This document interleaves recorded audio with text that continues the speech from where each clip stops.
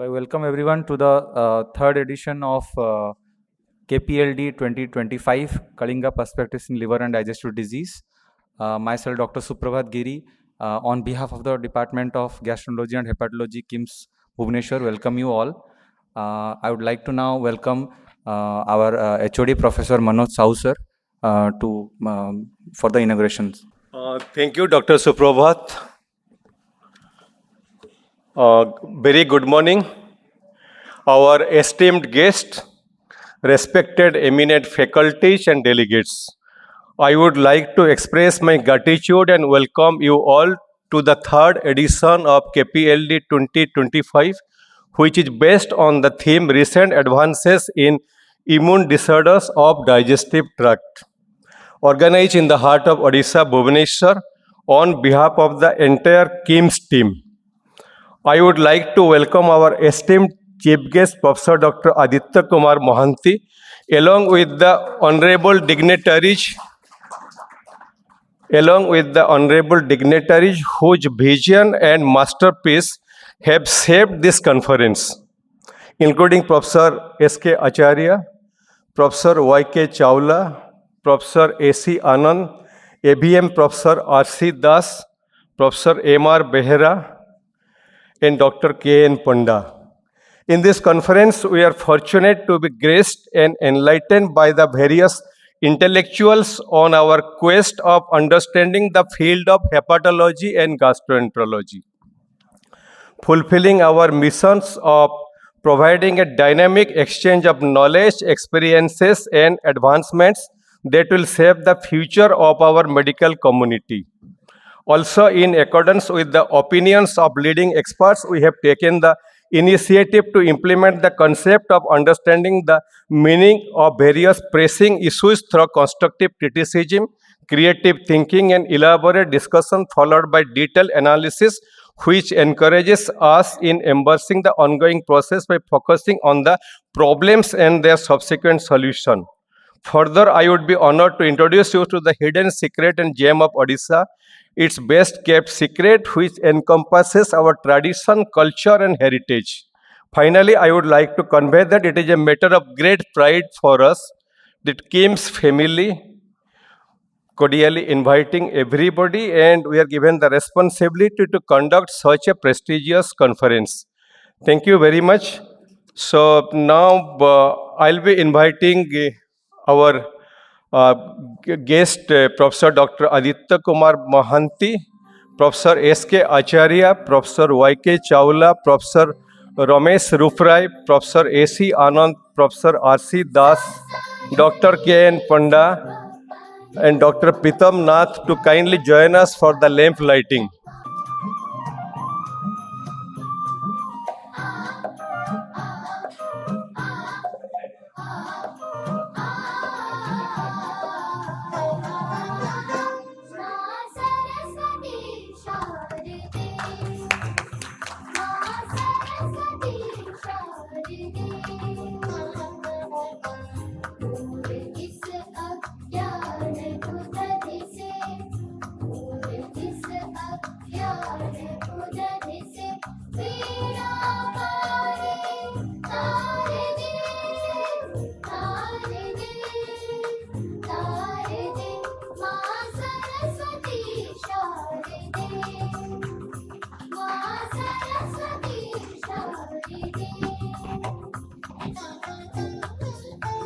Today is the very auspicious day. On the auspicious day, so this is the land of Prabhu Jagannath. So we are starting a very beautiful conference today with the blessing of the Lord. So let's start the academics. Sir, kindly be seated, sir. Kindly be seated. I'll request our teacher and mentor, Professor S.K. Acharya, sir. So kindly give the welcome address, Acharya, sir, please. Good morning, friends. Respected Chief Guest, Professor Mohanty. Yeah. You can sit here, sir. No problem. You are our Chief Guest, sir. Welcome, sir. And thank you very much. And on behalf of Kalinga Institute of Medical Sciences as well as Kalinga Institute of Industrial Technology, which is a deemed to be university, I welcome you all. to the third version of Kalinga perspective in liver disease. We had started this before the COVID-19 pandemic started it. And after having probably first one, the COVID prevented us to have it. And subsequently, we have been doing since last year. And this is the third one. And in fact, the concept was started when Professor Anand actually took over as the head, and Professor Yogesh Chawla came as the chief of academic committee of Kalinga Institute of Medical Sciences. And they floated this concept in the line of KPLD, which was a very old liver meeting, which was started by Professor Yogesh Chawla and myself at PGI and AIMS long back. And since the old players are here, we are here, and Dr. Anand was very close to all of us, and he took over the department and actually saved it what it is today. And now there are very dynamic leaders. You know Professor Manoj Sahu, and you know the Joint Secretary, Dr. Pritam Nath, the Treasurer, Dr. Dibyalochan Parija, Bipad Ranjan Malik, Subhasis Prabhat Giri, who introduced you, and Saroj Sahu. There are so many people, and there are other faculties. There are 2 GI surgeons. Now, somebody told me, Professor Ramesh Rupray told me, that, sir, you have the largest number of endoscopy today after AIG, and you have bought 70 endoscopes. And you have Professor Manoj Sahu is creating an operating theater specifically for third space endoscopy. And the gastroenterology in KIMS has progressed leaps and bounds by all these young people and by all the leaders, like, as I mentioned, Professor Anand and Professor Sahu and other very dynamic faculty. And it started his DM course. I think this is 4th batch DM. And every year, 3 DMs passes from it. Already 9 or 6 has been cleared.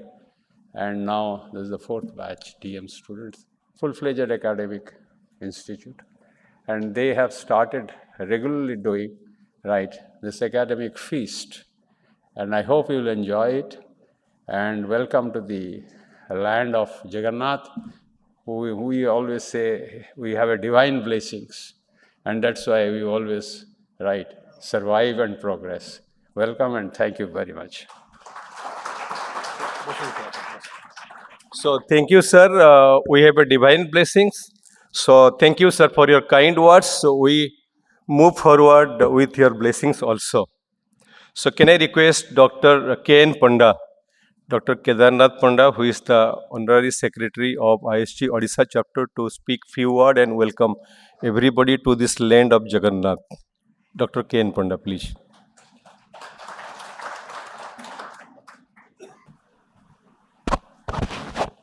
Jai Jagannath. Welcome to all to this divine place, and I am privileged to be here also. And this conference is the brainchild of Professor S. Anand and Professor Subrat Acharya when it first started.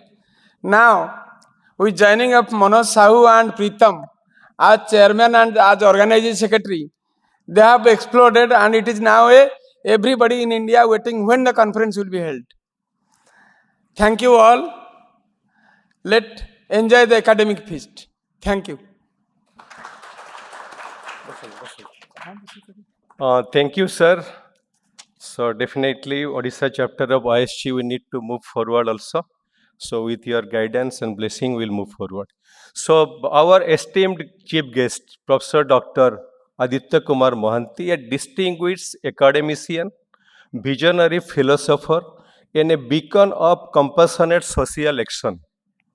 Dr. Mohanty currently serving as Professor of Physiology at Central University Tripura, is a name synonymous with brilliance and benevolence. His academic footprint is deep and vast, with remarkable contributions to Indian philosophy. His intellectual legacy is further enriched by a series of deeply reflective and profound books which continue to illuminate countless minds. But beyond the pages of academia lies the heart of a man deeply rooted in service, the Adruta Children Homes. Dr. Mohanty's selfless service has been recognized time and again, be it the Jana Seva Shield, Excellency Award in Social Action, or the Think Odisha Leadership Awards, and many more. But above all accolades, his greatest reward lies in the smiles of the children he has uplifted, the lives he has transformed, and the dreams he has dared to nurture. Sir, your life teaches us that true greatness lies not only in intellectual pursuit, but in the sadhana, service, and sacrifice you so passionately embody. With deep reverence and warmth, we welcome you. May your journey continue to inspire us all. So, our honorable chief guest, sir, we are inviting you to listen few words from you so that we can move forward in the correct direction. Thank you, sir. Esteemed dignitaries on the stage, office bearers of this organization, KPLD, and the galaxy of esteemed physicians or doctors before me. I really feel humbled. I'm definitely privileged and honored to be part of this celebration, even though very brief. So I'm conscious that I am addressing a galaxy of doctors who have expertise in the respective fields. Now, in 7 minutes, I will try to speak out my mind, think aloud. Now, in my considered opinion, there are two professions which are deemed to be the noblest: teaching and healing. A teacher, whether one is a doctor or an engineer or advocate or a religious man or social activist, everyone is a product of a classroom. It is said that behind every successful man, either there is a great teacher or a great mother. Mother means also parents. And this healing, the profession which you have chosen, is also a noblest profession. I would say that it is more a mission than a profession. The basic difference between profession and mission is this. When you take to a profession, there are, of course, you do something, in exchange you get something in return. A profession is chosen or opted, maybe for upkeep or for livelihood. So profession is a means, not an end in itself. But in course of time, the profession turns into mission without unawares. For example, I am putting up a pair of glasses. In course of time, I don't feel that there is a glass. It becomes a part of me. This is, in philosophy, you call it transparency. The glass aids me to see from a distance. But in course of time, it becomes so much a part of my visual organ that I don't feel that I'm putting on a pair of glasses. Similarly, you take to the profession of healing, but in course of time, you are so very identified with your profession that unawares it turns into mission. Now, what is the difference? Now, profession is a means to an end. You have hierarchy of scales and promotions and so on and so forth, assigned duties. But mission is not a means, it is an end in itself. Now, how is there a transition from profession to mission? It's passion. When you pursue your profession with a passion, it turns into a mission. Now, when something, supposing I'm a teacher, I took to teaching maybe because of my interest or love for the subject and all that. But in course of time, I forgot that I am paid because I have read or I am teaching them. That becomes primary. Teaching becomes primary. Everything else becomes secondary. And you prioritize your mission. Another important thing is when mission becomes the end, your healing becomes a mission, you ignore, you prioritize it. As a result, your personal comforts, your worldly, occupations become secondary. For example, a surgeon is going to a cinema hall with his wife and hears that the big accident and his presence is needed. And ideally, he would leave his wife in the cinema hall and come for the task. So here, the mission has unawares, the profession has become mission because of your passionate engagement with it, because of your sense of identification with it. So I would say that an ideal doctor is one who has an extreme sense of identification with what he does, what he takes up. And patient is the very end. And when a patient, we teach also biomedical ethics. You see, when a patient knocks at a doctor, he is helpless. He cannot take care of himself. He needs assistance. And doctors enter into the life of a doctor enters the life of a patient as a mentor, as a patron, as an advisor, as a counselor. It does so many things. And healing the patient, restoring health becomes his mission, the only passion, the only objective, everything else secondary. So, but two more things because the time is running out, 7 minutes allotted to me. Now, there are two secrets of a success. One is efficiency. Supposing you are very good, very noble, you have a sense of identification with the patient, that is not enough unless and until it is backed by expertise. Until it is backed by your knowledge and expertise. So in order to be a successful doctor, of course, you have to cultivate knowledge and expertise. But that is not enough. For example, the doctor who was involved in kidney theft, somebody comes for an operation of ulcer, and unawares he takes away the kidney, just as you pick the pocket. You need a lot of dexterity to pick pocket, isn't it? So a doctor who can manage to take away his kidney while addressing some other ailment must be a very skilled doctor. It's not everyone's cup of tea. You will agree with me. But he has efficiency, but he lacks values. He lacks the values which a doctor is supposed to cultivate. Many bridges are collapsing. Do you think that the engineers are not red? Very efficient, but corrupt. They compromise with construction. That is why the interest of the public becomes a casualty. So what is important is both. Efficiency and values must go together. Efficiency can be built up, but values are difficult. They are ingrained in our marrow. Sometimes, that is why I said, doctors are not made, teachers are not made, they are born. You are born with certain inveterate dispositions to address the cause of the patients or public, to see smiles in the face of a sick man. Can there be anything nobler than this? So I'm pretty sure that these people understand, yes, efficiency is a first prerequisite. Without efficiency, if a surgeon doesn't have the expertise, then the patient's interest he becomes a casualty. So that is required. At the same time, we must cultivate the qualities of head and heart so that the patient who approaches you in a helpless state takes you, you become his savior. You become his mentor, patron. That is why I always consider that teaching and healing are more missions than professions. Thank you.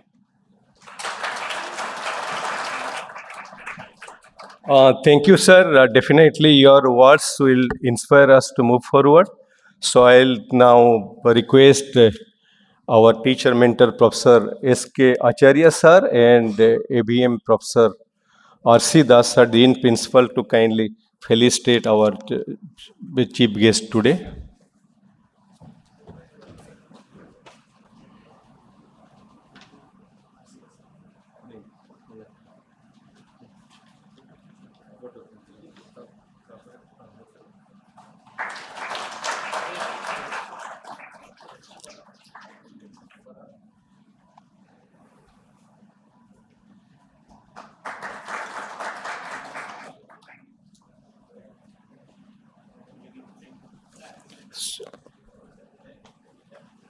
So now I'll request Professor Pritam Nath for the vote of thanks.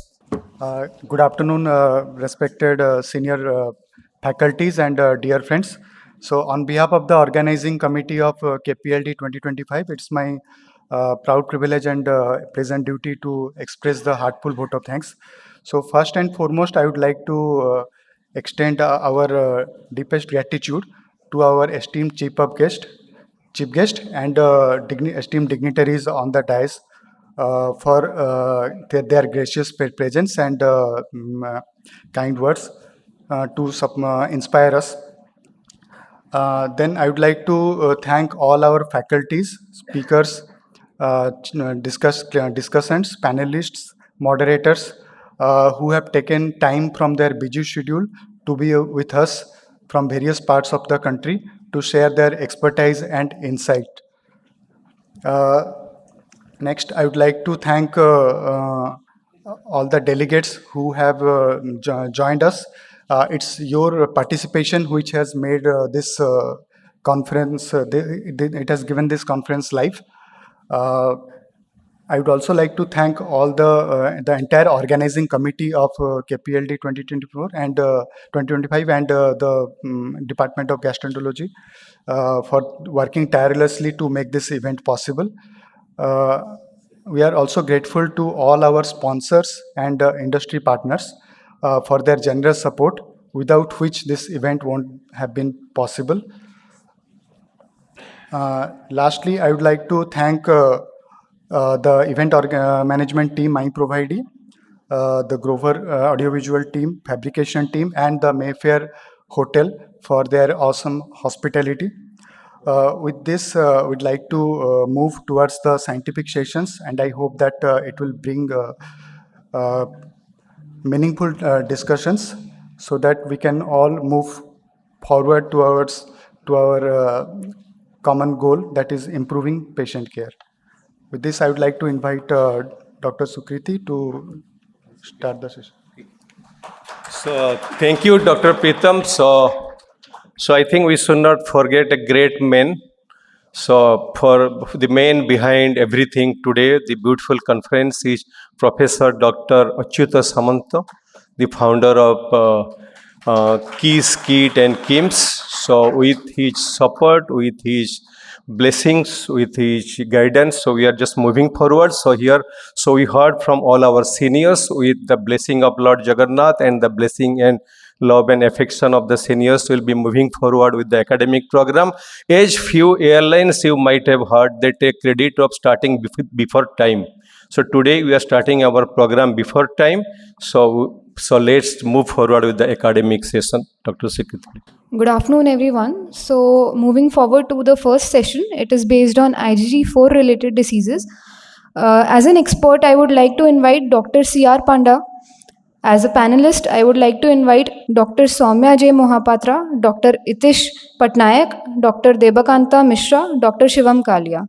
And as discussants, I would like to invite Dr. Sambit K. Bhuvan, Dr. Padma L. Prusti, Dr. Samir K. Hota, and Dr. Ramesh Raju. So the first case discussion is on a case of indeterminate biliary stricture. I would like to invite Dr. Sridhar Sundaram to have the case discussion. Good afternoon and a very warm welcome again to this beautiful KPLD conference. We'll be starting the scientific sessions, and to start with, we have a very interesting session which is based on immune-mediated diseases of the pancreas and biliary tract. And to start I think Dr. Sridhar Shekharan is already there. He is a professor in the Tata Medical Center, Mumbai. Not only that, he is one of the leading expert in advanced therapeutic endoscopy sector in India and even internationally known. So he will be actually presenting a case related to the indeterminate biliary stricture. And after that, there will be a talk. Then we'll have a discussion for 5 minutes. Dr. Sridharan, please. Thank you. And at the outset, I'd like to thank Anand sir and Suprabhat for this wonderful opportunity. So I'm going to be talking on indeterminate biliary strictures and largely on IgG4 related disease. So much like opening batsman, when it comes to cricket, I'm the opening batsman today. And, much like all of these great opening batsmen, I hope to open rather well and hope that, with my opening, KPLD becomes successful. My disclaimer, I am a gastroenterologist. I'm not an immunologist. My knowledge of immunology is rather rudimentary, and whatever I speak, these cases are real, but they are all by pure experience. So I think I'm followed by Dr. Roop, and Roop Jyoti sir is quite an expert in both gastroenterology, pancreatology, and immunology. I'm not, so I'm going to be talking about cases purely. I have a esteemed panel. I have Dr. Soumya, Itish, I think Dr. Debakant is on his way, Dr. Shivam. And I really expect there'll be quite a boom, when I'm actually discussing these cases with them. So, when we talk about, causes and effects and lists, whenever we talk about indeterminate biliary strictures, we talk about a list of causes. And there's something called the von Restorff effect. And whenever you have like multiple homogeneous stimuli presented to you, if something is marked clearly, you will always pay more attention to it. And I think IgG4 related disease is something like that. I guess if someone has seen a case in their life, they will always remember that case throughout their life. You'll usually remember that case that, yes, this was the IgG4 related disease. So if you look at IgG4 related diseases, there's quite a spectrum, at least in the digestive tract, but I'm going to be largely talking about the pancreatico-biliary tract because I was told to talk on indeterminate biliary strictures. And the cases that I'm going to present here on are all true cases. They are all cases that we've seen in practice. So coming to the first case, this is a 47-year-old male, some vague abdominal pain since 2 months, jaundice since 15 to 20 days, bilirubin of around 12, CA99 around 145. There was an enhancing thickening at the hilar confluence with upstream biliary dilatation, vessels were free, and he underwent a ERCP outside with a gastroenterologist, and the brush cytology was negative. And subsequently, a PET was also done at this center, and the PET showed some uptake in the thickening. Now, incidentally, the IgG4 levels were also sent by this gastroenterologist, and they were raised. They were, let's say, between 1 to 2 times of the upper limit of normal. So I'll start with Soumya. Soumya, so how do you really define an indeterminate biliary stricture in practice? With regards to this case, what will be your next strategy? And how do you optimize your yield of the existing diagnostic techniques for biliary strictures? Yeah, thanks, Sridhar. So this is a typical case. You get a person with short history of the jaundice, and there is raised CA99, there is hilar obstruction, and subsequently you do an imaging. There is some thickening at the hilum, PET shows uptake, and CA99 is elevated, as well as IgG4 level is probably nearly 2 times the upper limit of normal. So if you define indeterminate biliary stricture, that's a stricture of the bile duct. After adequate investigation, you are not able to find the cause. That means you cannot differentiate between a benign and malignant etiology, even after adequate investigation, which includes imaging modalities as well as blood investigations. So if we see the case, the addition of IgG4 level is probably has brought the confusion. If I have not investigated, if I have not investigated or ordered IgG4 level in this case, probably it had been more simple.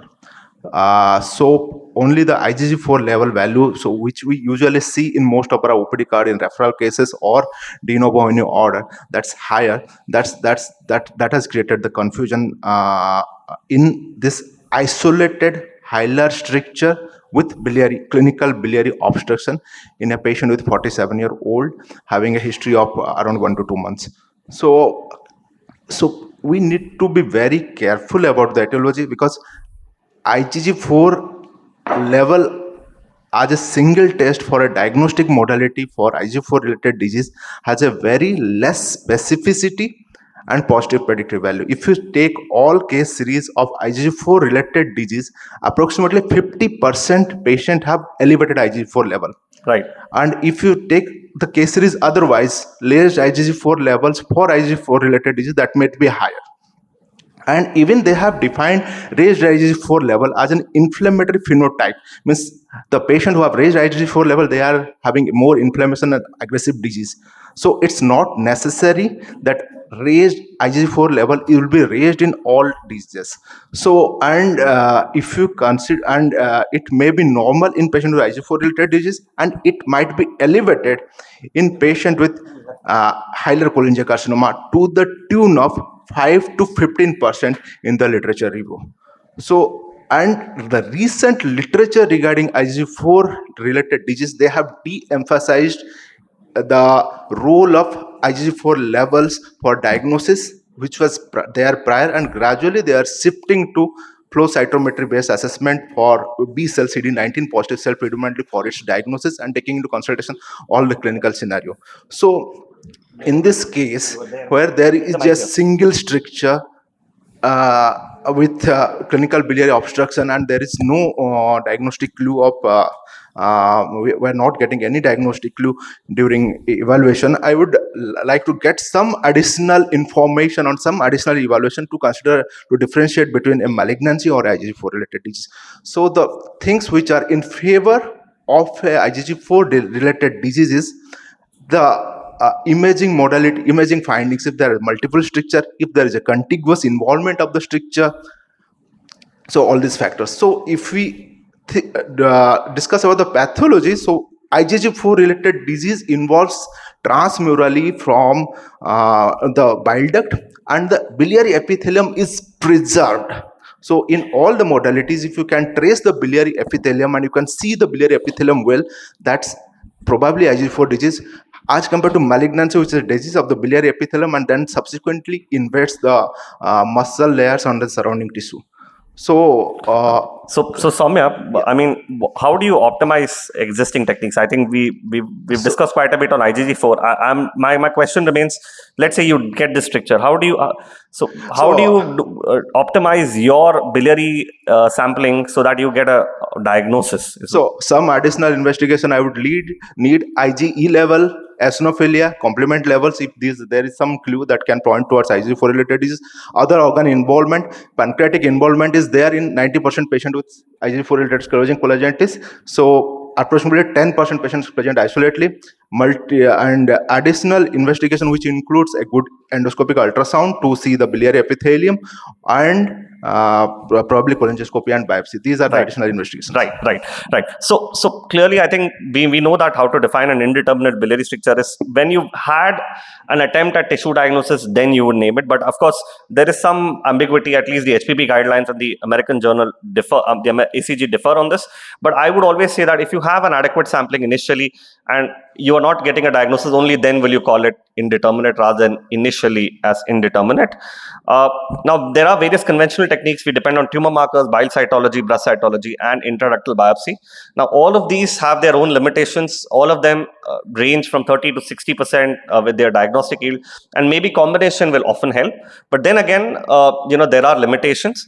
So how do you optimize the current technique? Of course, brush cytology, it's a standard. Actually, all of us use it routinely during ERCP. At least traditional teaching would be do 10 actuations, but I think we should be doing more. We can add a biopsy forceps, and there is data to say that combination of brush and biopsy is usually more useful. You can add a bile cytology as well. Now, bile cytology after dilatation may yield a better diagnosis as compared to just taking a bile cytology directly up front. And most importantly, this was a recent randomized trial published in the Red Journal. Again, they showed that comparing 10 actuations, 20 actuations, and 30 actuations, if you do 30, your diagnostic yield, of course, becomes more. So clearly, doing 30 actuations when you're actually doing an ERCP for a biliary stricture is better than doing 10 or 20. Now, coming to Dr. Dipkant, I think Dipkant's just joined us. How common is IgG4-related cholangiopathy, and what are the challenges when to really suspect IgG4-related cholangiopathy? I think the discussion should be very brief because the time allotted is 12 minutes. So we have to accommodate these things. So brief and to the point. That will be very good. Thank you. So I think IgG4 cholangiopathy is not very common. It's a rare disease. And the main challenge is also, as discussed earlier, the diagnosis proving it's a IgG4 cholangiopathy is difficult. So we can follow the HISOT guideline to establish whether it is a definitive IgG4 or it is a probable. But So the main challenge is first is the diagnosis and whether to start steroid or not, because we are never sure if it is a malignant disease, and starting a steroid in malignant will be catastrophic. Right. So I think Soumya and Dr. Devkant have, spoken about this quite a bit. That IgG focal angiopathy by itself is a rare disease. It's a rare entity. Typically, isolated IgG4 sclerosing cholangitis accounts for only 7% of all IgG4 sclerosing cholangitis. So you will have some other site with IgG4 related disease if you're thinking of sclerosing cholangitis. Then again, there are diagnostic criteria which are given. A large part of it depends on the histopathology. Now, there are types also described. You will typically find type 1 or type 2. These are the ones, they will have a distal stricture. So an isolated hilar stricture is again very, very rare. You're looking at a rare entity of IgG4 sclerosing cholangitis, a rarer type of type 3 or type 4. So it's going to be very rare to find these kind of strictures. So, I think my professor in medicine always used to talk about this. This is called the Occam's razor. Whenever you're in dilemma, you always think of what is the easiest diagnosis. Do not convolute things in your head, and do not reach a conclusion in a convoluted manner. So clearly, if faced with two equally good hypotheses, if this is IgG4 versus malignancy, always choose the simpler. The law of commonality, and I would always think in terms of malignancy. Now, in this case, we went ahead and did a cholangioscopy, and you can find this video of the cholangioscopy, and there is a proliferative mass that you could see at the hilum. So there was a proliferative lesion that the biopsy was suggestive of features of adenocarcinoma, and the patient subsequently, of course, underwent a left hepatectomy with extrahepatic biliary tract excision uneventfully. Now, clearly, like Soumya pointed out, the whole diagnostic dilemma arose because we did the IgG4 levels in this case, and they were again borderline. So clearly, the teaching here would be, if you have a clear path for a diagnosis, please choose that. Do not try to complicate the path. So Itish, I think I'll come to you now. What is your threshold? When do you actually plan for a cholangioscopy? Like in this case, we had one brush cytology outside and we did a cholangioscopy. What is your threshold? And how do you differentiate a malignant versus a benign etiology? So regarding cholangioscopy, first I'll say when you should not do a cholangioscopy. Right. So that is if the stricture is distal and you cannot position the scope or stabilize the scope like in the distal CBD stricture. Right. Second thing, if there is a hilar stricture and you are not sure post cholangioscopy patient develops cholangitis and you are not able to drain the upstream ducts. Right. Then definitely you not attempt this cholangioscopy. Right. Obviously, where ERCP is not feasible, cholangioscopy cannot be done. Then regarding cholangioscopy, as you have already told, the brush cytology has diagnostic accuracy of 40%. When you combine with biliary biopsy, it will be 60%. While isolated cholangioscopy will have like 80%. Right. So then in that case, if you combine all three, then it will be like 90%. Right. So thing is, most of the centers we practice brush cytology or brush cytology plus biopsy. If you considering the cost of the cholangioscopy and biliary biopsy is high, and also it takes more time. So if you say cost is not an issue, timing is not an issue, then I think the cholangioscopy should come early in the picture rather than late. Agreed. But in practice, most we do like brush cytology biopsy followed by cholangioscopy. Right. Regarding what finding do we look when we suspect benign versus malignancy? Obviously, it has two parts. Cholangioscopy, one is visual inspection and second is the biopsy part. So there are on visual inspections, I mean to say cholangioscopy means here we are talking about mostly spyglass cholangioscopy, right, or single operator cholangioscopy, but we are practicing most commonly. So the features are like irregular vessels and neovascularizations. One is like nodular mass causing narrowing and like papillary projections and like infiltrative lesions, and you can have combination of findings. So the visual inspection, the advantage is that you these are more sensitive but less specific compared to the biopsy. Right. So I think both biopsy should be also taken. That is because the gold standard and 100% specificity. Right. So yes, I guess a lot of us actually go by the visual impression also, and visual impression makes a difference. If you have a negative biopsy but your visual impression says it is malignant, usually you will presume as malignant. Sridhar, Now can, again, can I add one comment? yeah, please. So if the patient does not need ERCP, that means the patient does not have a cholangitis and bilirubin less. So I think we should avoid doing cholangioscopy for the sake of diagnosis. Right. Agreed. So there has to be an adequate indication to do a cholangioscopy. Absolutely agreed. So I think there is attempt at consensus in trying to make a diagnosis when it at least comes to malignancy. So there is the Mendoza classification, and they talk about dilated tortuous vessels, nodulations, raised intraductal lesions, and so on. And I think I'm just going to skip this video, but what about IgG4 sclerosing cholangitis? Now, this is a patient that we just did 4 days back. The IgG4 levels were raised. So there is limited data. There is, dilated vessels and scarred surfaces typically what is seen. But often you will also have patients with, primary sclerosing cholangitis also having a similar picture.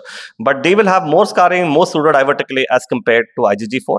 But then again, the diagnosis is very difficult to make between either of them. And lastly, I think already Itish elucidated to this. I think for a distal stricture, it's better to avoid a cholangioscopy. Try to do an EUS if possible. And for a proximal stricture, I think cholangioscopy works better. So coming to the next case, now this is again a 56-year-old male. He was an editor at a prominent newspaper in Mumbai. He came to, he's a known case of diabetes since 8 months. Now with pruritus and generalized weakness since 2 months. Weight loss is around 6 kgs. Now CA19-9 of around 240, bilirubin of 6.5. And the CT showed an ill-defined mass in the head with, thickened CBD and IHBR dilatation. So Dr. Shivam, what is your next plan of action? Whether you'll refer to a surgeon directly, whether you'll place a stent and then send to the surgeon, whether you'll do only an EOS assessment or EOS assessment with a fine needle biopsy. Sir, given the findings of pruritus, weight loss, and hyperbilirubinemia, along with CT findings, this is a typical clinical scenario for pancreatic head malignancy. Right. So I'd like to go for EUS so that I can have a real-time assessment of pancreas and all the other structure along with it, and FNB for tissue diagnosis. Right. Can you tell me what EUS findings distinguish a CA pancreas from an autoimmune pancreatitis?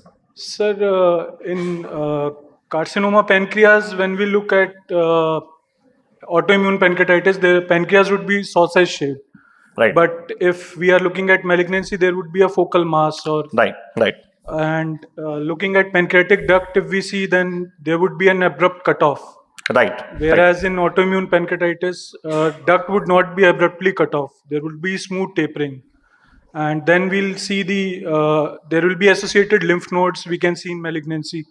So that would also give us, help us in gazing towards malignancy. Right. So there is a long list of features that can differentiate on conventional EOS, but typically what you will see is a diffuse hypoechoic mass-like lesion, which is densely hypoechoic with some hyperechoic foci. So it is with featureless border, sausage-shaped, enlarged diffuse pancreas.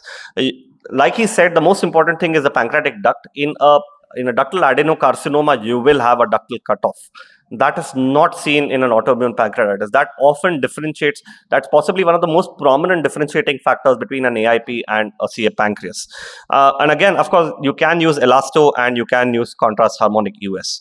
Now, question is, should we really biopsy or not? There is often worry about sampling these patients, but I think a recent systematic review put all of that to rest.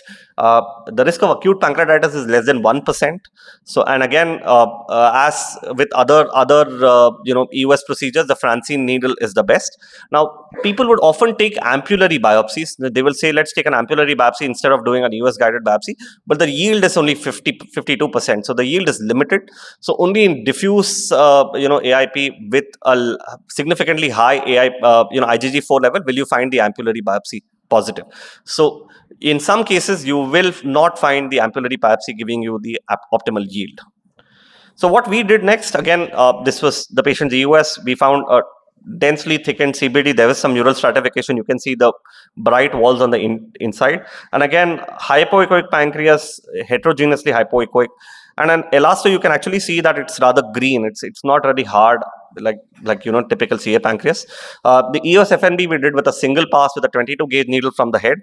And again, IgG4 levels we did, it was around 750. So it's around 4 times the upper limit of normal.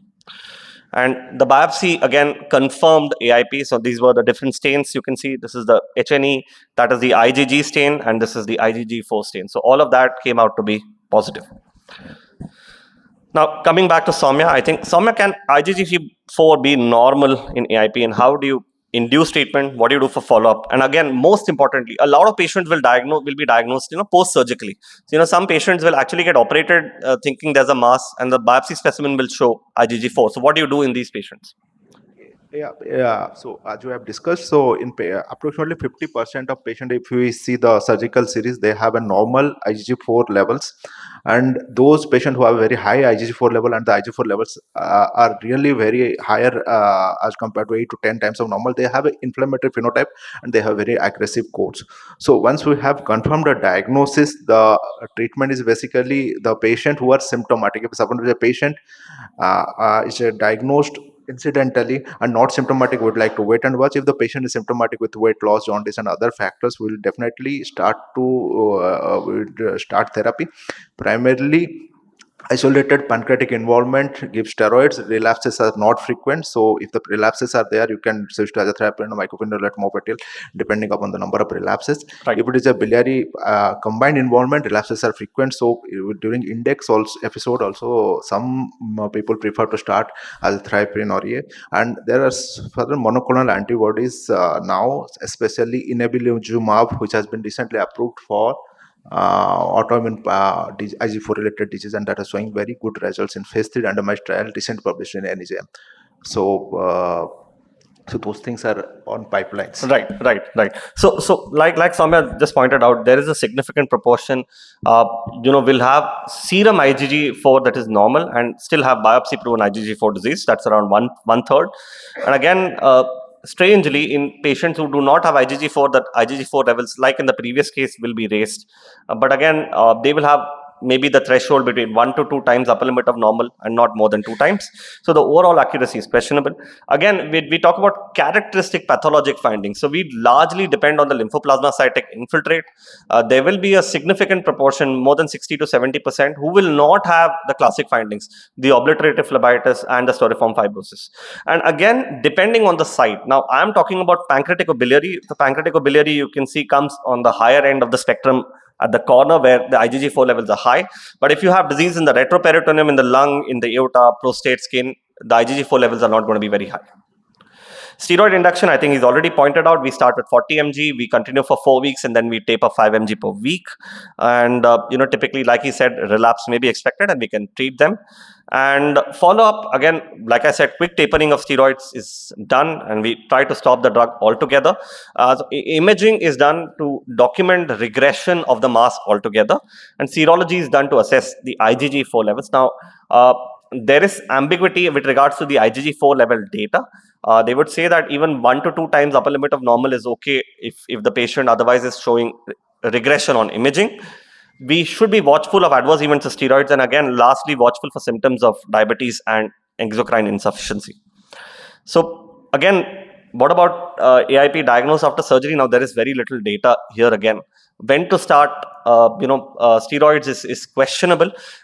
In large surgical series, you will find that, benign causes account for, let's say, 15% of all pancreatic masses, and relapse after surgery is very high. If it's IgG4, close to 50%. So at least what we do in practice is that we do when the serum IgG4 levels are very high, that is more than 2 times upper limit of normal after surgery, we prefer treating these patients with a short course of steroids and then monitor their imaging findings. So, Dr. Sridhar, just a small query regarding the diagnosis of this particular case. Right. Because we know that there's autoimmune pancreatitis mostly present like a painless obstructive jaundice. Because of obstruction, I think there is a mass in the pancreatic head and obstructing the distal bile duct, etc. Right. So it is quite possible that there may be a IgG4 cholangiopathy in the distal bile duct itself, which can cause stricture. Right, absolutely.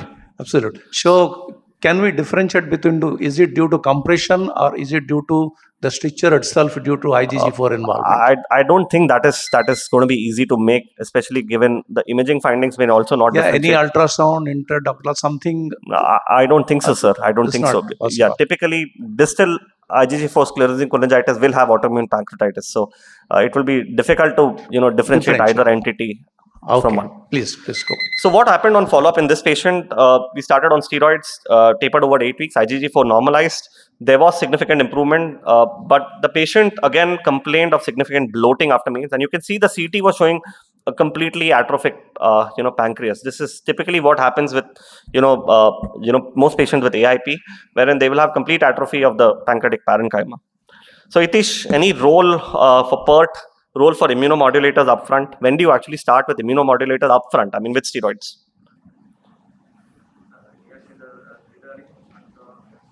Role of PERT, I think literature is limited, but what we know that in a case series we found that 20 patients and they had almost 30 to 40% insufficiency. Right. But with treatment, pancreatic exocrine insufficiency recovered. It recovers, yeah. So considering very short duration history, short presentations, so PERT will be indicated on those who are symptomatic, like the extiatory and going on. Then you can treat them and follow them, and duration of PERT therapy may be short, like during inductions or therapy. Right. And again, coming to relapse, I think relapse. What do you really do? When do you think of relapse? First thing, before treating the patient, we should predict that this patient is likely to relapse or not. So there are certain predictors like multiple organ involvement, extrapancreatic involvement, and that is type 3 or type 4 stricture, which is more in the hilar. And patient has a high IgG4 level, and that is like more than 10 times the normal, at least more than 2 times of upper limit of normal. And in patient with a diffuse pancreatic disease, they are more likely to the relapse, as Soumya has already pointed out. Right. So regarding while treating and following the patients, if their IgG4 is continuously rising or not coming down, then obviously there is chance that they are likely to relapse. Right.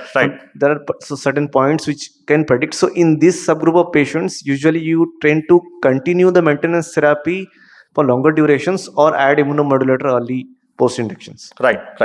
I think rituximab is also an option. I think we've only used it, to be honest, even with our experience, we've used it only one patient. But for induction, because almost 90 to 100% patient, they respond to steroids. So during inductions, very less likely we need to use this rituximab. Only those patients with steroid cannot be given contraindicated or develop adverse events, for which steroid cannot be continued, then in that case, rituximab may be an option.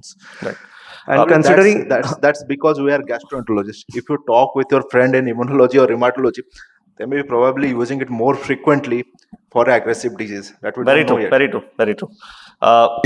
So again, if you look at, this is again data from our paper, and if you look at IgG4 from the GI tract per se, relapse rates are other row, 13%. Again, if you look at data across from India, there were only 95 cases that we could find in a systematic review. Other organ involvement was 18%. Again, although remission was very high, relapse was around 11%. So 11 to 13% is what is the relapse rate. Now coming to our third case, this is the last case. I'll just take 2 minutes more. This is a 62-year-old male, known diabetic, again evaluated for nasal pain, found to have an IgG4 related nasopharyngeal mass lesion. Now baseline IgG4 was 1600. Incidentally, also was found to have an uncinate mass lesion with a mildly dilated pancreatic duct. Now jaundice he had at presentation, it was 9. He underwent an ERCP and plastic stent at another center. Now stent block now referred to us for ERCP. Now, the CA99 when he was at the other center was 6,800. At our center, he's come back in 3 months. It's around 13,400. And you can see this is an ill-defined mass. You can see the duct in this image. So I think Dr. Debkant is, I mean, if you can just answer these questions, is biliary drainage really required in all patients with AIP? And what should we do next for this patient? And can they be raised CA19-9 in AIP? So I don't think, as in the previous case, you didn't provide do biliary drainage. So yeah. Not in every case, but in this case, already a stent has been put and it is blocked, so there might be cholangitis. Clearly. So you need to put another stent, and if you are doing ERCP, then doing a US biopsy better. Right. The high CA99 level. Right. So that's exactly what we did. And but then again, if you talk about race, CA19-9. Now CA19-9 is known to be a differentiating factor between AIP and pancreatic cancer. You would always say this is what will differentiate. There are various cutoffs that have been labeled. I guess just quickly last slide. Now, strangely, I'll tell you, 3 years after this case, we published this, okay, and we said, okay, this is a great case, we should publish this. We published this in JD, and we also looked at literature review. We found 4 cases with CA19 more than 1,000, and all were negative HPR, they were operated. And we found various hypotheses for this, and we were very happy, okay, this can happen. 13,000 can also happen. Now again, we did EUS FNB. It was focal, AIP. We started on steroids, but we also started Azoran because there was also nasopharyngeal mass. And CA19 decreased, but it was persistently hovering around 1,300 to 2,000. But strangely, at 3 years after the initial diagnosis, he came back with florid liver mets. And they were all biopsy-proven adenocarcinoma. And they were all, pancreaticobiliary origin. We got the IHC also done. So, strangely, is cancer known? Shivam, I think font of time, I'll just quickly finish this. Is it known? So at least from the guideline, they say we should be keeping them under close follow-up. It is known. There is enough, retrospective data to say that even with AIP, you should keep a close follow-up. 4.8% is what is reported. So I think I'll just finish. So just to summarize, IgG4 is a rare entity. AIP is diagnosed as per the standard criteria. Biopsy can be done, so do not fear about doing an EUS biopsy in these patients. Steroids are the mainstay, and cancer risk is very real. Please do not miss on cancer. And lastly, I would wish all of you, please submit to Indian Journal of Gastroenterology. It's our society's journal. We are doing all the work. We are improving the impact factor. Please submit to our journal. Thank you. Thank you. Thank you, Dr. Sridhar, for the excellent cases and excellent discussions. Please take your seat. So for the next talk, I would like to invite Dr. Roopjyoti Talukdar. I think Dr. Talukdar doesn't need any introduction. He is the Director of Pancreatology in Asian Institute of Gastroenterology. He is a clinician, not only a clinician, but also a scientist, because he is into the lot of research, molecular genetics into the various pancreatic disorders. Dr. Talukdar, please. He would be talking about the dilemmas in autoimmune pancreatitis. Very good morning, and let me begin by thanking the organizers, Chawla sir, Subrata sir, Anand sir, for having me here. And I'd like to thank Sridhar also, because he did my job, so I can just walk down and go home. But let's see what dilemma I have for you today. So just two quick patients. The first one, a 62-year-old male active smoker, diabetic for the last 5 years, fair control on metformin. And he complained of weight loss, for which he went to his doctor, 6 kg over past 6 months, vague upper abdominal discomfort, recent onset jaundice.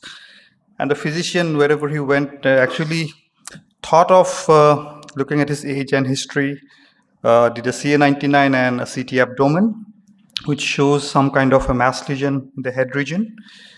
So this is one case. And the other, so the dilemma was, he could see dilated bile duct, but the pancreatic duct was not visible. It was normal looking. So there came the dilemma. Is it a pancreatic cancer or is it something else? So this is the first dilemma for the day. So what about the second? Again, a young male, no substance use, and he has a documented recurrent acute pancreatitis, 4 to 5 episodes over the past 3 years. Cross-sectional imaging all the time showed interstitial edematous pancreatitis, not too much of a collection. MRCP, no divisum. All the common causes are a negative triglyceride, calcium, no family history. And then probably that triggered the physician to do IgG4, which came out to be pretty high based on their lab values. So the dilemma here, should I start steroid? Is it AIP related or is it something else? So these are the two dilemma. I'll come again to this later. So now let me do the easy job of just reviewing whatever the panelists and Sridhar had already done. IgG4 related disease, it's a big spectrum actually. It's not about only the bile duct or only the pancreas or the combination. It's autoimmune multi-organ fibroinflammatory disorder. Very rare. Annual incidence is 1 to 3 per 100,000, and In chronic pancreatitis patient, up to 6% of CP may be AIP, but it could be underestimated because of the lack of awareness. A patient with AIP who visits the peripheral center, the physician may not be able to suspect. Low suspicion is there, and confirmation is very difficult, or differentiation is very difficult, that you saw in the last 3 cases. And it can involve any organ, any part of the body which have lymphoid tissue, probably other than the nails and the hair, it can involve everywhere. But the most common, again, you have heard this, is the pancreatobiliary involvement, autoimmune pancreatitis as it is called, is seen in almost 90%, and that is followed. And both actually IgG4 related biliary involvement, pancreatic involvement are together, is very common. And now, this was not discussed in the previous cases. We have mainly 2 types of autoimmune pancreatitis. It's conventionally called type A and type 1 and type 2. And these have stark differences in the context of the epidemiology, the pathophysiology, and the histology and treatment. So if you see AIP type 1 is a disease of the older, above 60 years, most of the patients. AIP type 2 can be in the younger groups. Type 1 is mostly male, 2.5 to 3% is to 1. Type 2, male is to female common. Type 1 usually would present as painless jaundice, as you heard, and a small proportion may be having acute pain. We'll come to that. But a lesser number of proportion of patient of type 2 has jaundice. Extrapancreatic is very common in type 1, and that may direct its relapse and problems with the treatment. IgG4, very important to understand. In type 2, IgG4 in the serum is rarely elevated, and it has lots of clinical connotations. We'll come to that later. And tissue IgG4 positive plasma cells are also very less than 10. IBD is more common in type 2, associated IBD. And histology, I'll show some pictures. So this is how we make the theoretical difference, but when it comes to the real patient in the clinic in front of us, then we really find the dilemma and the problems. Now, there is a third type of autoimmune pancreatitis concept that is evolving, not yet fully established. It's called type 3 autoimmune pancreatitis. Dr. Chari is very fond of this, actually. This is kind of his brainchild. So it's mostly related to immunotherapy for cancer, CTLA4, PD-1 inhibitors, especially in genitourinary melanoma. We have not seen type 3 in spite of having oncology department at AIG, but maybe Sridhar might have seen a couple of cases. The presentation is not very specific, and as of now, treatment is just conservative. Only the thing is, patient getting immunotherapy for cancers, those patients should be carefully followed. And these patients can be, by and large, conservative, remove the medication that is causing the thing, and steroid is not yet clear, the role of steroid. So this is just an example of other organ involvement. Any part of the body, salivary gland, retroorbital tissue, kidneys, lungs, everything can be involved wherever there is a lymphoid tissue. And this is how it looks like, and why this is why there is difference in the ductal dilatation. So this is a morphological, like gross feature of autoimmune pancreatitis. The whole gland here is inflamed. You don't see a dilated pancreatic duct here compared to this is an ampullary cancer, but the same thing can happen in the head of cancer also, where there will be a cancer here and you see double duct side, both the ducts are dilated, but here only the bile duct is dilated. So this is very typical morphology of that differentiates acute, AIP and pancreatic adenocarcinoma, and this is why it happens. So again, you have heard about these terms in the previous talk. So there could be something called dense lymphoplasmacytic infiltration. Around the duct, you see lots of infiltration of plasmacytic cells. Storiform fibrosis. So this is a crisscrossing and a kind of fibrosis around the duct, and that is why you don't see a ductal dilatation. The duct do not get the chance to dilate because it's surrounded by fibrosis all around. And there will be something called obliterative venulitis. Again, you heard about this. This is a vein, and there is obliteration and inflammatory cells around. And this is, of course, the IgG4 immunostaining in the tissue, in the pancreatic tissue. Again, some morphological, radiological thing that can help you differentiate between, one is the typical sausage shape, which is radiological hallmark, but you don't see them in all patients. It's not so common as we think. There could be a capsule ring. There could be a pancreatic just head enlargement. You may not be able to differentiate or see a mass lesion, but just the enlargement or bulkiness of the head. And there could be a low density ill-defined mass lesion. And this is why you get a like sausage kind of pancreas. You see, this is again a morphology like cut section, the lobulation is gone, and this is the inflammatory tissue inside, which is just like a cheesecake, and that gives you this homogeneous, kind of low defined or low dense mass. Bile duct in MRCP or sometimes in ERCP, you'll see multiple strictures, and more important is the side branches can come out of the stricturous area. So this is a very hallmark sign of this pancreatic ductal changes, autoimmune pancreatitis. Again, extra abdominal features, extra pancreatic features, periaortic periaortitis, retroperitoneal mass lesions that can cause bilateral hydronephrosis, kidney lesions, and even these are picked up by FDG PET. And that is why it's very difficult to use FDG PET to differentiate between cancer and autoimmune pancreatitis. We heard about the Hyzod criteria. I will not go through this. Treatment goals, again, we heard about induction with prednisolone, how it is started with 40 milligram and tapered down by 5 milligram weekly. Maintenance therapy, this is important. It can be started immediately after induction or can be delayed till the first remission. The Japanese are fond of using low-dose steroids for a long time, but there are debates about it. Immunomodulators, we can discuss this after this talk, can also be used as a maintenance, and of course rituximab we have heard. Relapse does happen, especially with type 1, but with rituximab, relapse rate is much less. Okay, now let's come back to the dilemmas, the patient. So this one, is it cancer? So how to differentiate? First of all, we should remember which cannot differentiate features that cannot differentiate between AP, AIP, and pancreatic ductal cancer. One is serology. CA19-9 can be elevated in AIP, as we have already seen, very high AIP. IgG4 also can be elevated in 10 to 20% of patients with cancer. So serology should not be relied upon. Okay. CT scan, again, we had heard earlier, Sridhar also said about the duct cutoff. So this is a very typical sign. This is a pancreatic head mass, and you see a cutoff of the duct. On the other hand, if you see autoimmune pancreatitis, there is something called duct penetrating sign. So this is the mass lesion here, and you see the duct here in the head region. So the duct will traverse through the mass lesion, and that is one of the very important, most important differentiating point. And of course, you should also look at the other supporting signs. Is there any other features on CT or MR in the pancreas on these patients, or other organ involvement in retroperitoneal fibrosis and periaortitis, kidney lesions? So if these are combined, then you can be pretty sure that you are dealing with most likely autoimmune pancreatitis. Endoscopic ultrasound, again, we saw a long list. We could see all these features, but this may help us err towards the diagnosis of AIP, but these are non-specific. Many other chronic pancreatic diseases can also have similar features. So this really cannot differentiate or make us think sure that it is AIP.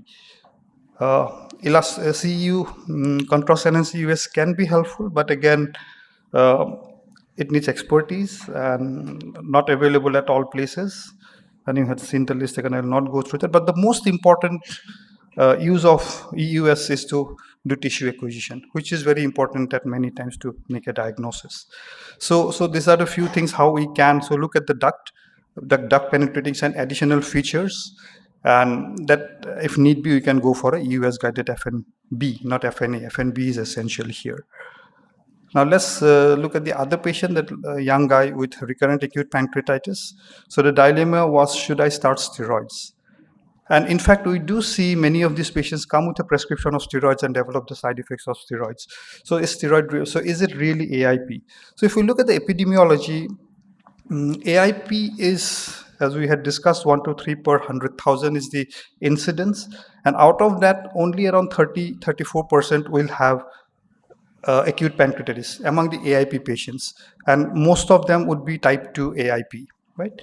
If we look at the acute pancreatitis, again, the overall incidence is around 35 per 100,000, but out of that, only around 3.5% has acute pancreatitis. This data is from a small series from the Mayo Clinic, and that's a referral center, so that could be referral bias. So if we look at this from a population perspective, these numbers should be even low. And then there are lots and lots of causes of elevated IgG4, which can be very high, in fact, not only 2 or 3 times.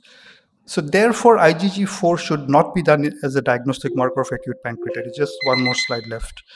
So this is very important. Now we often see IgG4 being done very routinely in patients who has recurrent acute pancreatitis or where the other causes are not found. Please don't do that, because by doing that, if the patient has IgG for some other reason, he may unnecessarily be getting the steroids. Then when do we suspect? When to suspect that the pancreatitis is because of AIP? If the patient has acute pancreatitis with obstructive jaundice, other obstructive pathology are ruled out.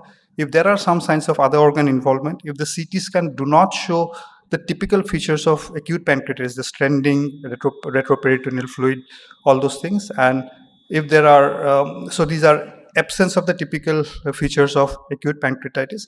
And otherwise also, most of the patients of acute pancreatitis due to AIP is because of type 2, in which IgG4 is not elevated.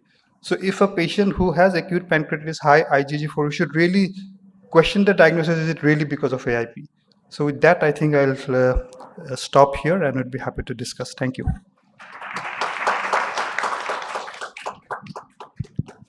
I think since we have exceeded time, I think any questions can be asked to you on the lunch time or some other thing.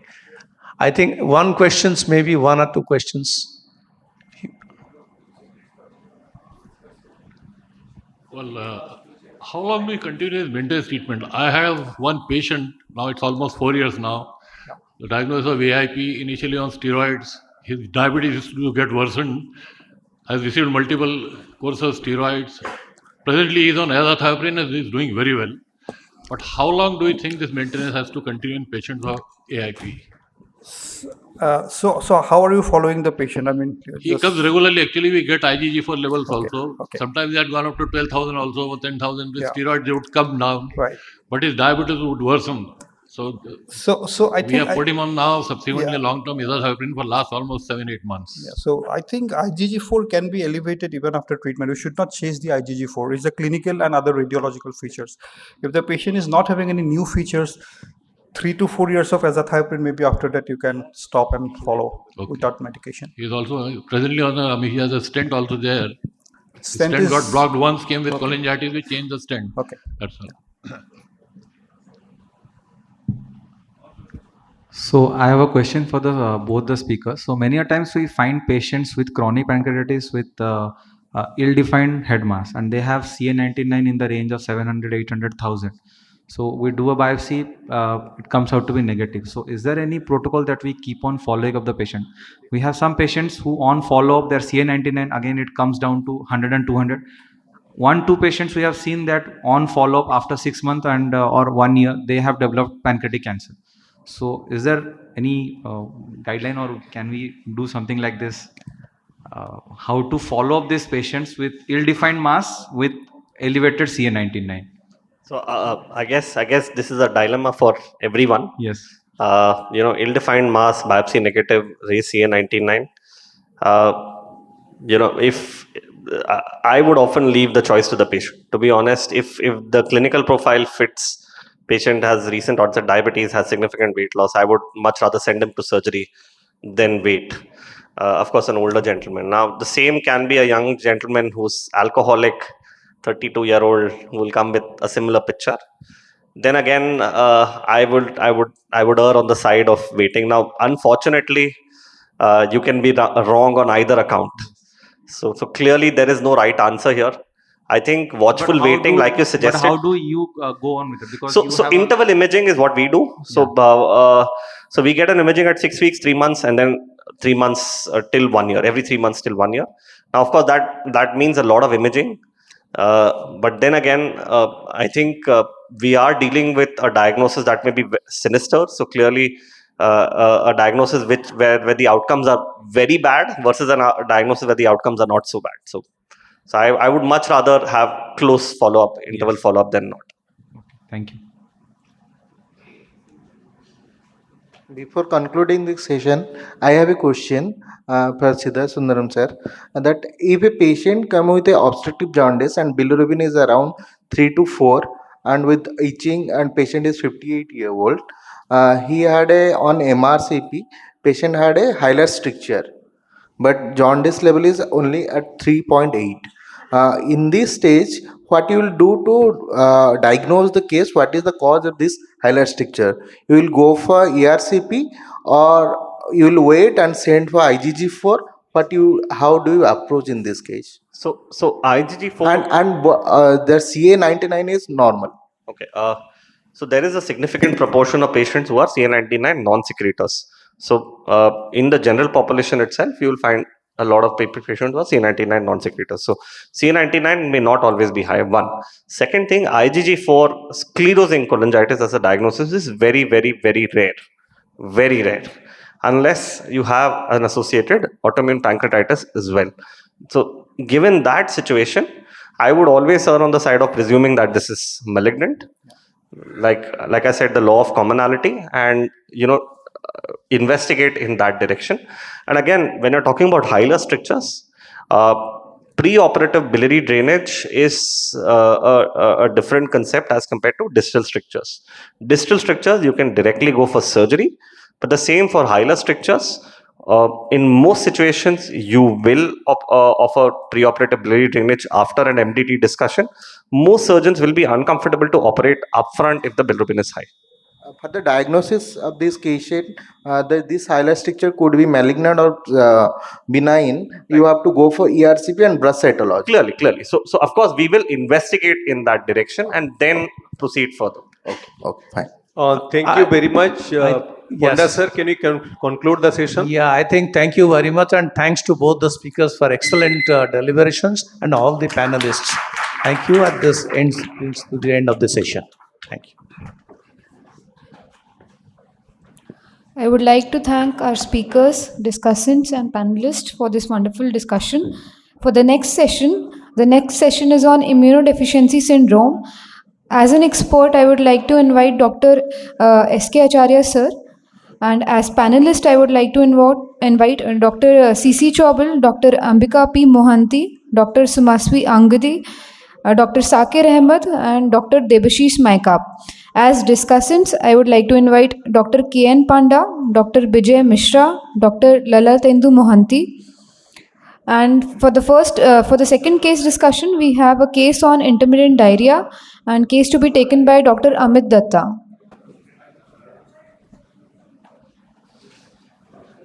Okay, so good afternoon, and first, yes. Welcome, Amit. Amit is from CMC Vellore, and a brilliant young man. And he always makes his presentation very interesting and sometimes very intriguing as well. Well, Amit, surprise the whole audience with a very interesting case. Okay. Thank you, sir. So first of all, I thank the organizers for inviting me for this meeting. And I have an esteemed panelist and discussion, and it's an honor to have Professor Acharya as the expert on this thing. So we have about 30 minutes time. We have one case to discuss, and so we'll get going. So basically, we have to discuss a case of intermittent diarrhea. So this is a young 22-year-old patient who's come with 8 years history of intermittent diarrhea. So initially the episodes were infrequent, but as time has gone by, it's become more and more frequent. Like the interval between diarrhea is about 2 months now. It's about 4 to 6 times per day, moderate volume. He even has symptoms at night. There's no localized, but some generalized abdominal discomfort. There's no history of blood in stool. The symptoms are not related to any particular food item or something like that. The patient does not have any extra intestinal manifestations of IBD like joint pain or skin lesions, oral ulcers, etc. But he's had about 10 kilograms of weight loss during this time. But his appetite surprisingly is okay. He doesn't have any anorexia, but he's got weight loss. No other symptoms related to any other system apart from the diarrhea. No previous history of tuberculosis or contact with TB or any abdominal surgery. Also, no history of any recurrent infections. No comorbid illnesses. He was not using any medication prior to the onset of his symptoms. He's not taken any immunosuppressive medications, no history of blood transfusion, any high-risk exposure, and no family history of any similar history of any chronic diarrhea or any similar illness. Clinically, the main finding was that his BMI was low. He has lost weight. His BMI was 16.3. But apart from that, not much on the general examination. Abdomen also was okay. Parectal was normal. And other systems examination was normal.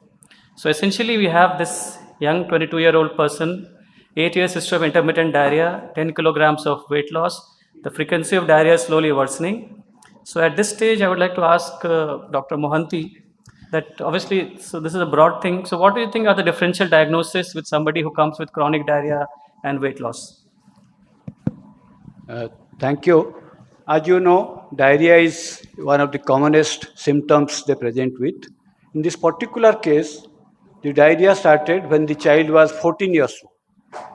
He has suffered for 8 years and maybe at that time he has been diagnosed. If you talk of the common causes of diarrhea, it can be acute, chronic, persistent. In this case, the case has been given as intermittent. We are not very sure this intermittent was acute very many times, but ultimately what you have asked us to give a chronic diarrhea, what is the workup? If you go by the common causes of diarrhea, usually is the infectious. The second common cause could be in our country, maybe the tuberculosis as a part of infectious. The inflammatory bowel disease is not so common, so-called the drugs, the diet, sprue, and finally, few cases could be malignancy. So in this case, in the infectious, tuberculosis should be on the top. Some of the parasitic, the bacterial or viral should be the next. Inflammatory bowel disease, though not common, because this patient has suffered for 8 years. We don't know what happened. I would like to keep also Crohn's disease. It can also occur very young in life. 2 or systemic diseases like thyrotoxicosis, not been described in the particular presentation, that I'll keep in mind.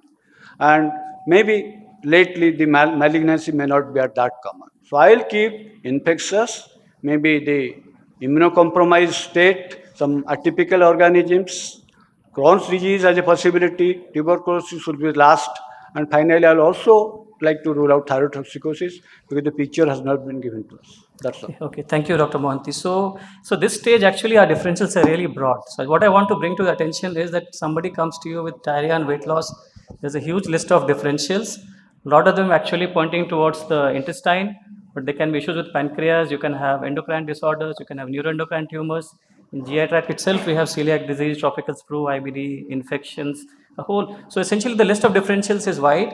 But if we take a good history and a clinical assessment, then we can narrow it down to manageable limits and we can plan our investigations accordingly. So then we move on. So this patient, I think, so he came to us only last year, but before he came to us in CMC Vellore, he was being evaluated elsewhere. So in 2021, he had some investigations. There were blood tests done, stool tests done, but he didn't bring those reports. He told they were like normal. That time he had a CT scan, a contrast enhanced CT scan of abdomen. It showed short circumferential thickening in the terminal ileum.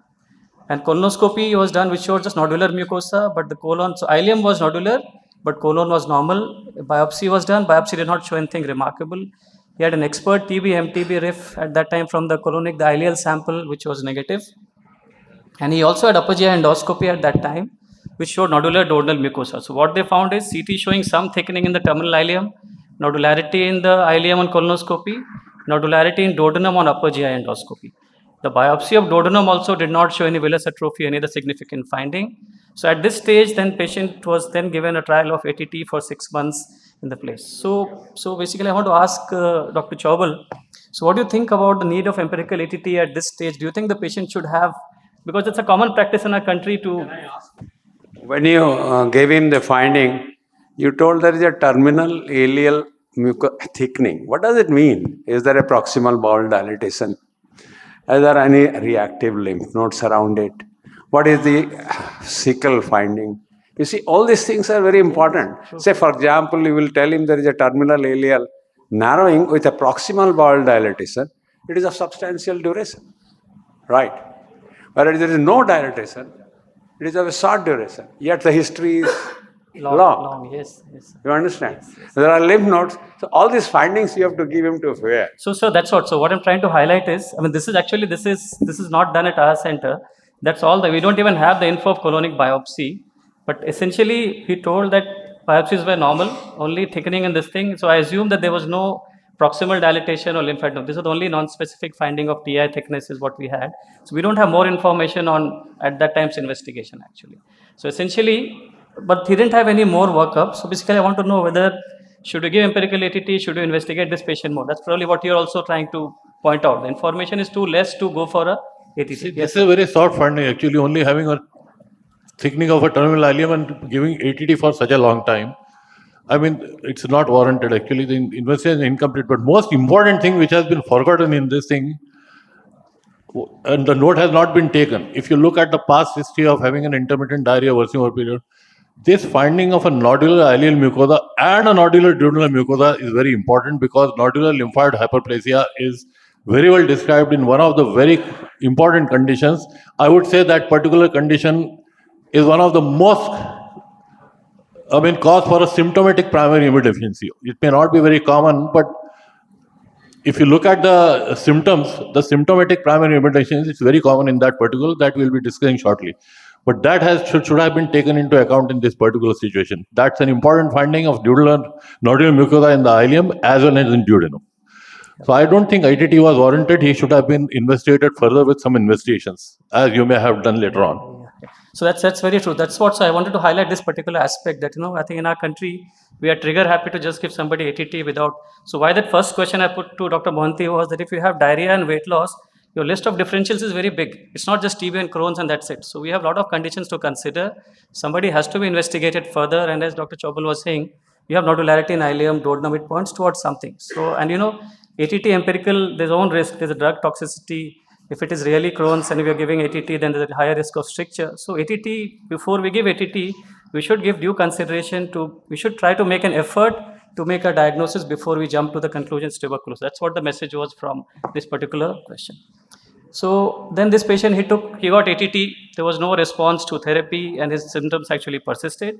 Then he went to another hospital at that time, they did a colonoscopy again in 2023. So again, we only have access to his reports, we don't have the details of the finding, brief reports. In 23, colonoscopy was told to be actually normal. So that time they thought that he has IBS, or mostly of diarrhea subset of IBS, and he was advised dietary modifications, symptomatic treatment, but he continued to have, so there was no relief in symptoms. So essentially 8 years of symptoms, initially some thickening in the TI, nodularity in duodenum and ileum, ATT given, no response, then diagnosed IBS, symptoms persisting. And then the patient came to us last year to CMC in 2024. And these are the reports of the investigations which we did. So hemoglobin was low, 10.4 with MCV was low. The platelets and WBC were okay. LFT wise, bilirubin was okay. Total protein 5.4, albumin 3.8, SGOT, SGPT 1452, and ALK was 235. His prothrombin time, PTT were okay. ESR was only 2, and CRP was less than 3. So normal inflammatory markers, low hemoglobin, protein 5.4, albumin 3.8. His renal functions are okay. Vitamin D was low, folic acid was low, iron also was low. B12 was normal, but he was taking some B12 supplements before coming to us. HIV was negative and ANA also was negative. We did thyroid profile, we did cortisol, anti-TTG was negative, but somehow we didn't do a simultaneous IgA. Normally we should check IgA because some of the celiac patients can be IgA deficient, but in this patient at that time we just did an anti-TTG which was negative. Then we did stool parasite examination. Obviously this all goes at one go. So both times it showed Giardia cysts in the stool. Special stains were sort of okay, and then we also did a stool culture which did not show any enteric pathogens. So essentially low hemoglobin, low vitamin D, low folate and this thing, and parasites in the stool examination. Yes, you want to say something? Just wanted to say that, did you get your total eosinophilic count for him that would have also pointed out both nodularity as well as the intestinal terminal ileum findings? So the eosinophil in the WBC 11,000, the eosinophil was 4% of that actually. So we didn't do, because it was, so we had a 4% eosinophil out of 11,400 WBC. What is T3, T4? His TSH was okay, it was normal, so I didn't put it in the slide, but it was normal actually. We need T3 and T4, na? Yeah, but what to I'm rule saying, out hyperthyroidism. I think it was normal. I didn't put in the slide, it was normal, sir. The TSH was okay, and those two also were normal. So you're right. That's why we did these tests. So findings, basically we had parasites and we had this deficiencies and we had this protein which was 5.4, albumin 3.8, normal inflammatory markers, and parasite which showed Giardia thing. So I want to ask Dr. Somaswi, so what parasites can cause chronic diarrhea in adults, and in what setting do we get this? And what is the importance of doing stool examinations, and especially the special stains? Thank you, sir, for the question. So though parasites usually are a cause for acute diarrhea, they can still cause chronic diarrhea in adults and children, especially in immunocompromised, either it is primary or secondary immunodeficiency, frequent travelers to endemic areas, and individuals who are living in poor sanitation and hygiene conditions. The common parasites would be Giardia lamblia, Entamoeba histolytica, Cryptosporidium, Cyclospora, Isospora, Microspora, and helminthic infections like Strongyloid stercoralis. And stool examination plays a very crucial role in identification of these parasites, though a wet mount examination can identify cyst and trophozoites of Giardia, Entamoeba histolytica. For the identification of the other parasites like Cryptosporidium, Cyclospora, and Isospora, we need special stains like modified acid-fast stains. And for Strongyloid stercoralis, we need to have stool concentration techniques which will identify the typical rhabditiform larva in these patients. So thank you. That's very important. Again, just to stress the point that often something simple like a stool examination is what we forget when we evaluate people for diarrhea. We'll do CT and colonoscopy, but we may not do stool examination. So we should do stool examination. And for some parasites, you need to do a special staining actually, okay? Obviously, as you said, some of them occur mainly in the setting of immunodeficiency. Some of them can occur without immunodeficiency, but things like strongyloids, if there is an immunodeficiency, you have a risk of getting an hyperinfection or a severe infection. So when I looked at our own data from India, that what proportion of chronic diarrhea is due to parasitic infection. So these are like 4 studies, including one from CMC Vellore, which we published some time ago. And what we found is that parasites actually account for 5 to 10% of diarrhea cases. In fact, in this series for Mumbai, it was close to 20%. And the parasites which were found in this series were Giardia, Cryptosporidium, Microsporidia, and Strongyloids. So for Giardia, routine stain can pick up. This Cryptosporidium and Microsporidium, we need a special modified AFB stain. And Strongyloids, sometimes you might have to do a concentration technique to pick this up actually. So therefore, when you do stool test, you have to actually be sort of, proactive in telling what you're looking for and, instruct your microbiologist what information you want. Because in our country, parasites are a significant sort of, at least some part of the diarrhea is because of parasitic infection. So then we did a upper GI endoscopy for this patient because he had this weight loss, diarrhea, and features of deficiency. And the duodenum showed, so you can see stomach was normal, but duodenum we had a lot of nodularity as was picked up earlier. And then we biopsied the duodenum and it showed moderate chorionic duodenitis with villus atrophy, crypt hyperplasia, and a paucity of plasma cells. We also did biopsy from gastric, antrum, and body. In antrum, we had H. pylori and we had CMV. And here also there was a paucity of plasma cells. Gastric body, again, H. pylori and paucity of plasma. So overall, we had this crypt hyperplasia, villus atrophy, H. pylori infection, CMV infection. And in both duodenum and stomach, there were paucity of plasma cells. We also went for colonoscopy because calprotectin was 297. And here again in the ileum, you see the nodularity, which was also detected 3 years ago when he had a colonoscopy. But the remaining colon was all normal. So nodularity in TI, nodularity in duodenum. And biopsy from colon was mild chronic ileitis with minimal activity and lymphoid follicles. And the colon also, there's nothing suggestive of IBD. There was some mild activity and adherent bacterial colonies.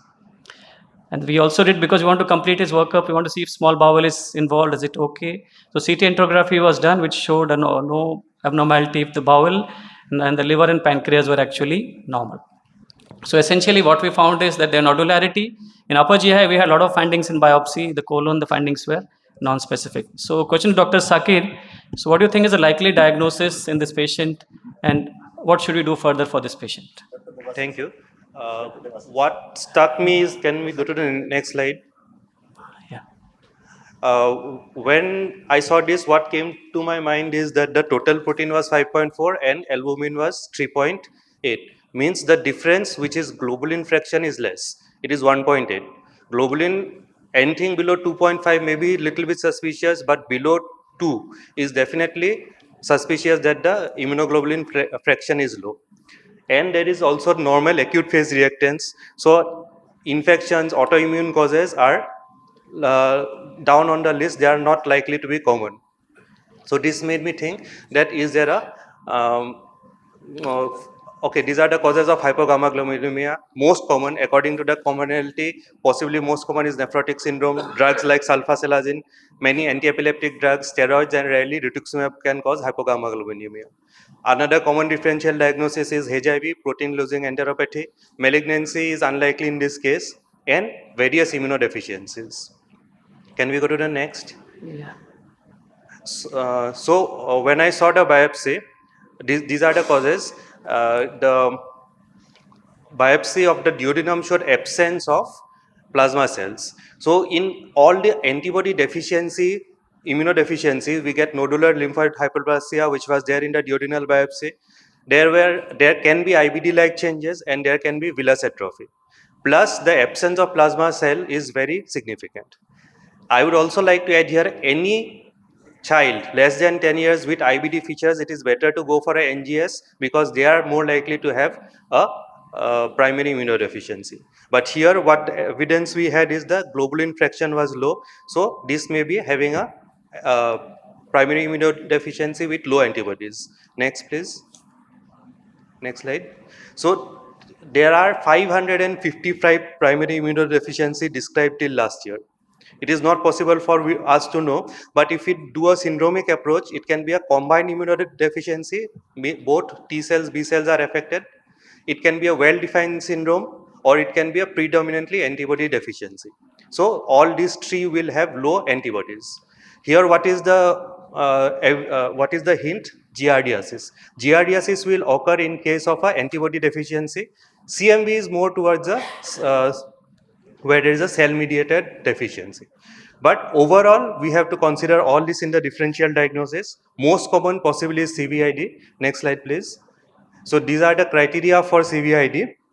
There has to be some infection or autoimmune feature. The deficiency in IgG, IgA, with or without IgM should be demonstrated at least 2 times. During acute infection, immunoglobulin levels may come down, but it has to be done a second time to validate, and we have to rule out all the secondary causes. So out of immunodeficiencies with giardiasis, first thing I would like to keep is CVID. So thank you. That's very important. So again, if you have villus atrophy, crypt hyperplasia, it's not always celiac disease. You have to look at all the other things. So here we have a lot of pointers. First of all, in biopsy, the low plasma cells was actually striking. Nodularity is what we found actually. Then the low globulin also was very important point to pick up. So that's something to keep in mind. And so with that, we suspected this patient may be having immunodeficiency thing.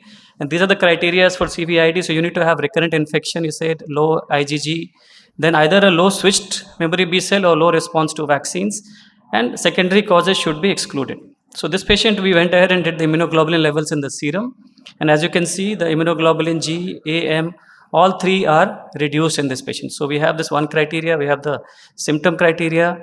Then, so what happens in CVID is that, B cells have these steps of maturing from the bone marrow to the final thing when they start producing antibody, which is the plasma cell. So this maturation process is affected, and you don't have enough of the switched B cells which can produce antibody or the plasma cell. That's why there's a paucity of plasma cells. So we can do a lymphocyte subset analysis by flow cytometry, etc. And what we found in this patient is that the switched B cells are the ones which produce the things were actually reduced in this particular patient actually. Also, as Dr. Sakir was saying, that now we know there are a lot of genetic conditions which can cause immunodeficiency. For CVID, about 25% of CVID, there are some genetic reasons. Remaining 75, we don't have the reason. So nowadays, with this advent of next generation sequencing, the NGS, we can actually look at a lot of mutations in one go, in one sort of sample thing. So that's what we did in our hospital. We did the next gen sequencing, which is a whole profile of primary immunodeficiency genes. It's more than 400 genes you can look at in one go. And in this patient, we didn't find any of them being abnormal, actually. So finally, so this patient did fit all the criteria, and so we made a clinical diagnosis of common variable immune deficiency. Dr. Acharya, sir, any point you want to make at this stage in terms of how we approach in this thing before we go to the management? No, I think you should have suspected CVID from the very start. Yes. Right? It is not SCID because it is a completely non-thrivable condition since infancy because it is a lymphopenia, complete lymphopenia. But such a child is a small bowel diarrhea. Yes, sir, yeah. With malabsorption features, It's a classical small, but it's not a large bowel diarrhea. So when it's not a large bowel diarrhea, in a small child, we have a diarrhea, right? I think, and he has been investigated extensively. And you are not finding any specific finding except nodularity. You suspect lymphoproliferative and plasma cells were low in the biopsy. And plasma cells were that you saw later on. Even the earlier biopsy didn't show anything except these nodules in both antrum.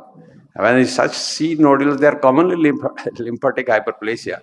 compensated lymphatic hyperplasia, because they're trying to produce more of the B cells. So that's the key message, So that's obviously right. the first evaluation was not done in our place. But what I'm saying is, he was then given ATT labeled as IBS. So basically, we have to look at these findings, subtle findings. So nodularity and all we cannot ignore. Sometimes you say nodularity and we ignore that finding. So probably each finding has to be given its. I don't know. Why do you think about IBS in such a patient who is losing weight, who has nocturnal diarrhea, who has large volume diarrhea? Yeah, exactly. Right? It is telling it is organic diarrhea. True. So that's what. So again, these are just highlighting the way the lacunae in a practice and clinical thing. That probably before labeling somebody, giving ATT or calling somebody as an IBS. That's why I thought these things can be highlighted well in this particular. This is a real case scenario which we had, and that's why I wanted to present these issues actually. So question to Dr. Chaubal. So sir, what are the immunodeficiency conditions associated with chronic diarrhea? So now we have immunodeficiency in this patient. What are the differentials and what clues in history and examination or lab tests we can get in this type of patient? It has already been highlighted, but the conditions which are specifically associated with malabsorption diarrhea, especially like you have common variable immunodeficiency, manifest usually at this age, somewhere between 20 and 40 years, usually, when they are picked up. Then there are some others like severe combined immunodeficiency manifesting in infancy. Usually they don't survive well without having a bone marrow transplant. You have A-gamma globulemias, like Bruton, the A-gamma globulinemia is there. Then you have a very common kind of the commonest I would say is the selective IgA deficiency. Majority of these patients are asymptomatic, but some of them do develop diarrheas. And incidence of celiac disease is almost 12 to 16 fold in patients who have IgA immunodeficiencies. This is there. Then there are certain conditions of disturbed immune regulations, like you have IPEX syndrome is there, which can produce these diarrheas. You have hyper IgM, and so many conditions are there which can present actually like this. You have chronic granulomatous disease also, which presents with chronic diarrhea and malabsorption. So that's a long differential diagnosis in these situations. Okay, thank you, sir. So basically, there's a whole list of primary immunodeficiency as well as secondary conditions. Secondary like drugs like steroids, chemotherapy, all those things can also cause immunodeficiency. So the list is big, but I think a careful history probably can tell you that what is the likely thing, and then you need to investigate accordingly. So I think now we're running out of time, so we'll probably go to the next one. So we'll ask. So I think maybe we'll probably skip this pathogenesis part because of the time thing. But Dr. Chake, maybe you want to make just one line comment on this? Yeah. For the pathogenesis is just one line. We are moving from a phenotypic description to a genotypic. That is why ideally even for CVID we should do a NGS, find out if possible which exact gene is affected. Most of this gene, what in the last slide we have shown CVID 1, 2, 3, 4. It is not just CVID now. We have CVID 1, 2, 3, 4 and specific gene defect has been named. And we can have targeted therapy depending on that. But when we should think of CVID, there is a Jeffrey model criteria which was shown just now. Yeah. If there are recurrent infections, more than 6 sinus infections in a year, or 2 pneumonias in a year, or more than 1 episode of meningitis in lifetime. Plus, if you get this classical nodularity, the biopsy is very helpful. Biopsy is not included there.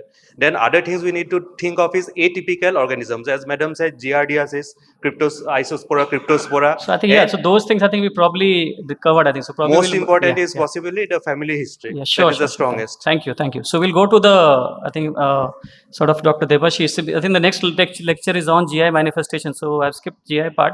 We'll ask Dr. Debashish, what are the non-GI manifestations of CVID and how should we approach evaluation of other systems in these patients actually? Thank you very much. So the non-GI manifestation of CVID, initially mostly this CVID, I will emphasize that they will not present all the symptoms. Most of the 80% patient will present either one of the symptoms.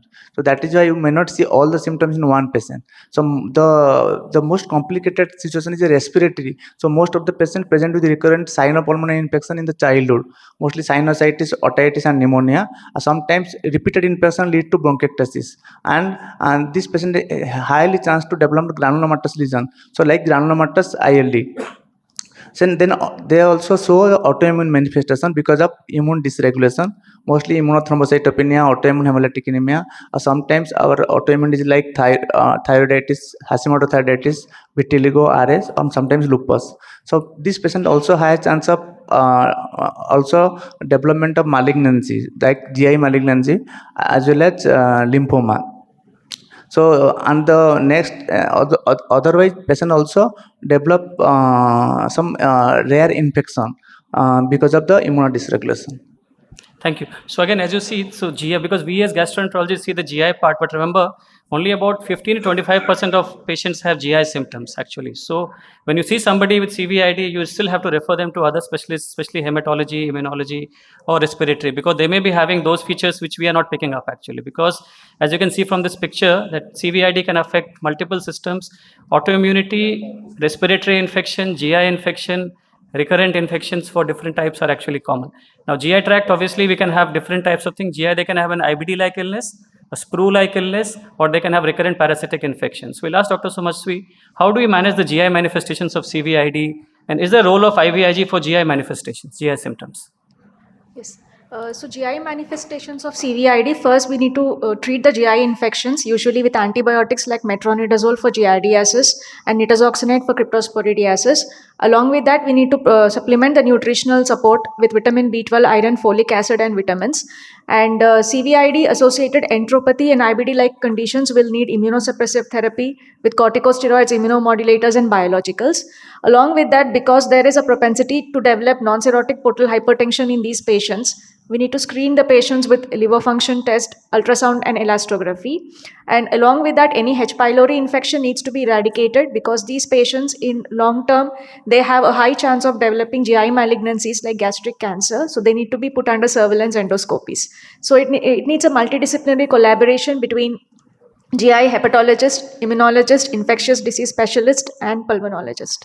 Thank you. So that's good. So essentially, just remember that the IVIG is not the solution to all the symptoms. In fact, in GI tract, IVIG is not that helpful. If you have an enteropathy, it sort of needs immunomodulator therapy. If it's infection, you need those metronidazole, etc. So therefore, you have to see what the symptoms are, and that's how you manage the patient accordingly.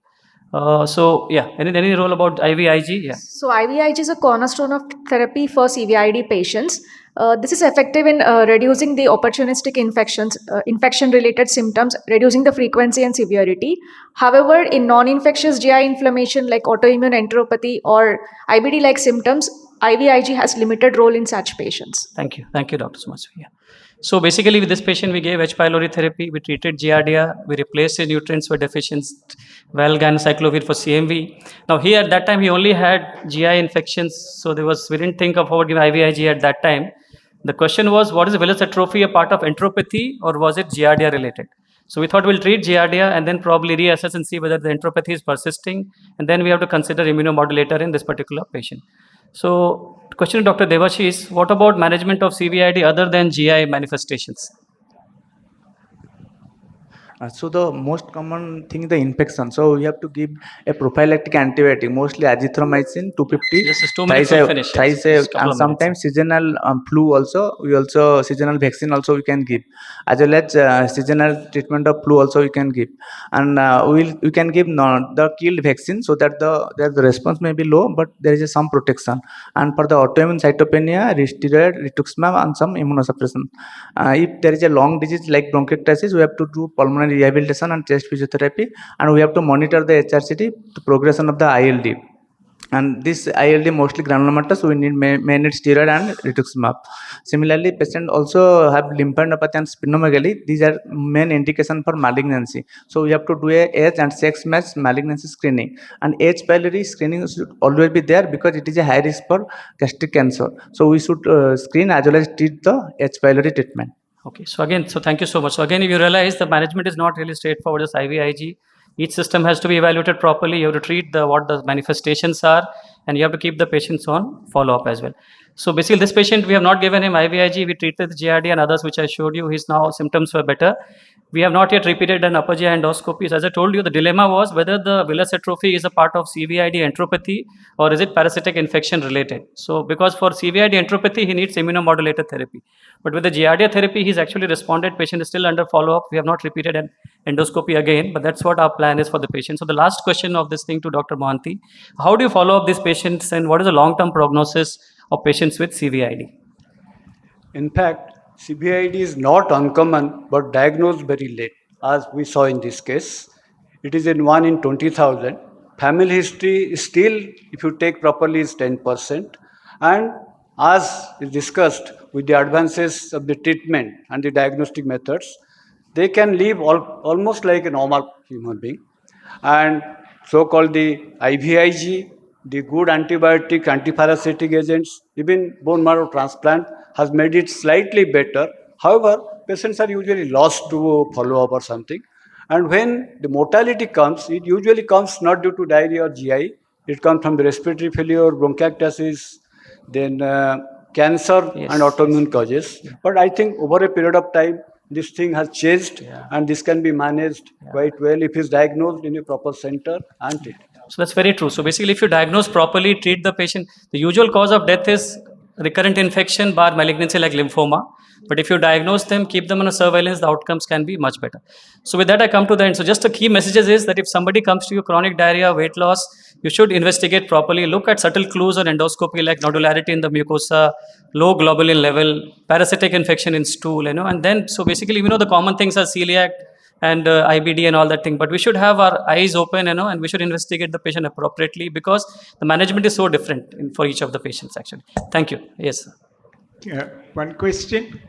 First, I don't know the minimum number of plasma cells which are required to be seen on a bowel biopsy to say paucity of plasma cells. I have not read of any number like that. So how do you say paucity of plasma cells? Or are you saying related to all the mononuclear cells, plasma cells are less? So this again, I think a pathologist can answer you better, but this is how we get a biopsy report. So when they see, they will write, so probably, I don't know what benchmark they have to say, but it was low in all the stomach and this thing. So but the cutoffs, I have no idea. Sir. I presume that they see a lot of mononuclear cells, and within the mononuclear cells, there are, no or few plasma cells. That's probably because I don't know of any minimum number. Which no, I think required. I also will have to ask the pathologist how they make that comment in the biopsy. True. Yes, yes. The other question is, you treated for H. pylori and CMV. Is it because you found them or you just prophylactically treated them? Because H. pylori was, these patients have a risk of getting gastric cancer. No, you, because of the risk or because of you found the H. pylori? I mean, both things. I mean, if you didn't find H. pylori, you will not treat them. If you have H. pylori in the biopsy. So you did find H. pylori? Yeah, the biopsy showed H. pylori. Okay. I didn't get that point. Biopsy showed and H. pylori. CMV? It was on biopsy as well. That's how. CMV also was seen? Yes, Okay.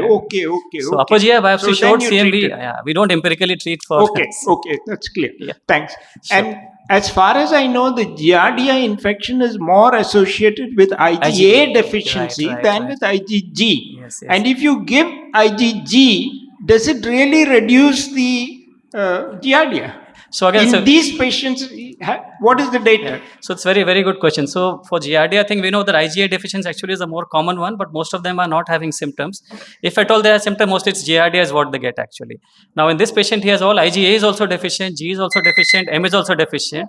And for CVID, they say giving IVIG is not very helpful for the infection. You rather treat the infection with your metronidazole or whatever antibiotic we want to use. So that's what. So basically here in this setting, IgA replacement is or IVIG replacement is not a it's treatment not available. It's not a treatment in this case actually. Yes. Thank you, sir. Thank you, Dr. Amit. Yeah. So can you move to the next talk?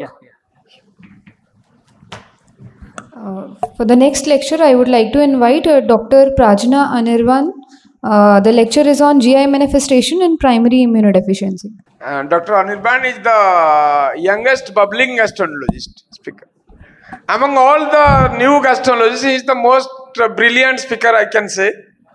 He mesmerized the audience through his presentation. Thank you, sir, for those kind words. I don't know whether I can do justice to what you have said.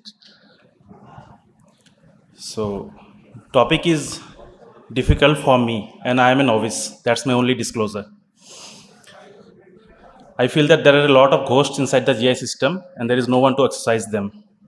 So, my previous speaker has done me great help by discussing this case. I'll just skip through some cases that I have encountered in my fledgling career. So, this is a curious case of chronic diarrhea. This is a 50-year-old man, not a young boy or girl. Symptomatic for 8 years, multiple antibiotics, upper GI, lower GI done, apparently normal. Some ileal thickening, as Acharya sir was saying, without any dilatation or whatever. Given ATT, no response. We did an upper GI. This is D2, some nodularity, some loss of villi. D1, featureless, some erosions. Ileum, featureless. CMV picture. Duodenal mucosa. The question was why CMV? Is he immunocompromised? CBC shows lymphopenia, and then the typical features: low IgG, low IgA, low IgE, and then again absent plasma cells. Sir was asking about the number of plasma cells. Pathologist says 10 per high power field. Less than 10, they say it's reduced. More than 10, they say it's normal. So again, as my mentor, Dr. Sakir, was saying about the diagnosis of CVID, it's fairly easy now. So this is the patient. Actually, these patients have a lot of comorbidities. Once we diagnose and treat, the quality of life improves significantly. Another young girl, symptomatic since childhood, 21 years old, recurrent. I would like to stress upon the word recurrent: pain, abdomen, diarrhea, sinopulmonary infections, treated with every known drug in the pharmacopoeia. D2, giardia you can see on top of the epithelium.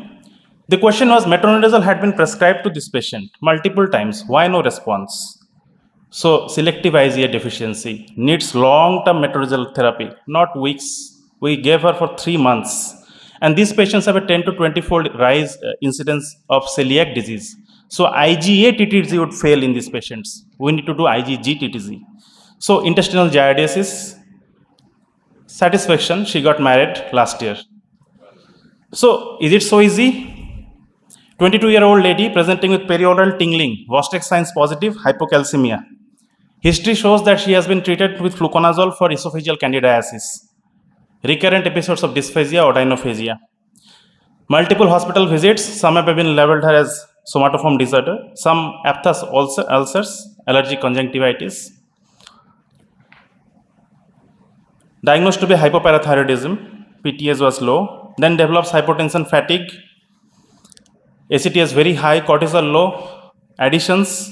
Now look at the puzzle, please. Hypoparathyroidism, candidiasis, additions, onychodystrophy, deranged LFTs, increased hepatic ecotexture, lot of things, multisystemic involvement, and then a family history of sibling death.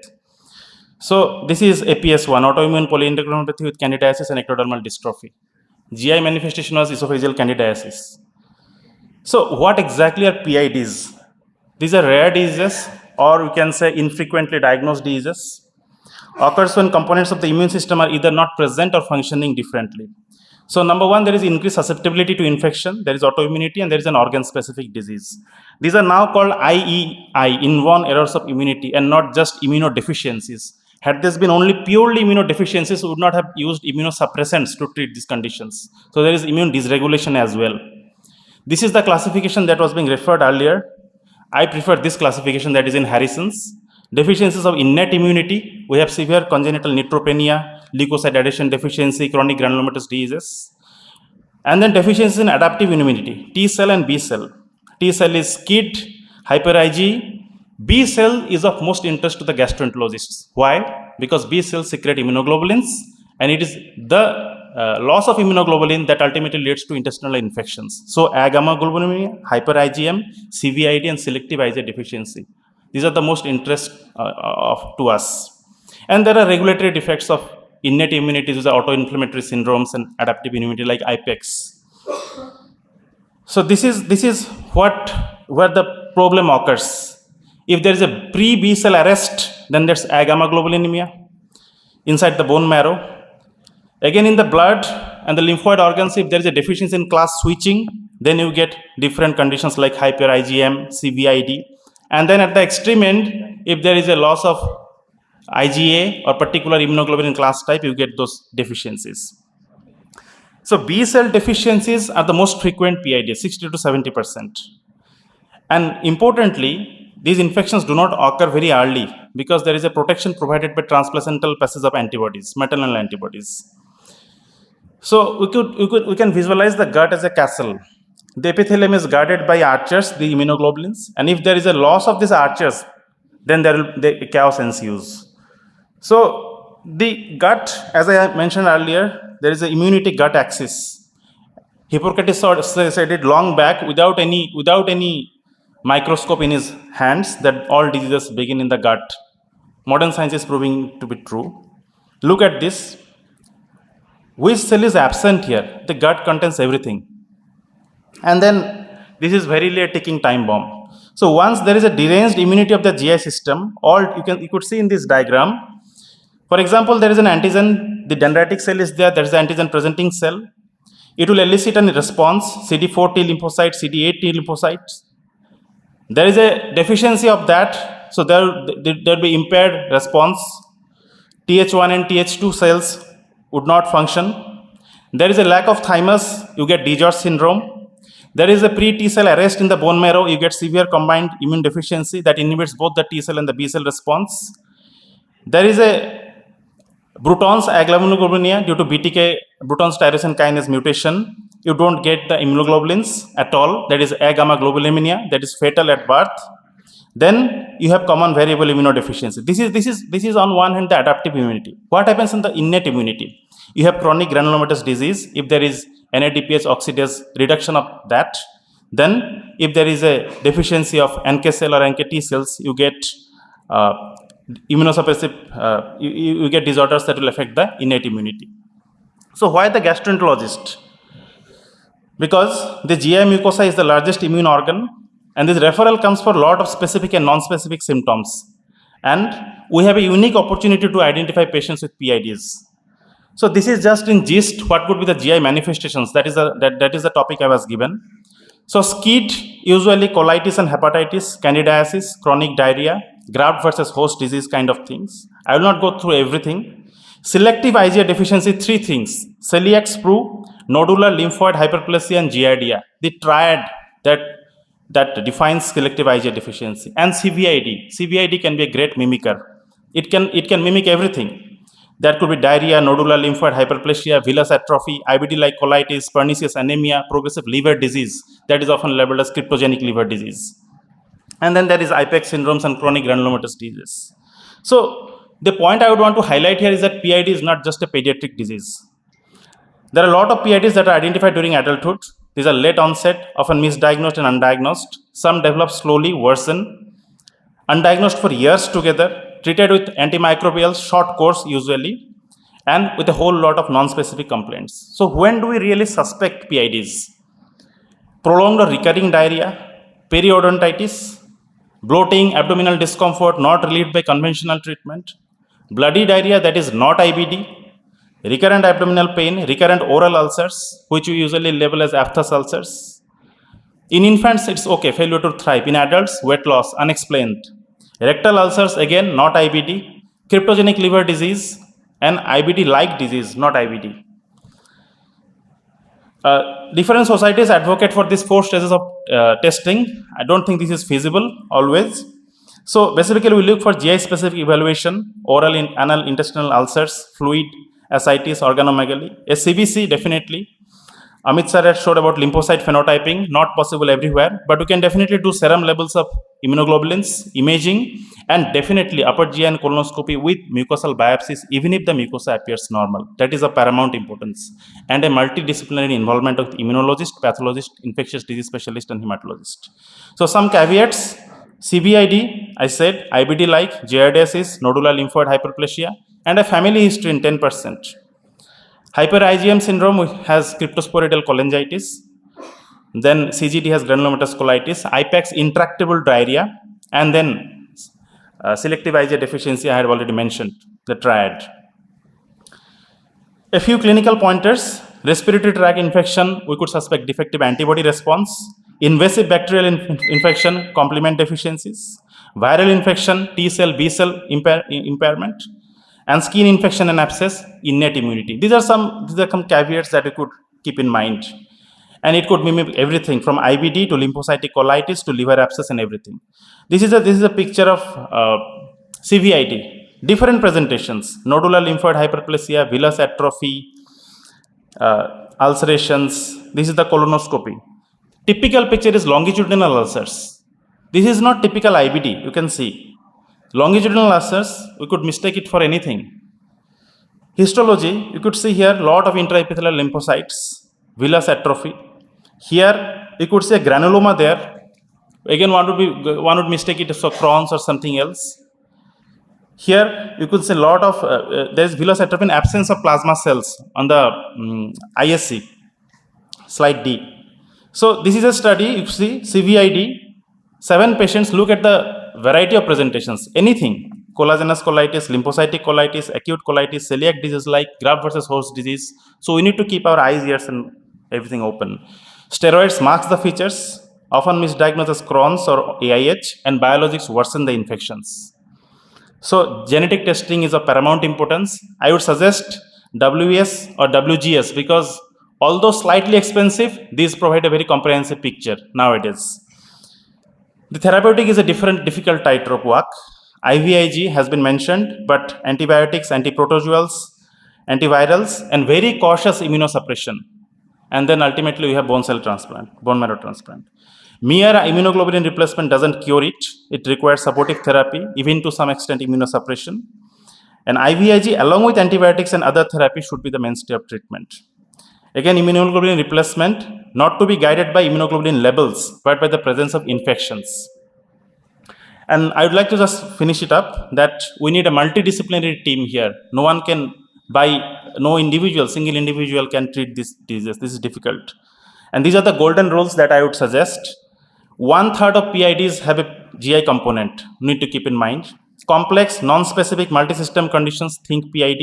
Recurrent infections, think PID. Diarrhea, autoimmunity, eczema, think PID. Polytherapy, non-responder, think PID. Weight loss, unexplained, think PID. Again, can occur throughout life. And no, don't rush to biologics. Sometimes it's not Crohn's, it's just a cry from the immune system. Thank you.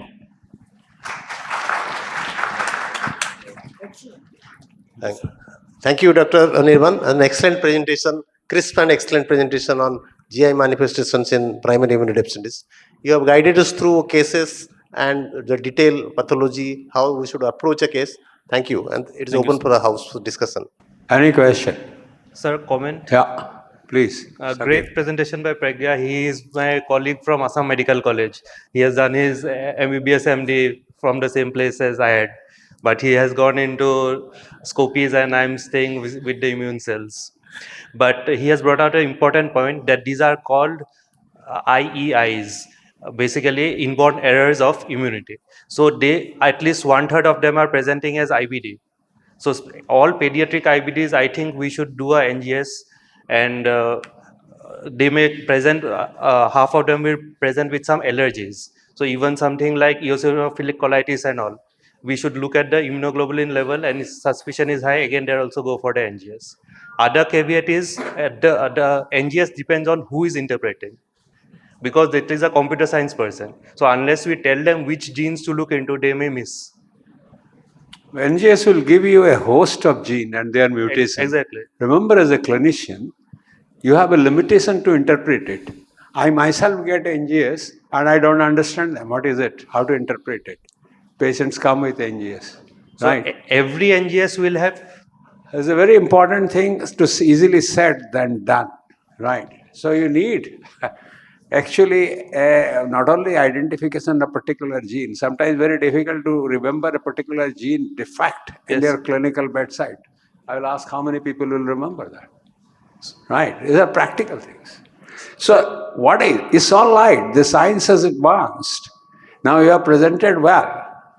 The clinical suspicion is well. Now, under these difficult substances, the primary immunodeficiency is a difficult clinical diagnosis. It's a difficult,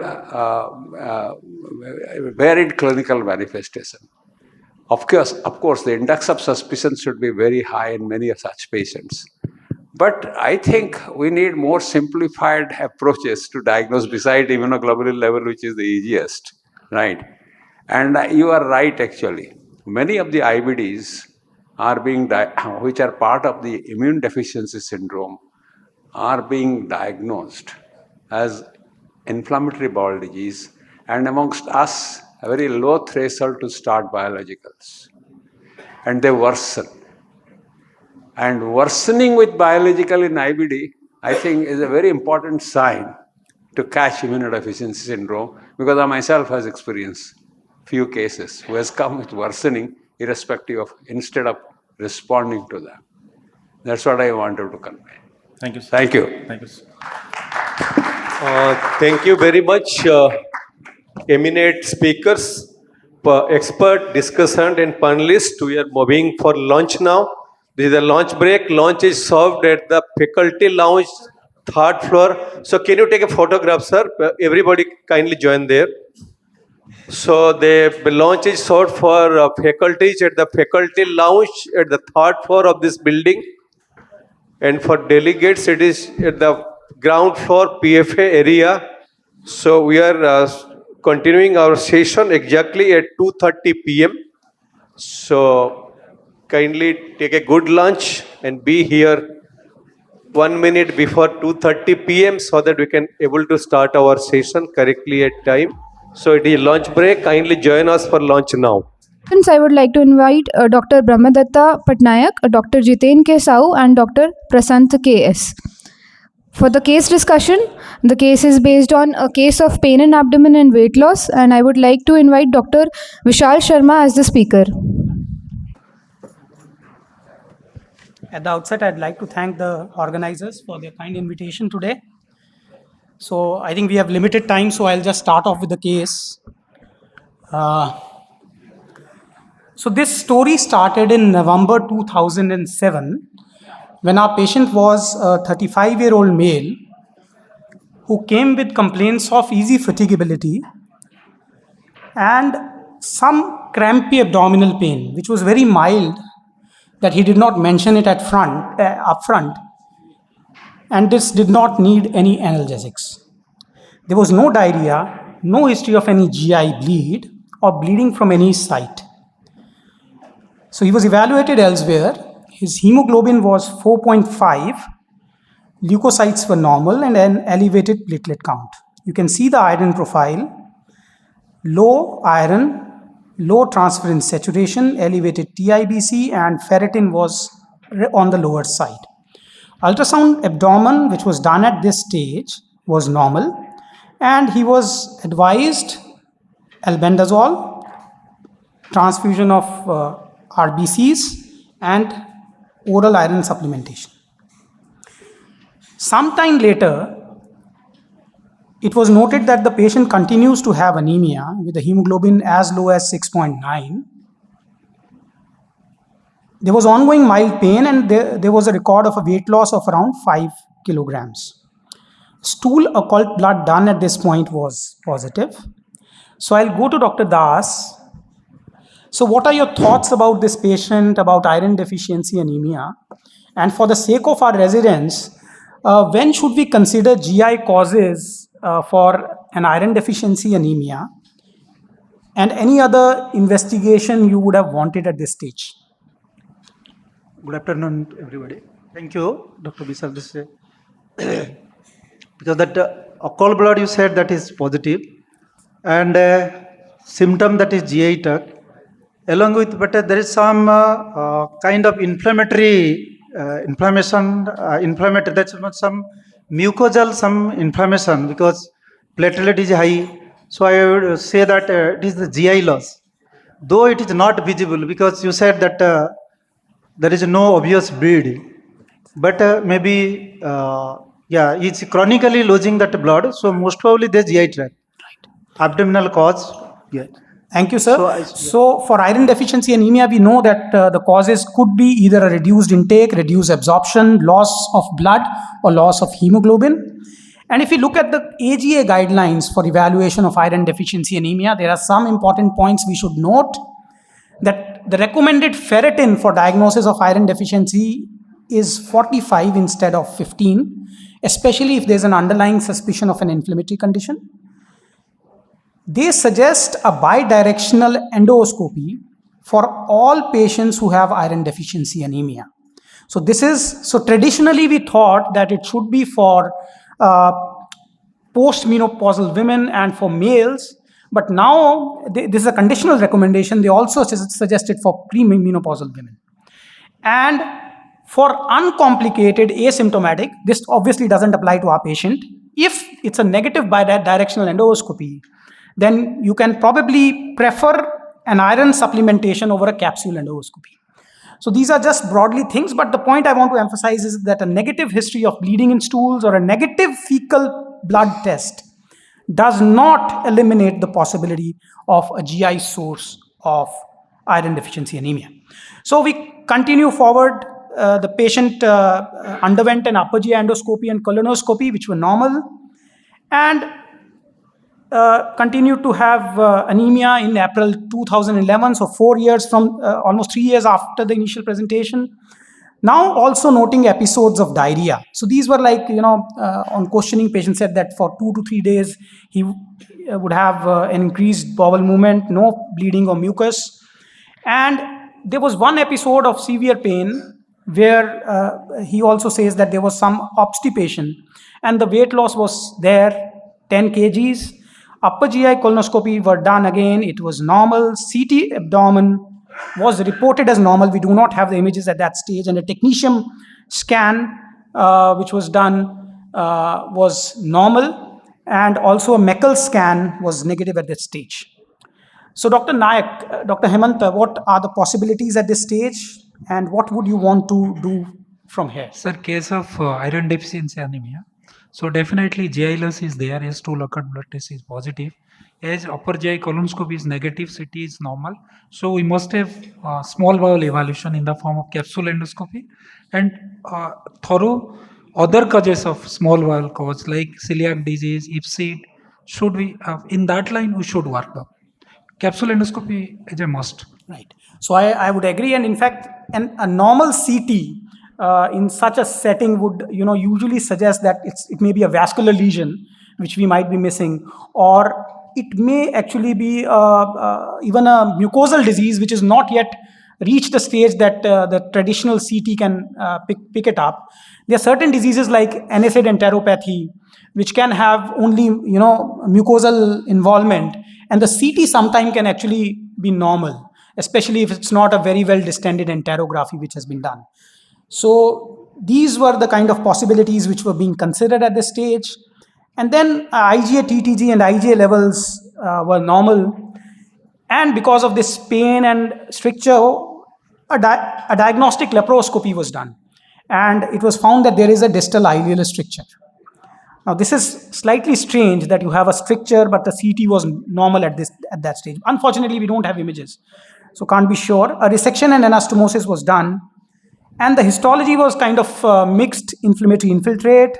There was some cryptitis, but no distortion, no granulomas, nothing more than that.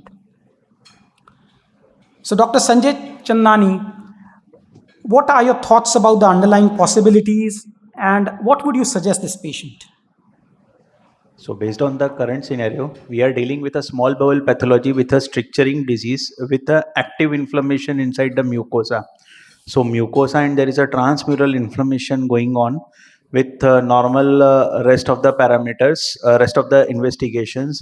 Could be possibly inflammatory bowel disease, only small bowel restricted pathology. And Cox is ruled out because on diagnostic laparoscopy, there are no other stigmas and there are no other on post-op resection specimen. So I will preferably consider inflammatory bowel disease, Crohn's disease, limited small bowel disease at present. Okay. So while Crohn's disease is a distinctive possibility, but so this is very often will happen that strictures are taken out surgically and the histology is not really very, very helpful. And especially because there are no changes of chronicity, probably we have to keep the possibilities wide open. This longer history, probably tuberculosis is unlikely. But certainly things like, and because these patients, they are weak and they are kind of having easy fatigability, they have some amount of abdominal pain. Even if you take a good history, sometimes they may be surreptitiously or taking NSAIDs, and that would probably be at the back of your mind that there may be NSAID enteropathy, which can result in ileal strictures.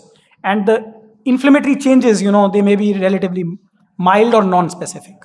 A negative gene expert or MGIT at this stage at the post-op resection specimen would have strengthened the diagnosis towards the Crohn's disease. Absolutely, absolutely. In fact, performing just a histopathology, I think, is not enough. And certainly a microbiological test for mycobacterium should have been part of the diagnostic armamentarium at this stage. Dr. Vishal, sorry, can you show that previous slide? No, previous slide. The biopsy. Mixed inflammatory infiltrate. up to submucosa. It is not transmural. It is not transmural, that inflammation that is there. Because it is surgical pathology. So obviously, this keeps the window open for other differentials, including, of course, Crohn's disease. So we have this one study from All India Institute of 89 patients with small bowel strictures, and you can see that a large number of them were related to TB, Crohn's disease. Ischemic and non-specific probably were NSAID related, and then there was malignancy also, which was one of the important causes. And the other important thing is that obviously the patient was symptomatic. You've removed the stricture, many of the symptoms will improve. The patient will be fine for quite a bit of time. But as a clinician, because one of the possibilities that we have kept is an underlying Crohn's disease. I think we all are aware that post-operative recurrence is the rule as far as Crohn's disease is concerned. And therefore, ideally, we should advise a repeat a follow-up of these patients. Typically, if it's an ileocecal resection, you would want to look at the neoterminal ileum at around 6 to 12 months to see whether there is a recurrence of Crohn's disease. And if it's maybe a part of small intestine which is maybe endoscopically not reachable, certainly you would want to follow them up with either imaging or a fecal calprotectin or both of these. So a post-operative recurrence of Crohn's disease should be on the mind of a clinician. And probably we should discuss with the patient that this is one of the possibilities that you are having a Crohn's disease, and we would want to keep you on a follow-up. So now we come to 2018. So there is a long asymptomatic period which this patient had.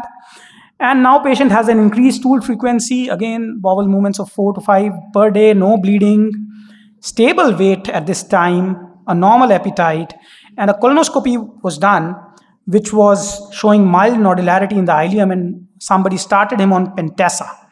So my question to Dr. Siddharth, what is the relevance of this long asymptomatic period, and what is your opinion about this nodularity and use of Pentasa? Thank you for the question, sir.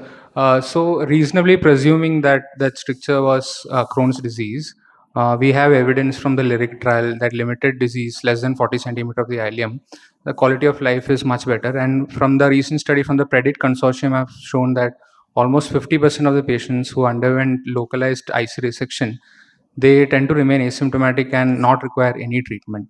So probably the patient is fitting into that pattern, underwent a localized IC resection, and now he is reasonably asymptomatic. Coming to Pentasa, maybe mild nodularity with a reasonable presumption that it is a mild recurrence of Crohn's disease. Somebody has started 5-ASA. The real-world application of 5-ASA in Crohn's disease, if you see the real-world studies, they are up to the tune of 74% patients are on 5-ASA.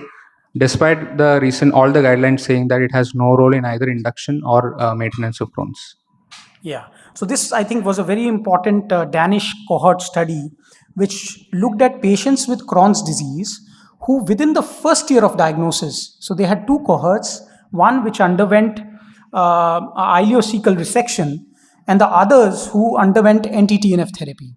And you can see that those who had an ICR probably were doing better over a period of time with a lower risk of long-term adverse outcomes.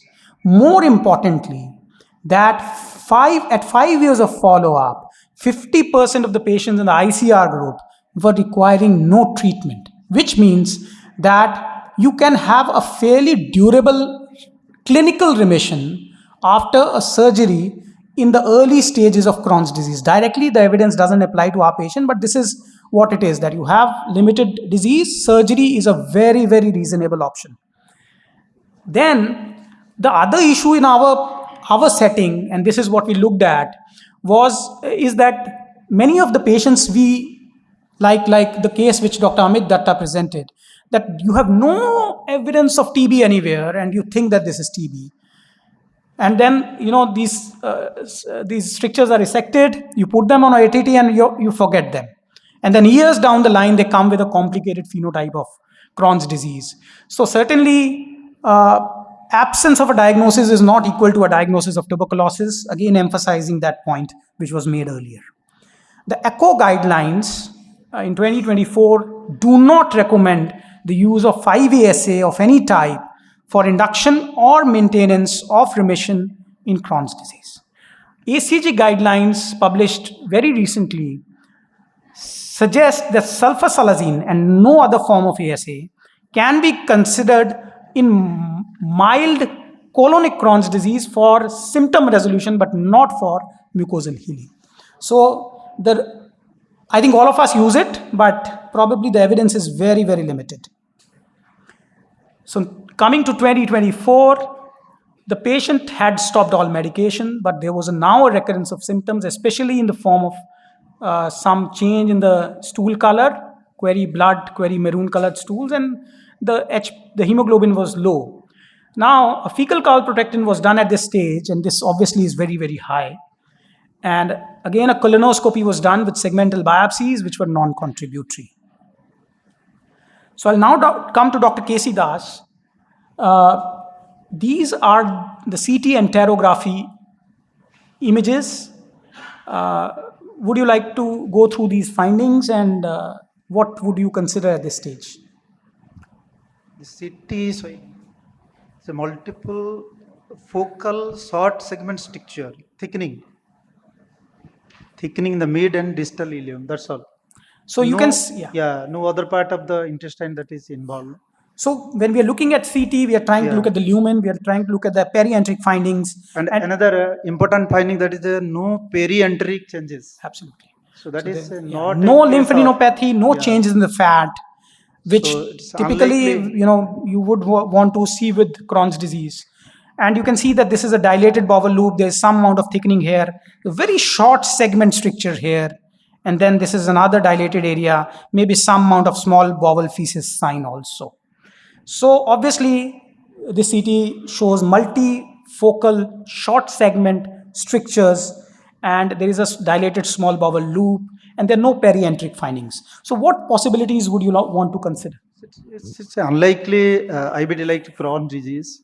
It's unlikely tuberculosis because of a long period and without ATT, without treatment, patient would progress that one.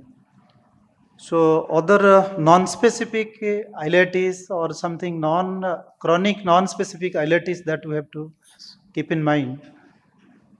Yeah, I would agree to that. Yeah. In fact, possibilities like NSAID enteropathy, typically strictures like these, and without any perienteric changes, that could be there, or CMUs, which is another entity in this differential diagnosis. I think these start coming to your mind once you start looking at these findings. And then a capsule endoscopy was done, and let's have a look at the video here. And you can see some ulcers, some reddish area, and then this is almost a circumferential ulcer there. And few more videos from the capsule endoscopy. You can see that it's almost a diaphragm, someone would say. Fairly classical of, somebody would say, NSAID enteropathy. But mind you, even at this stage when we question, there was no history really of, I mean, this can be even in absence of history. NSAID, NSAID enteropathy. Looks like NSAID enteropathy. That is diaphragm type. So I'll go to Dr. Hemant. Dr. Hemant, these are the findings. And you can see that some of these are relatively short strictures. But at least in one of these, maybe the fifth image, you can see it's like an eccentric ulcer, not really classical of NSAID enteropathy. So would you like to, kind of comment on possibilities? No definitive history of NSAID intake. So multiple segment involvement with circumferential ulcers and short strictures. Still, I will keep IBD, CD as a first possibilities. Although we didn't have that histopathological diagnosis. Yeah. So maybe I think at this stage, I will request opinion from other panelists also. And maybe, any other possibilities which come to your mind. Maybe we are not considering them, but then there could be some other possibilities which might be there. Now that a large bowel that is not involved. Yeah, colonoscopy. Twice that was done. Multiple times. So other autoimmune enteropathy or cryptogenic multifocal ulcerate, CMUs. That could be the CMU, that is possibility. Right. Dr. Sanjay. I wish, because calprotectin is 1500, I would like to have a revisit biopsies and take a look again that is there any active pathology going on inside the mucosa or submucosa, because Of the colon, you are saying? of the colonoscopy, because it was done in 2024. So I would have thought of revisiting the biopsies if something is missed out, because something is missing out over here. So we actually had done a colonoscopy which was normal, and the biopsies were not contributory. Dr. Siddharth. Sir, differentiation between small bowel Crohn's and CMUs would be the challenge here. One thought process was, can we do a enteroscopy or a repeat diagnostic laparoscopy that he underwent the initial time, and maybe we will have better luck in with histology this time. So thankfully, nobody questioned me why a capsule was done even in presence of strictures.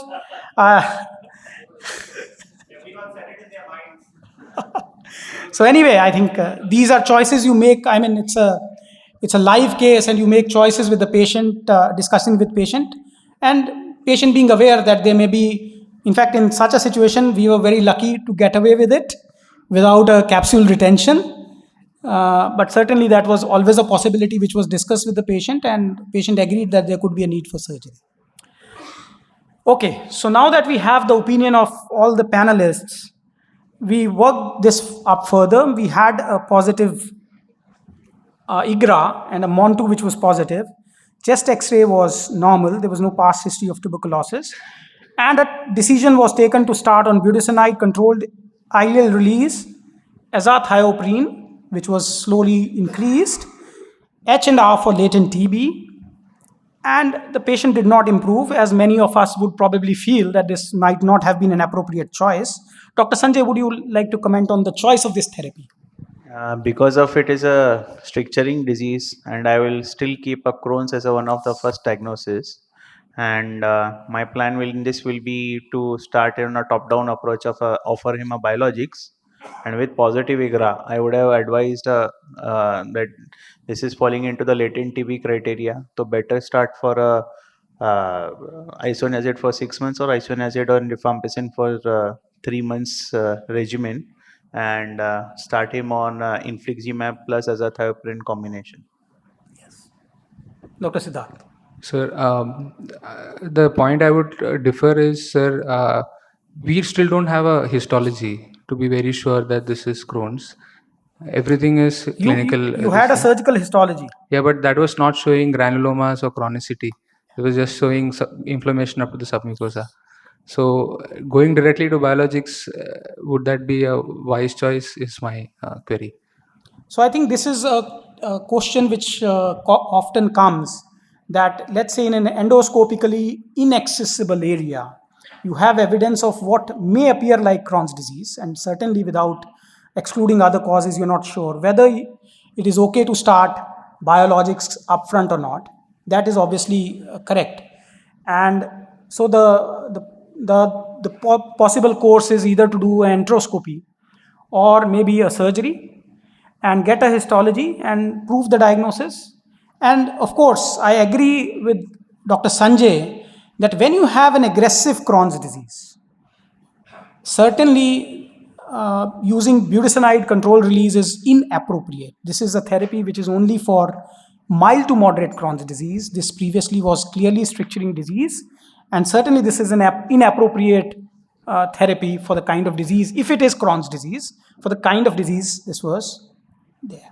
So at this stage, the patient came to us, and we thought that this is not Crohn's disease, and we thought that this is CMUs or NSA enteropathy. And therefore, we requested a clinical exome sequencing to rule out SLCopathy. Now, some wonderful things happen at academic institutions. So I advise a clinical exome sequencing. The form is to be filled by our junior resident who sees that, okay, there is a history of Crohn's disease. So he says query CMUs, query CD, and a clinical exome sequencing for both is done. And this is what you have. So you have INAVA, which is positive, and there are multiple papers which suggest that this is certainly associated with both Crohn's disease and ulcerative colitis. This particular genetic, this is kind of, let's say, monogenic IBD. And now I felt that this was C-Muse, but then you have this test. So the next question is, and this is to Dr. Siddharth, what are the subset? And please, this is not the message of this case that we start doing clinical exome sequencing in every patient of suspected Crohn's disease. So, Dr. Siddharth, which are the patients where you would like to do clinical exome sequencing? So if you look at the guidelines for exome sequencing in IBD, it is advised for infantile onset, that is less than 2 years, or very early onset IBD, less than 6 years if you have one or more additional criteria, which being either some infections, recurrent infections, or autoimmune disorders like HLH, or IBD with HLH. You have a family history of monogenic IBD. You have congenital diarrhea or intestinal atresia. So those are the cases where we advise an exome sequencing. So as the age increases, the likelihood of finding a monogenic IBD is very, it decreases. So certainly, typically you would not test them in more than 18 years. Yes. So the choice of biologic, I'll open this to the panelists for a quick comment that, okay, this is IBD probably. You have small bowel disease, you have aggressive disease. Which biologic would you want to use? There is a IGRA positivity. But with INH and rifampicin prophylaxis, anti-TNF is also safe. So anti-TNF plus low dose adjuvant should be continued. Absolutely. Any other comments here? Sir, I would differ in the sense that even if you have screened and even if you have treated with anti-TNF, there is still a significant risk of reactivation. And in a young patient with multiple stricturizing Crohn's disease, so vedolizumab or ustekinumab would be the choice. Ustekinumab more than vedolizumab, because of the data for ustekinumab in stricturizing is a little bit better compared to vedolizumab. So if the patient is affordability is not an issue, then ustekinumab. Any other comments? As per the histology suggests, it is not a stricturing. I mean, it is not involved the muscle, that is the lamina propria or serosa. So I'd prefer that ustekinumab. So eventually this was a discussion. And the past history of latent tuberculosis, though, because infliximab we have seen clinically many patients there is a. So my prefer will be that ustekinumab is the first choice in this case. Yeah. So I think my preference in this case was to start infliximab, but the patient did not want to get started on infliximab, and we started on ustekinumab. And the patient showed symptomatic improvement. At present, there's no diarrhea, no pain, and maintaining his hemoglobin. There's some decline in fecal calprotectin. Of course, we need to follow this patient up. The appropriate way how to follow up could be MRE, or maybe, of course, continuing fecal calprotectin and maybe doing a capsule sometime later to look at the response. So the key messages are that diagnostic delay is very common in Crohn's disease, especially so in small bowel Crohn's disease. Surgery is a reasonable option for limited Crohn's disease and may be associated with a prolonged remission. Post-operative recurrence is a rule. Patients should continue to be on follow-up, and role of genetic testing is limited to a subset of patients. Thank you for your kind attention. Kindly be seated there. So we'll move to the next talk. Thank you, sir. Next, I would like to invite Dr. Arghya Samanta to give a lecture on C-Muse and other autoimmune disorders of small intestine. First of all, I will take this opportunity to thank the whole organizing team of KPLD 2025, Dr. Anand sir, Manoj Sahu sir, and my friend Suprabhat for the invitation. So I will briefly talk about the autoimmune small bowel enteropathies.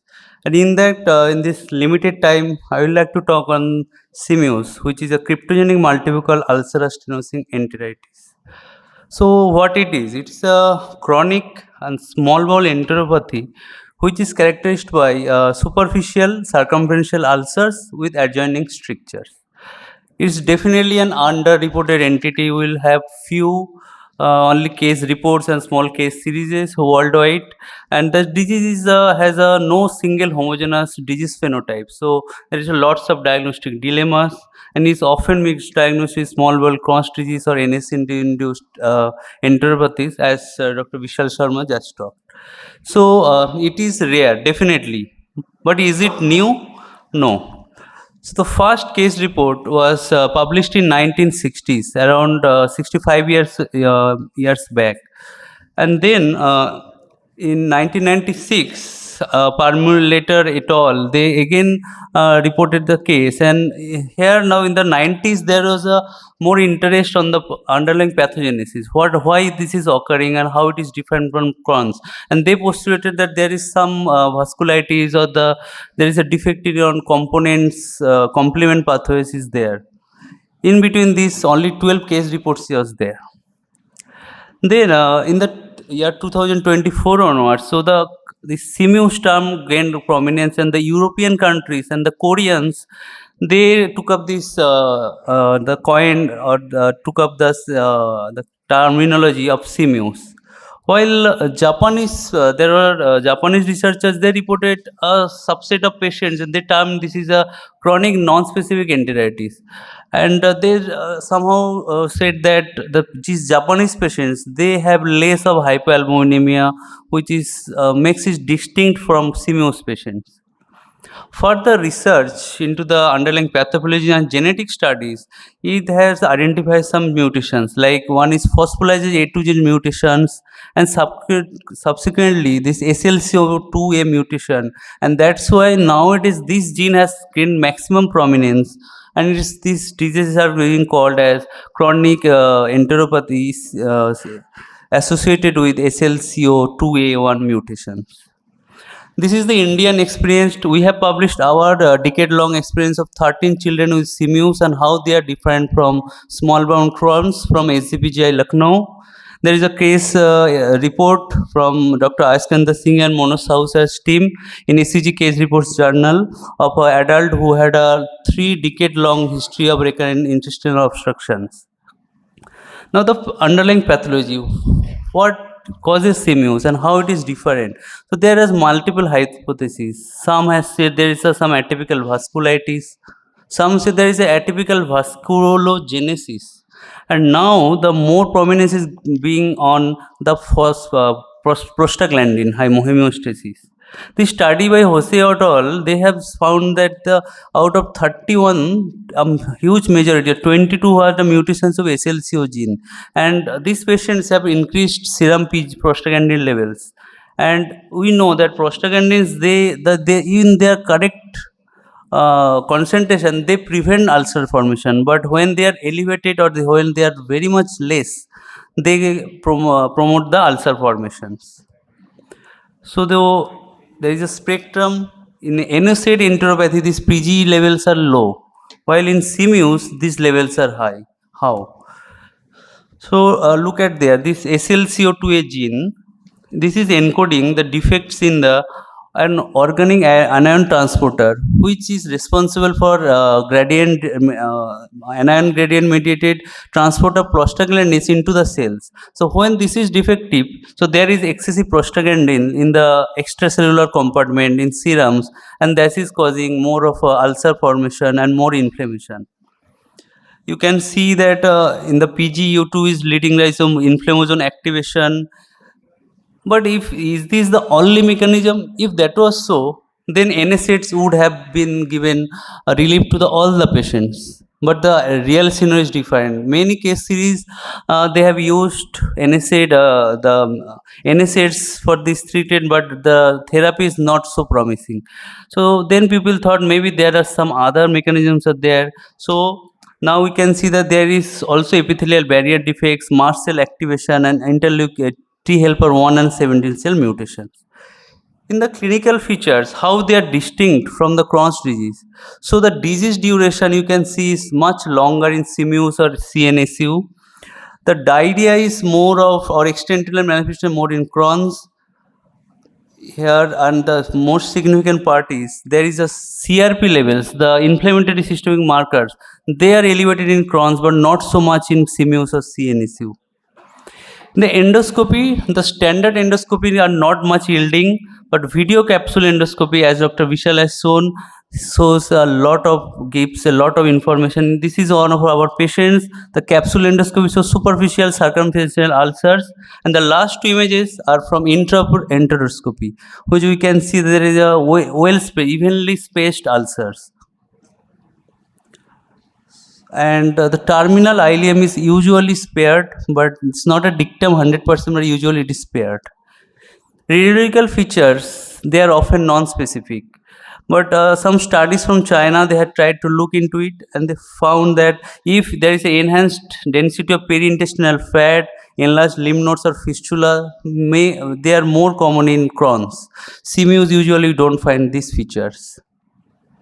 Histologically, so the transmural inflammation, it is in Crohn's, while CMUs or CNU, it is limited to submucosa. While this one point that the normal mucosa within 1 centimeter distance from the ulcer, this was typically seen in CMUs or CNSU or not so in Crohn's. Granuloma and fissures, they are specific for Crohn's. So diagnostic criteria, is there one? Most of the studies, they have used their various ones. This one is one of the diagnostic criteria, but there is lack of consensus. So they have said that this has to be an idiopathic, a well-demarcated superficial circumferential ulcers, and recurrent ulcer or stricture even after surgical resections, lack of inflammation, and excluding other causes of ulcerative diseases. Now we have talked about how to diagnose. Regarding treatment, so steroids have been given with variable response rate of 25 to 44%, not so good.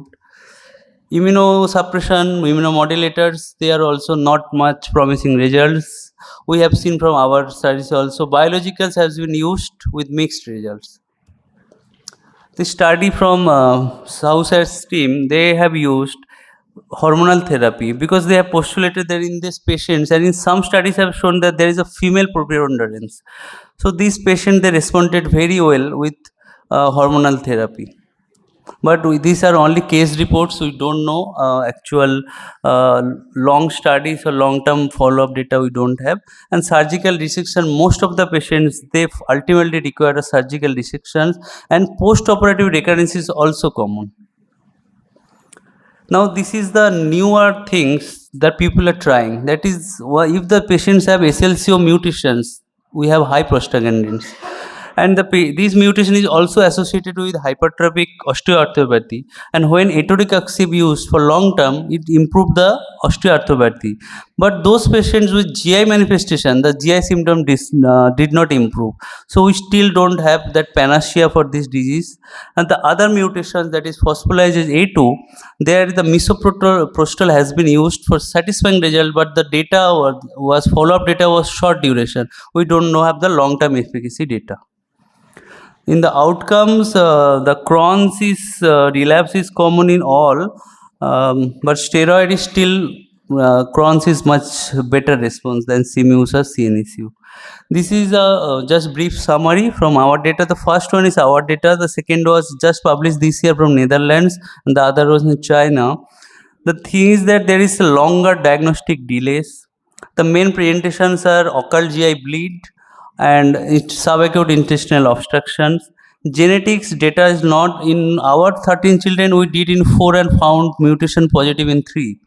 Steroid response was poor, most required surgery, but recurrence was high, 85%, and it was the same pictures in almost all the other series.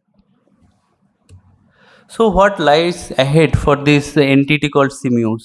So we need more of genetic data to understand what are the real pathogenesis. Is there the only genetics, or there is other immunological pathways are involved, and then we can target them as our therapeutic pathway.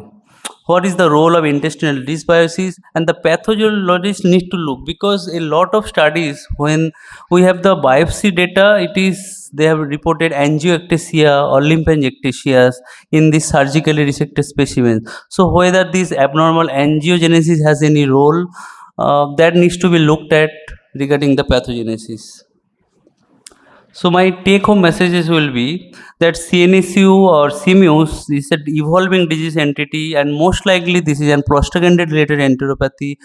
More detailed and picture we'll get if we get more and more of these case reports and the series come out, we'll know better. The clinical features are often overlapping, so there will be diagnostic dilemmas, there will be diagnostic delays. So we need to keep this in our mind that CMUS is a real entity, and when we are in stuck, when there is a doubt about Crohn's disease, think of it. There may be various genetic backgrounds. When standard endoscopy are not helping, take help of video capsule endoscopy or intraoperative endoscopy, and genetic analysis is the way forward, because in that cases we can give some closer to the whether this mutation is causing the disease and whether those can be targeted, so it can lead to a better clinical outcome. Thank you. Thank you, Dr. Arghya Samanta, for your beautiful presentation. And I also thank Dr. Bishal Sharma for the brilliant case presentation. Now it is open to the house for question, answer, and discussion. Dr. Samant. Yes. One thing is that CMU-AC and CNSU. Yes. Whether these two terminologies same or different, and in your study, which were the predominant? It is CMU-AC or CNSU? Sir, CMU's term, these cases have been mostly One is from Western and Korea. Another is Japanese. Japanese. So, sir, clinical feature wise, so patients have seen the hypoalbuminemia that is more predominant in CMUs as compared to those with CNSU. So, like protein losing enteropathy as well as anemia because of mucosal loss. Okay. Yes, sir. So, what is about? Sir, in both the cases, there is blood loss, but the hypoalbuminemia was more profound in CMU's cases. Those were reported from Japan. They are from Korea and Western countries. So, but we don't know in reality whether they are same or they are the same disease spectrum, different variation. We need more data to clearly differentiate that they are separate or same, sir. But the only point they have given, hypoalbuminemia is more pronounced in CMUs. But what is the reason, they have not, no one has talked about.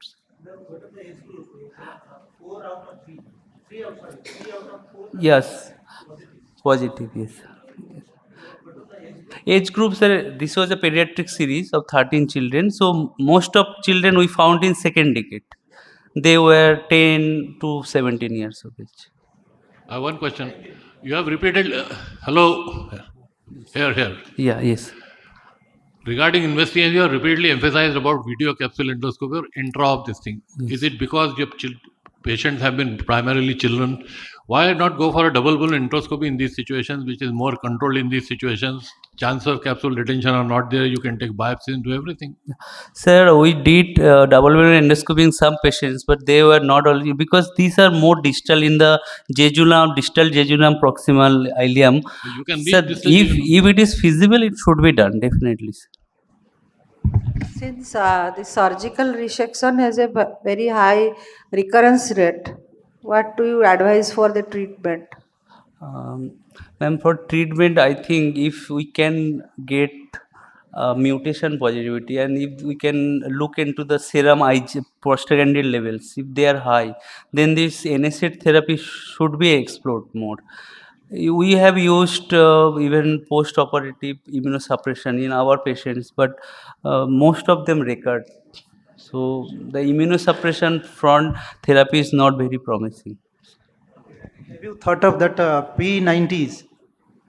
That is risankizumab, guselkumab. That is the line. Whether we will go for treatment for this? Is any role? We have not done it. We have just given infliximab, but not much risk.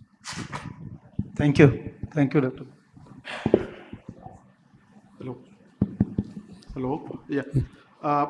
The treatment part is really frustrating. So there's no effective treatment for these conditions. Yes. So what do you feel the bone marrow transplant will help it? Sir, this need to be looked at whether the pathogenesis needs to be understood better before I can say that it will help.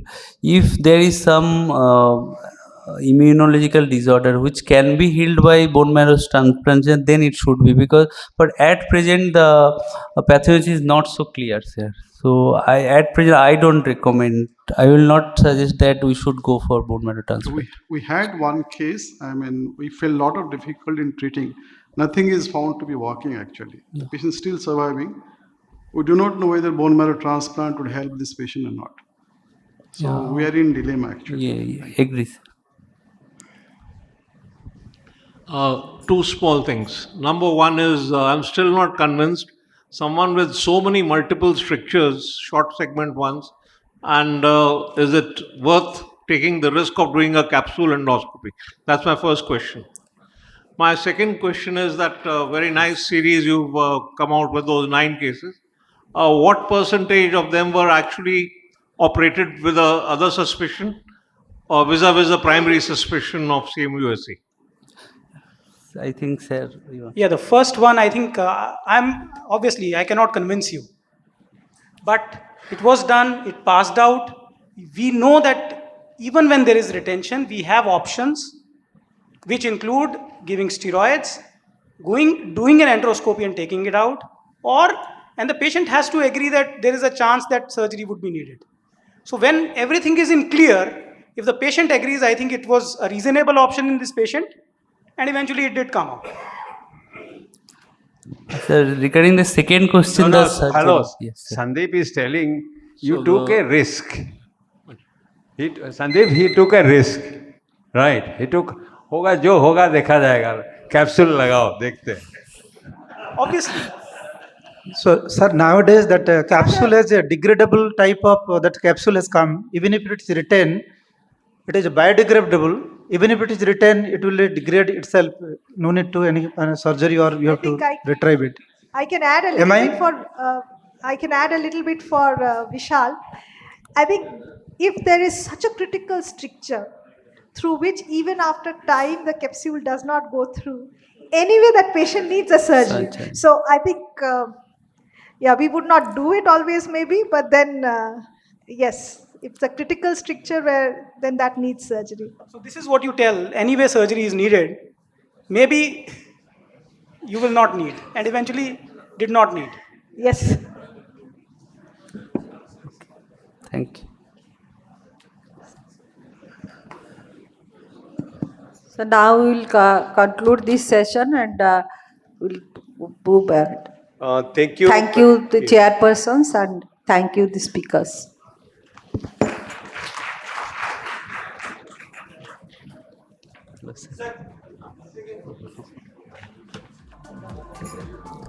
Thank you, speakers and panelists and discussants.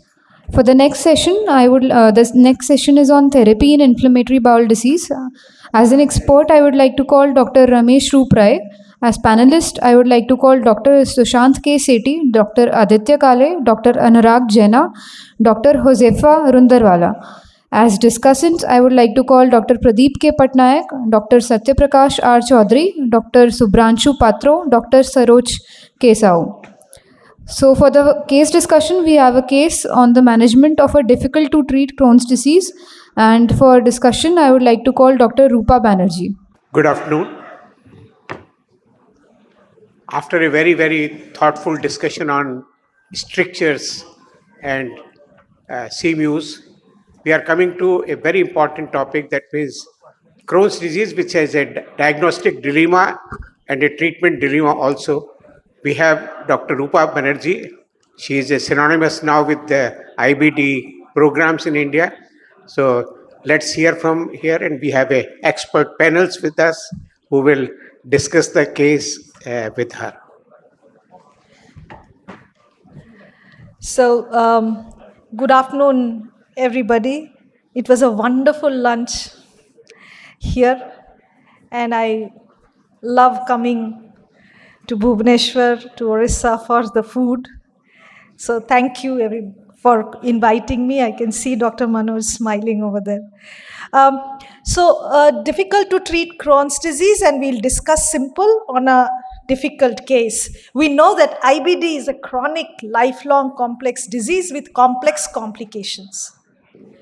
Fistulizing Crohn's disease is always a challenge, and with time, we are seeing more and more cases. As I was just discussing with Professor Acharya, the cause eludes us.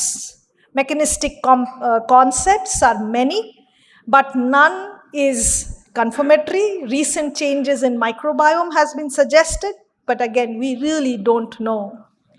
But look at the scale of problem. Proportion of patients with Crohn's disease affected by perianal fistulas, 1/3. 50 to 80% are complex fistulas, and 25% of patients with complex fistula have a fistula right at the beginning when Crohn's is diagnosed. And if you see across time, within 1 year, around 21%, and by 20 years, at least 50% of patients with Crohn's disease will have some sort of perianal complication. That brings us to our clipboard case, and this is for all of you. Simply as they come, this is a 42-year-old general surgeon from Raipur, Chhattisgarh. This is how it started. When he was 17, there was perianal abscess, incision drainage, antibiotics, 28 to 12 recurrent perianal abscesses, no diarrhea, no pain at that time. 2013, diarrhea starts. Colonoscopy shows deep ulceration, diagnosed as Crohn's disease, given steroids, antibiotics, azathioprine. 2015 ongoing, starts adalimumab because he's a surgeon himself. 2017, he switches to infliximab. Then he tries, being a surgeon, he tries alternative medications. 2019 to 24, there is ongoing perianal pain, discharge, multiple courses of antibiotics, multiple times examination under anesthesia. He had stopped infliximab, he restarts it himself. He does not agree. His surgeon friends tell him, go for a stoma, which he does not agree. In the situation, he's unable to work, he's depressed, he's finding it difficult to accept a stoma. A surgeon, and this is the situation. So my first question for the panel would be, what do you think were the errors in judgment here for this patient? Can we start maybe with Dr. Sushant? Yes? Yeah, good afternoon. So first of all, when he was being a surgeon, when perianal abscess was found out, he should have evaluated or what are the cause of abscess. Yes. So it delayed to 3-4 years. And by the time colonoscopy was done, further evaluation like MRI was also not done. Being a surgeon, I think he should have thought about that and he would have consulted. Third, he also switched over to alternative medications. So normally people may do, but again, he was a doctor, so he relied on that. And for stoma, yes, that is difficult. Regarding psychological issues and all stoma, that could be, I mean, for anybody, it will be difficult to accept this stoma.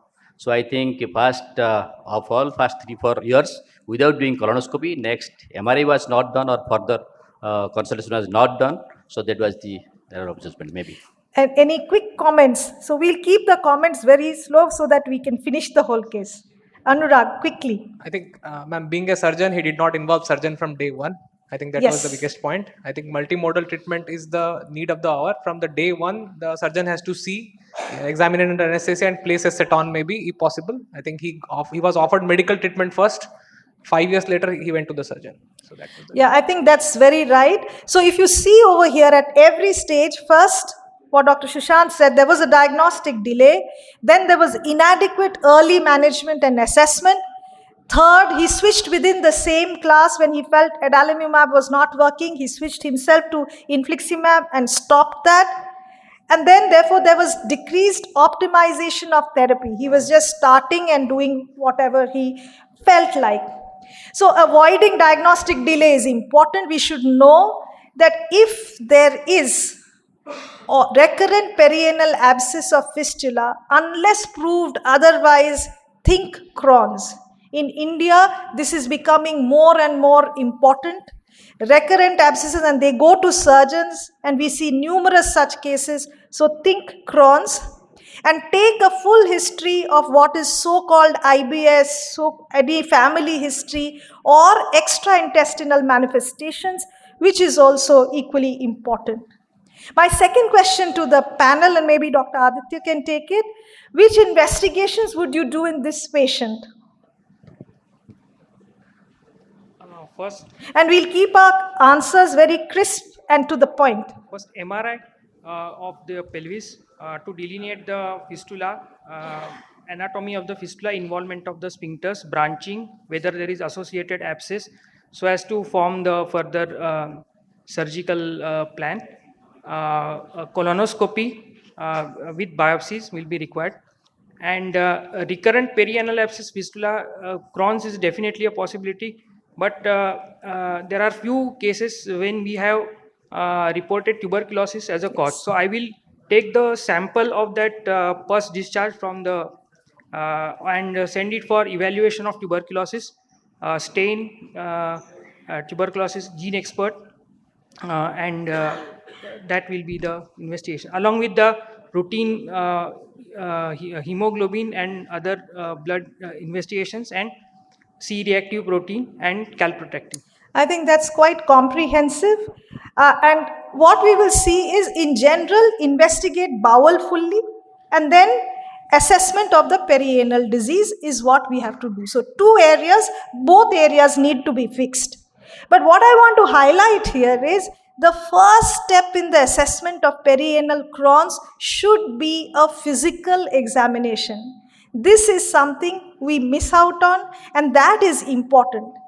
Three important things to see: fluctuation, yes or no; stricture, yes or no; and no fluctuation, no stricture. Post that, you can decide which modalities will come next. And these are, of course, what we have just discussed: radiology, endoscopy, and then examination under anesthesia. We should remember no inflammation, no stricture. No stricture, no fistula. No fistula, no abscess is generally the meme to follow. So if you know this, then you will know why the modalities are important. Now I'd come to, can you tell us how will you classify and describe fistulas? Because it is very important that we know, because the treatment lines may differ. Yeah, so ma'am, the fistulas in the can be divided depending on, it could be a simple fistula or a complex fistula. Other differential classification could be based on the anatomy. It could be a perianal fistula or could be luminal fistula. And then again, the perianal fistula can be divided depending on what sphincter is involved. Is it a intersphincteric or a transsphincteric, or it is a supra or extrasphincteric? And depending on the luminal, it can be divided into whether it's enteroenteric or enterocutaneous or rectovaginal. So those will be the better the differentiation. Also, the other classification of fistula could be low class. The simple would be a low or high, and in complex also it would be a low or high fistula. So depending on that, the modality of the treatment would differ. So in general, this is what we can follow. The Parkes classification is generally most used, but you can just go simple. If it is a superficial fistula without crossing any sphincter, it's simple. And otherwise, if it's high fistulas or transsphincteric, we can call it complex. But Parkes is the best because surgeons understand that, and therefore you can discuss the treatment modalities. You'd like to add anything, Dr. Shashank? Apart from that, also it depends upon how many openings are there, whether single opening or multiple opening. If single opening is simple and multiple opening is complex. And second, what are the adjacent structures they are involved or not? Something is rectovaginal fistula to be complex again, and otherwise simple. Because the management, it differs whether it is simple or complex. Sometimes simple will go ahead with simple drainage and satin placement, but complex, the treatment of a complex is really complex. Yeah, I completely agree. I think this is how you have to classify that. Now we come to our case, and I'll just go a little bit into the details of this. He came with ongoing disease activity. Of course, despite current therapy, he has been having intermittent flares, pain, fatigue, 4 to 5 loose stools per day. Weight was stable, but now there was severe perianal pain and a fistulous discharge which was lasting for last 2 weeks.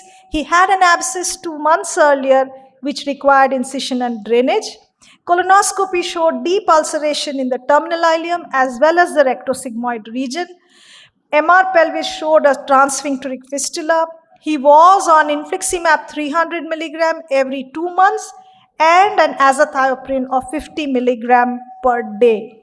So this is the patient, symptoms persistent despite ongoing therapy, and when we checked, vitals were okay, lab findings, he was on infliximab for more than 14 months, but the trough level was low.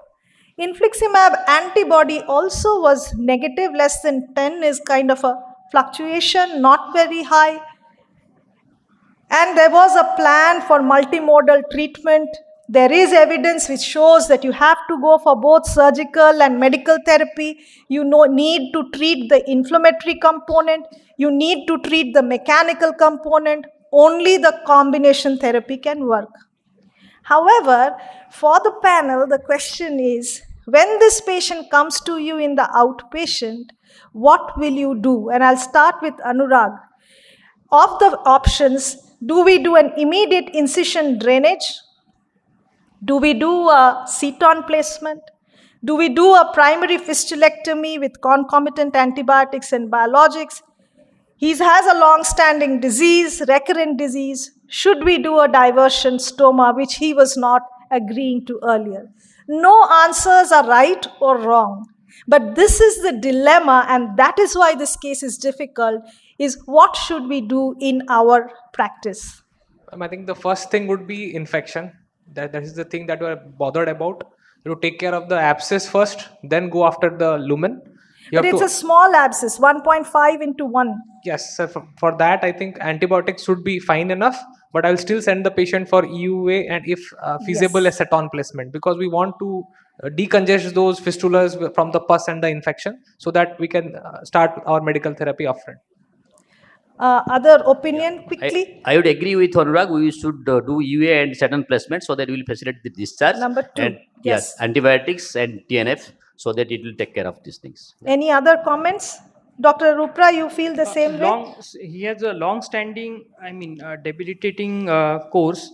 So we should also counseling for stoma because the fecal diversion will help in reduction in inflammation in the already chronically infected those perirectal tissues and rectum.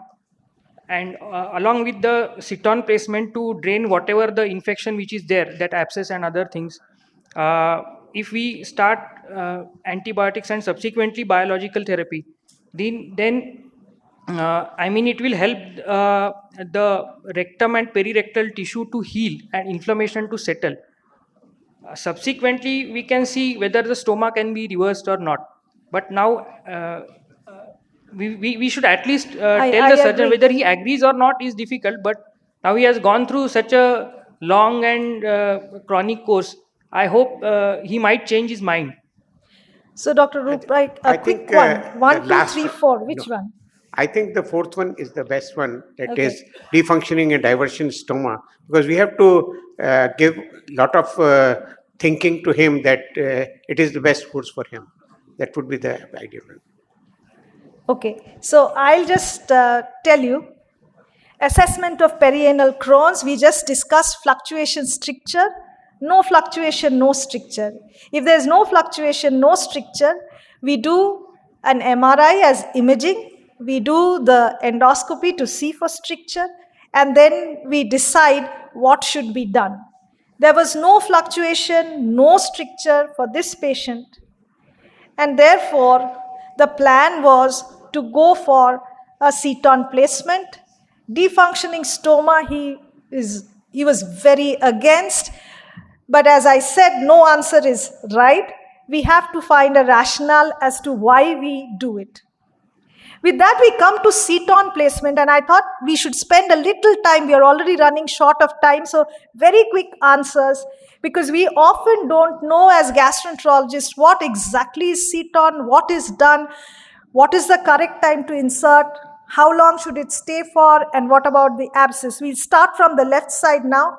When is the correct time to insert the seton? So, ma'am, I think Quick answers. So, is the fistula and there is no abscess, and if there's on colonoscopy there is no pouchitis, that is a criteria for placement of seton, then we can put the seton during that time. But make sure that it is to be loose one, so that there's a healing of the fistula Yes. tract. This is more important. So cutting seton should not be placed. A draining seton should be placed. And that is again an important. So as a gastroenterologist, when you're sending the patient to the surgeon, do not put only seton placement.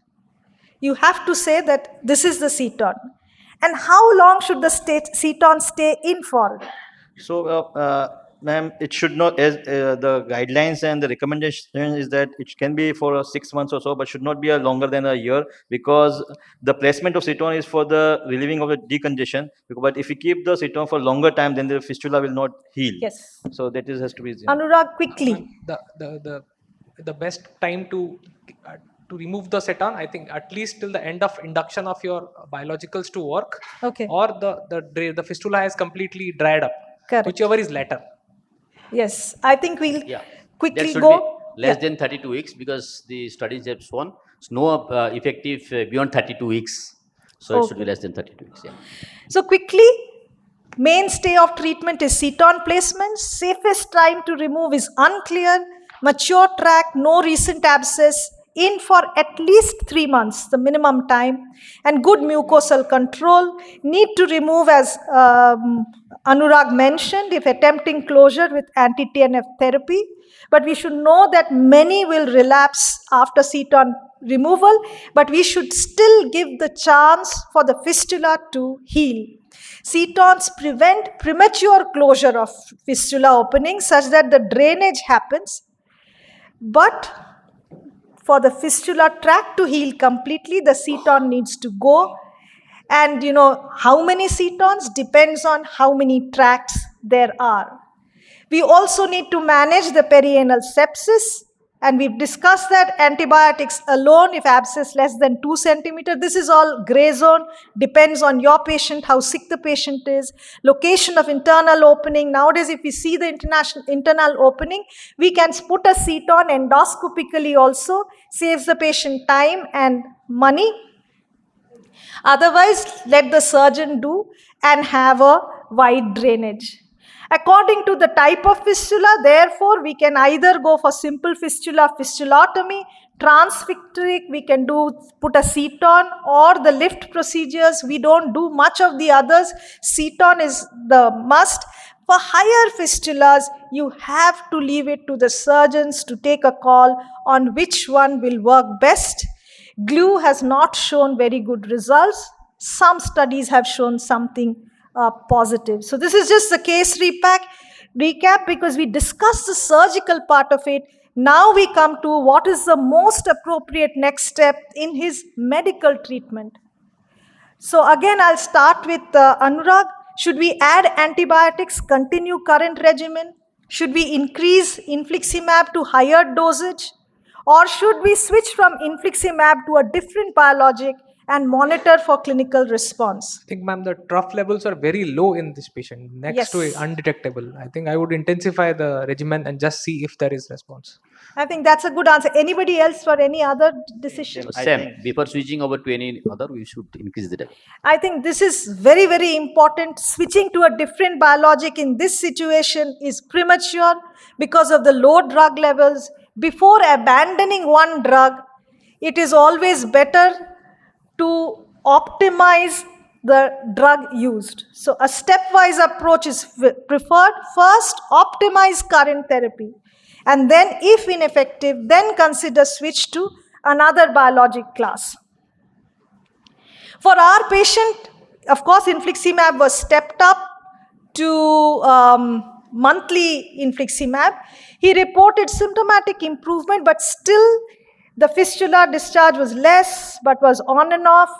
Transrectal ultrasound did not show the abscess, but the fistula drain was there.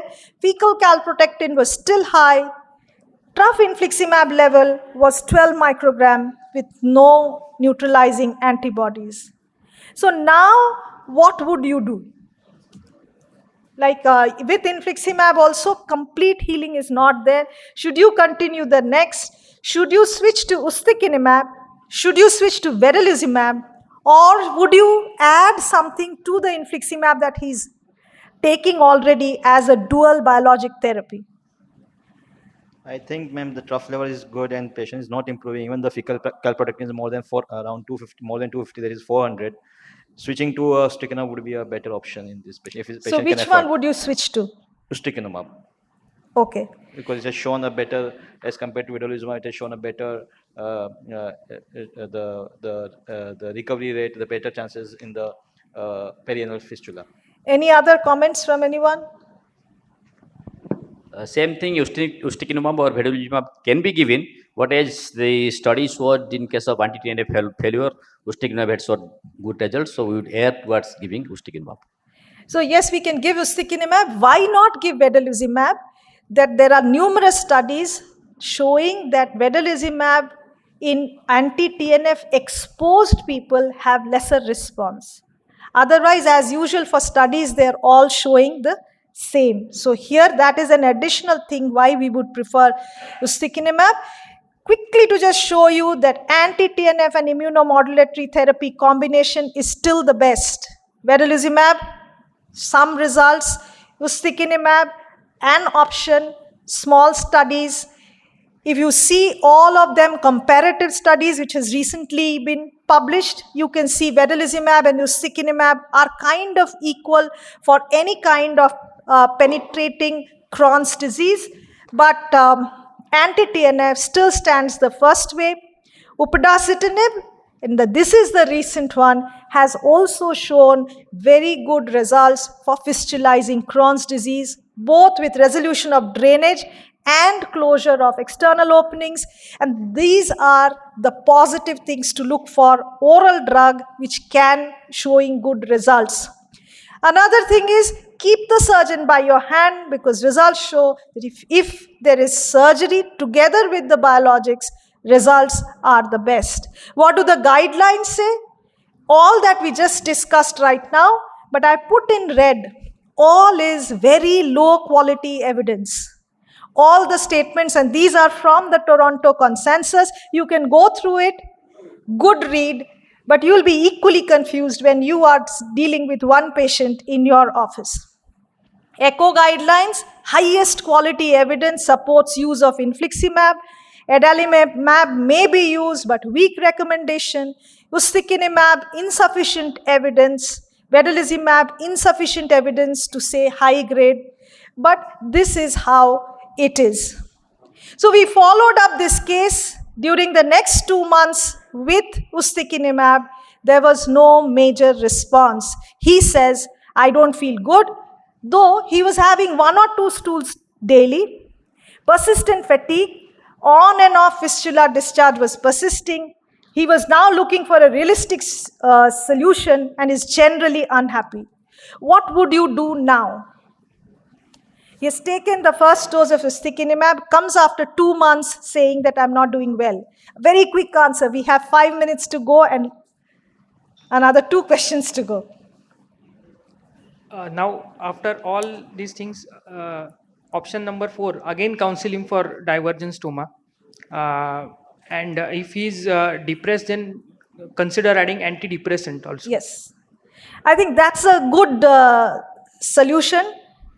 But it is also important to remember, for all biologics, fistula healing rates are poor. With 1 dose, don't expect a big thing. No knee-jerk reaction. The first drug, and every drug, needs to be given a chance. Within 1 dose, if you switch, you add something, you're increasing cost, you're increasing risk of side effects. He was just reassured. Same treatment was continued, and antidepressant was added because the frequency of motions had come down, the discharge had come down, and then Now he's our friend by now because we've been discussing with him and we gave him an antidepressant. Now, what is again, one single answer? Which of the following measures is the most important to sustain remission? Should we continue ustekinumab, regular monitoring? All are important. Which do you think is the most important? Ustekinumab therapy, UST therapy, and Yes. approved maintenance dosing. Yeah, That's so the if he is doing well, then stick to it. On the same breath, I want to ask, can biologics be discontinued? We did this and we just have published the data. We feel that for fistulizing Crohn's disease, risk of relapse is higher than non-fistulizing. But we still need to stop. I think when every healing has happened in our country, we may consider that. Now the tricky question and a quick one. What would your plan be if he has a loss of response now? We are smiling, he's a friend now, he's coming all the time, but we know what is lurking behind. I think Dr. Kale was trying to say stoma, but the problem with stoma is that evidence is showing that there is very bad reversal. People Yes. don't restore back to normal bowel. The last resort for every fistulizing patient is a proctectomy and Yes. and permanent stoma, which I think you have to offer him because we have dried out all the options. And this patient is also an aggressive kind of a disease. Since the age of 17, over a decade, he is still in troubled Yes. waters. So I think proctectomy. Yeah, so fecal diversion, but that is just a bridge to proctectomy. I think Anurag has summed it up well. It's also important to understand the patient perspective, and this is what I would like to highlight. We say no discharge, your ceton is in place, you're fine. But he says, I haven't had a day without pain for nearly 4 hours. I can't sit with that. Another person came and told me, I have multiple cetons. How difficult it is to clean the area after I pass motions. So these are simple things, but we miss out. So there needs to be patient-reported outcomes-based, decision on what is what. There are overlooked issues, and this is strange, but 2, 3, 4 studies have shown about more than 50% of patients self-reported periods of depression, living with perianal affects sexual function and body image. We have to set the patient the right target. Treat to the patient. First aim, no fistula, no ceton. Second, better quality of life. Ceton should be okay. We need to tell the patient. Gradually over time, we should say better quality of life is okay. If the ceton is there, no stoma is needed. And then you reach a stage where stoma is okay if better quality of life is there. So there is a newer classification of perianal disease. And if you see this, the end is perineal symptoms are persisting after proctectomy. You may need to tell the patient, we'll just go for symptom control. We'll not go for more aggressive treatment. So this is how the algorithm looks. I think we are very short of time. So our panelists have actually summed it up very well that we need to follow it. Newer therapies are always coming. M.I.C.E gave us hope, but the extension of M.I.C.E said no, it does not work. Mayo Clinic is saying we have some stem cell therapy coming. And now EU approves first allogenic therapy for Crohn's disease, Alofisel, that is Darvadostrel. Results are mixed, but some good results. We have developed with IIT Hyderabad a unique biogel. We just presented it this time at ECHO. This is just the animal model that we are doing. Appears to work well. But the key principles of treatment still remains: do both medical, do surgical, close collaboration between gastroenterologist and colorectal surgeon are must. Recent studies, everything suggests that combination of multiple therapies may be the future, that we'll have stem cell, we'll have other things together with what we have. And where do we stand today? Summary for all of you: current treatment modalities are partially successful at best.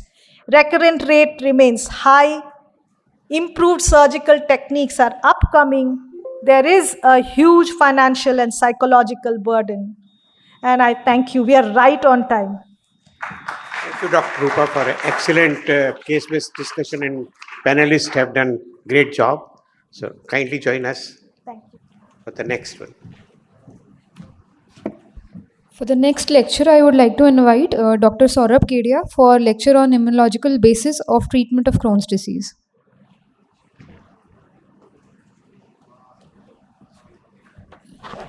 Good afternoon, everyone. So at the outset, my sincere thanks to Acharya sir, Chawla sir, Anand sir, and Dr. Sahu for this opportunity and this hospitality. So I'll begin with the homeostatic state as to how the intestine responds to a plethora of antigens which it receives daily. So this is the normal intestine starting from stomach till the rectum, and this is how it behaves physiologically. So there is a microbial load which increases gradually as we move from stomach to small intestine to the large intestine, highest being in the large intestine. The mucous layers also increases in the same proportion. There's a single mucous layer in the small intestine and a double mucous layer in the large intestine to protect against these microorganisms. The pH gradually increases from stomach as we move towards the rectum, and the oxygen concentration reduces as we move this again from the small intestine to the large intestine. All these factors join together, maintaining a homeostatic state. Intestine is the largest immunological organ of the body. It has the largest interface of the body with the external environment. Interestingly, the epithelial layer is single-celled, and still it protects the underlying structures from the dietary antigens, the microbes, the pathogens, which it encounters daily. How does it do so is? So there is a intricate balance of the pro-inflammatory and the inflammatory cells and the cytokines in this homeostasis. And when this homeostasis gets disturbed, there occurs inflammation, which could be acute in case of infection or chronic in case of immunological disorders like IBD. So how does IBD occur? We all know that there needs to be a genetic predisposition, and then under the environmental influence, which starts right after birth or even before birth, with the mode of delivery, the feeding pattern, the diet, smoking, and the other factors, which may cause an alteration in the gut milieu, in the microbiome, which incites an pro-inflammatory environment and causes the epithelial destruction. So now, if we look at these two parts, the end result, which is the pro-inflammatory environment and the epithelial destruction, then the key players in this process are the immune cells, the cytokines and the receptors, their intracellular pathways, and epithelial cell, which is the target, but again plays an active role and has an active crosstalk with all these pathways in causing this inflammation or in decreasing this inflammation. So a word about these immune cells and cytokines in IBD. So we all know that there are two parts of the immunity: the innate immunity, which is the initial defense, and then the adaptive immunity. The participants of this innate immunity include the epithelial barrier, the tight junctions, the mucous layer, the antimicrobial peptides, the commensals, and then the immune cells, which are the macrophages, the dendritic cells, the neutrophils, the innate lymphoid cells, which are corollary to the T cell subsets and the natural killer cells. All these cells play an important role in the hemostasis. They respond to the pathogens and maintain intolerance against the dietary or the commensals. And this is followed by the adaptive immunity, which is a more specialized or a more developed form of immunity, more specific to the vertebrates. And the components of this adaptive immunity are the most important component of the adaptive immunity is the T cells, which has different subsets, which have different roles in different types of IBD. So we have the Th1 cell, which has an important role in the pathogenesis of Crohn's disease, along with the Th17 cell, which also has an important role in the pathogenesis of Crohn's as well as ulcerative colitis. And for UC, we mostly have the Th2 and the Th9 response, which along with the Th17 response plays an important role in pathogenesis. So there are four pathogenic T cell subsets: the Th1 cell, the Th2 cell, the Th9 cell, and the Th17 cell. Th1 and Th17 are important for Crohn's. Th2, Th9, and Th17 are important for ulcerative colitis. We then have the regulatory T cells, the FOXP3 positive cells, and the TR1 cells, which control or regulate this aberrant immune response. And again, they become dysfunctional in patients with IBD. So then there are the cytokines. So we have cytokines which are generated from these innate immune cells, and there are specific cytokines for each type of T cell subset which activate these specific T cells. Then we have the transcription factors specific for all these T cells, and then we have the cytokines which are secreted from these specific T cells and which are the effectors for these T cell types. So interferon and TNF are the most important, I may say, players for the Th1 cells, interleukin 17, 22, 21 for the Th17 cells, interleukin 9 for the Th9 cells, and the other interleukins for the Th2 cells. The interleukin 10 and TGF beta, which are anti-inflammatory cytokines, are the important, I may say, players for the T regulatory cells. So how do we target the immune response? We can either target the immune cells or we can target the cytokines. So the steroids, the immunomodulators such as azathioprine, methotrexate, the calcineurin inhibitors are all a general immune cell depleting agents. So they broadly affect these immune cells and decrease the immunity and are effective in patients with IBD. Then we have the selective pathways or the selective agents which target the lymphocyte trafficking. So there are two pathways. So we have the lymph nodes or the lymphoid organs in which these T cells get primed or get activated, and then they leave these lymph nodes into the site of inflammation. So their egress from these lymph nodes is blocked by the what is known as the S1P receptor modulators, which are ozanimod and atacicept, which are now approved for therapy for ulcerative colitis in the West. Then we have agents which stop these T cells or the inflammatory cells from coming out from the blood vessels into the intestine. So we have these lymphocyte trafficking inhibitors which inhibit the interaction between the lymphocytes and the endothelial cells. So they inhibit the integrin which is present on the lymphocytes and the MADCAMs which present on the endothelial cells and inhibit the interaction. So we have vedolizumab or trolizumab, which are the agents for this type of class. So two basic broad categories of lymphocyte trafficking inhibitors, the S1P receptor modulators and the anti-integrins, which selectively reduce the egress or reduce the number of inflammatory cells in the area of inflammation. So among these, we all know that steroids are approved for induction for both Crohn's and UC. Azathioprine again for maintenance for both Crohn's and UC. Methotrexate only effective in Crohn's, both as induction and maintenance agent. Vedolizumab, which is anti-integrin, has been approved as induction and maintenance for both UC and CD. Ozanimod and etrasimod, which are anti-S1P modulators, have been approved only for treatment of UC for both induction and maintenance. For Crohn's, the data is awaited. Then we have other therapies such as the anti-MADCAM one, which again works like vedolizumab, which are under phase 3 trials.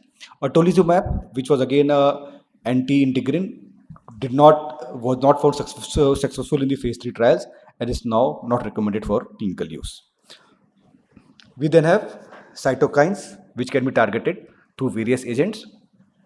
So of these cytokines which are highlighted in green are those which have been approved for therapy, which include the anti-TNF agents, the anti-IL-12, IL-23 and the anti-IL-23 agents. So there are some cytokines for which the trials were conducted, but the therapy was not found to be effective or was found to be harmful.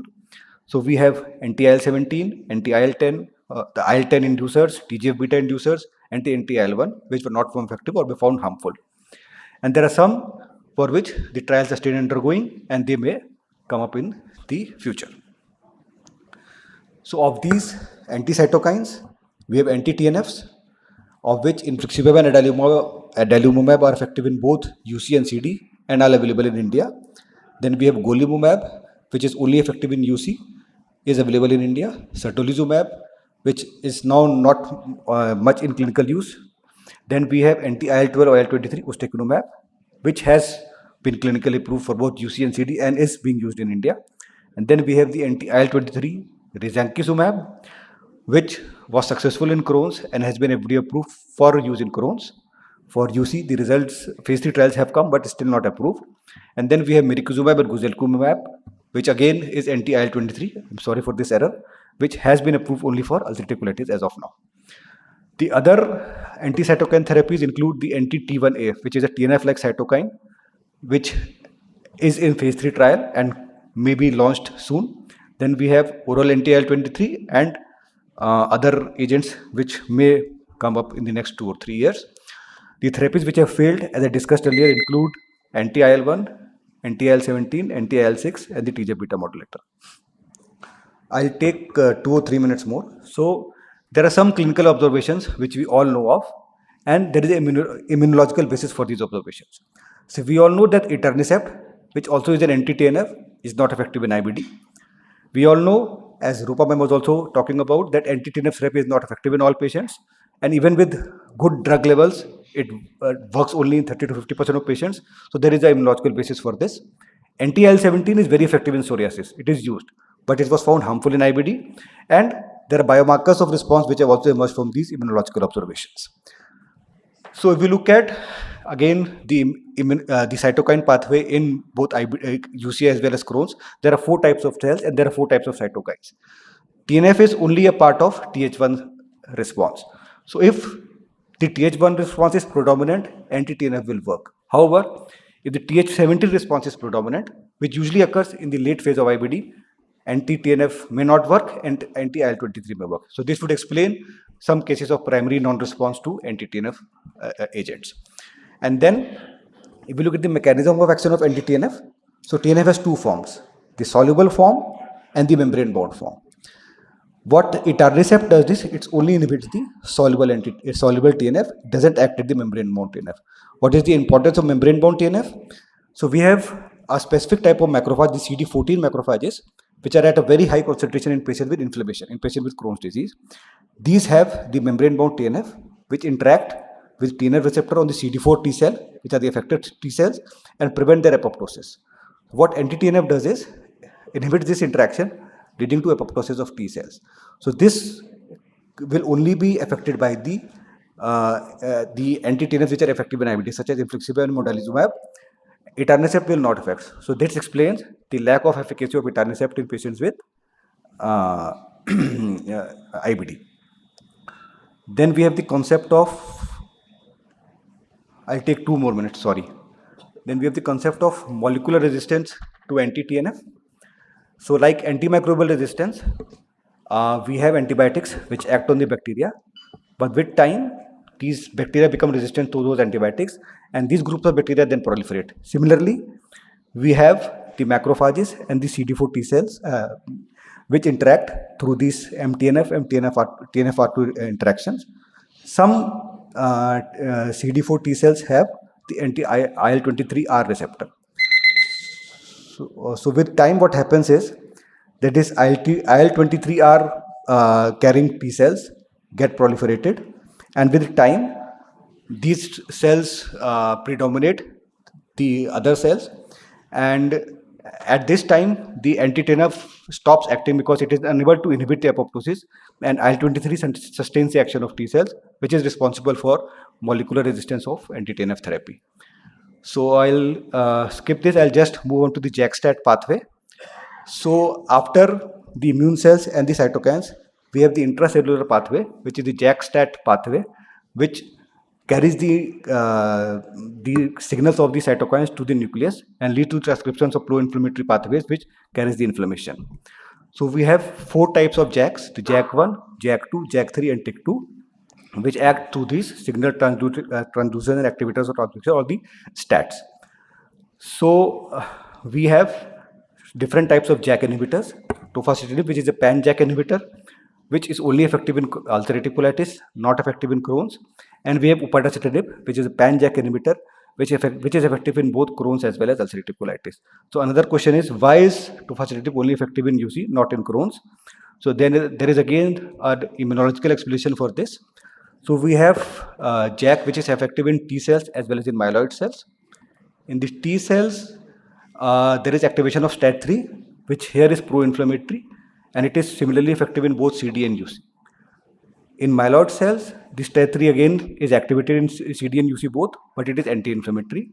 While STAT1, which is pro-inflammatory in both the conditions, is only activated in UC in myeloid cells. So when the JAK inhibitors act in Crohn's, it decreases the anti-inflammatory role of STAT3, but however in UC, it decreases both the pro-inflammatory as well as the anti-inflammatory role, explaining why it's only more effective in UC than Crohn's disease. Then we have the advanced combination therapy, which again take the advantage of this immunology and act as various pathways in patients with refractory IBD and with EIMs, increasing the efficacy in refractory cases. And then we have the broader mechanism of action like TNF and JAK inhibitors, which explain the higher side effects as compared to the selective agents like anti-integrin and anti-3, which explain the lesser side effects. So to summarize, last slide. Yeah. So during hemostasis, the gut maintains an immunotolerance against the external antigens. This loss of immunotolerance leads to aberrant immune response and epithelial damage. There are several ways of targeting the aberrant immune response, the generic like steroids and immunomodulators, or specific like the targeted therapies. And there are many clinical observations which can be explained by the immunology. And this is also the basis of advanced combination therapy and the differences in adverse events. Thank you and sorry for the extra time. Thank you, Saurabh. For a very complicated one, you have tried to summarize them very nicely. It's open to House. Any questions to either panel or to Dr. Rupa?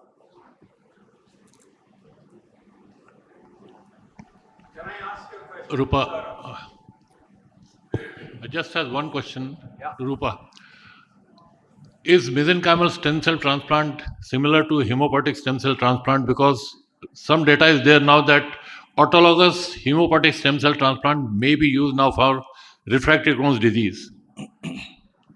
I think this is a good question. Hematopoietic stem cell transplant was done, and that's how stem cell therapy first came into being, because there were patients with leukemia and Crohn's disease, and on treatment for the leukemia, the Crohn's disappeared. Having said that, hematopoietic stem cell transplant for IBD has lost the steam because a lot of immunosuppression is needed. And mesenchymal have come up because it is easy to extract. You can get it from even the abdominal fat pad and other places. You can get it from the bone marrow, and no additional immunosuppressants are needed. Okay. Admire CD actually showed very good results, but the long-term extension actually has been depressing. But that is the status. Okay. But hello, how does stem cell transplant helps in Crohn's? Is the sensitized T cells which are removed? What is the mechanism? Why bone marrow transplant will be effective? It is actually, sir, to put it in short, it is just like, you restart the computer. So you reset and that's the whole... you have got a new set of cells. Yes, yes. That's the reason. Yes. Why yes. did he lost in steam? So that is why for hematopoietic, you need to ablate that previous that and then do a standard reset. therapy. That's a standard way. Yes. For mesenchymal, what happens is mesenchymal cells, they have the tendency to migrate and populate the area which is inflamed. And in fact, now we are seeing that even with Crohn's disease granulomas, TB granulomas, the mesenchymal cells, they migrate even if you give it. So there were studies done in which they tagged these mesenchymal cells, and then they migrate to the fistulizing tract.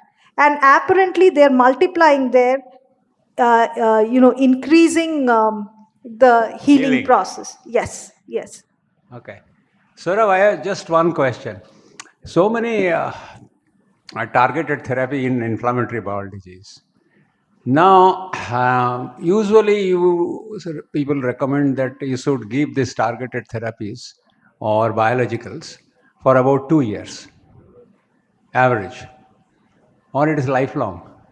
For example, a fistulizing Crohn's, you are treating. A perianal disease, like initially presented as surgeon.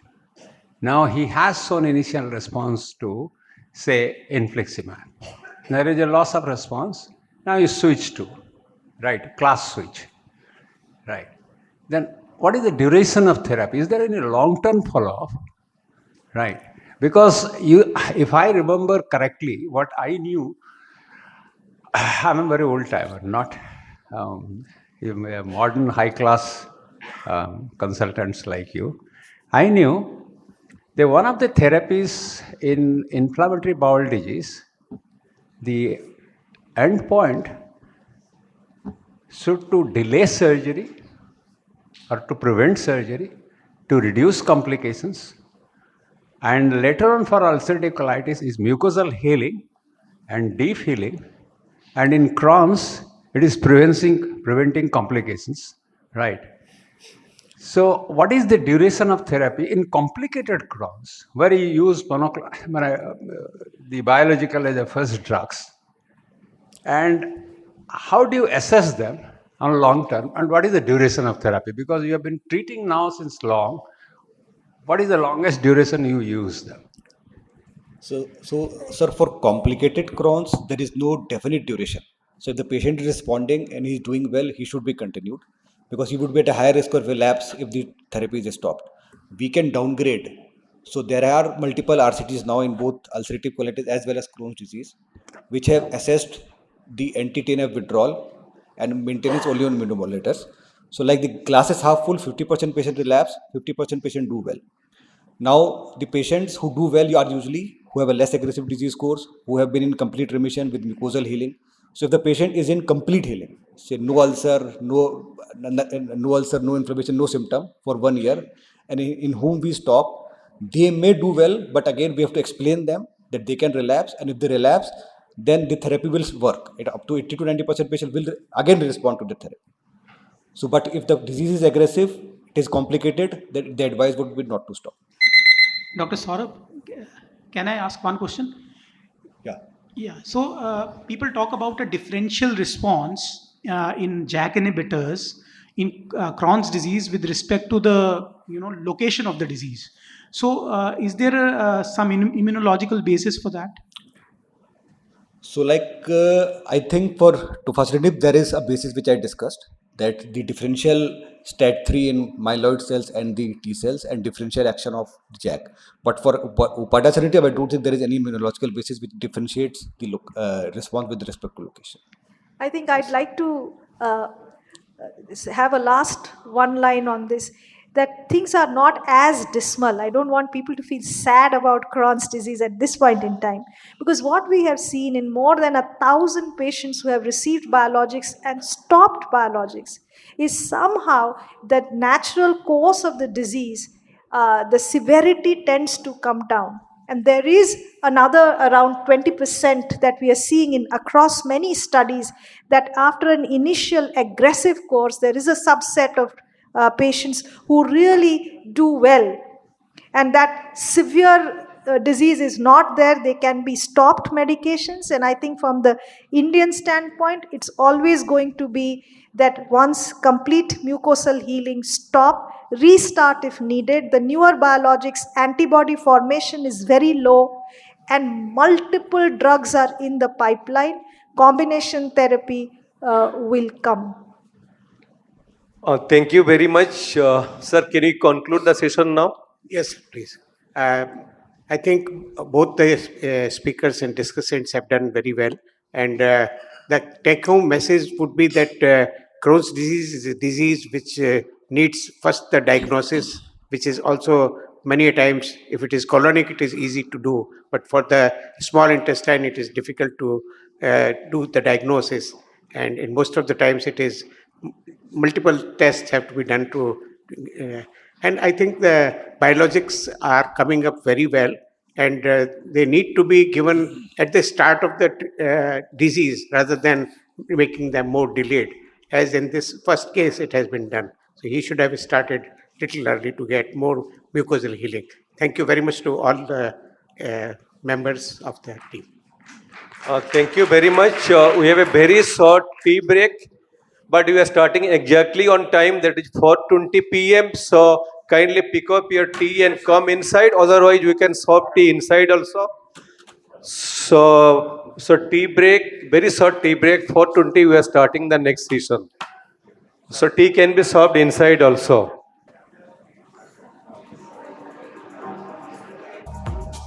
Yes, for the next session, the session is on eosinophilic esophagitis. I would like to call as an expert Dr. Subhash Chandra Samal, as panelists Dr. Manish Mandray, Dr. P.C. Dalai, Dr. Jimmy Narayan, Dr. Ranjana Giri. As discussants, I would like to invite Dr. Anant K. Agasti, Dr. Prashant Parida, Dr. Himanshu Soni, Dr. Sudhir K. Panigre. For the case discussion, we have a case on dysphagia. I would like to call Dr. Shobna Bhatia. Can we have our speaker, please, Dr. Shobna Bhatia, ma'am? I would like to repeat the panelist, Dr. Manish Mandray, Dr. P.C. Dalai, Dr. Jimmy Narayan, Dr. Ranjana Giri. And as discussions, I would like to invite Dr. Anant K. Agasti, Dr. Prashant Parida, Dr. Himanshu Soni, Dr. Sudhir Kumar Panigre. And as an expert, I would like to invite Dr. Subhash Chandra Samal. Thank you to the team from Kalinga for asking me to come here.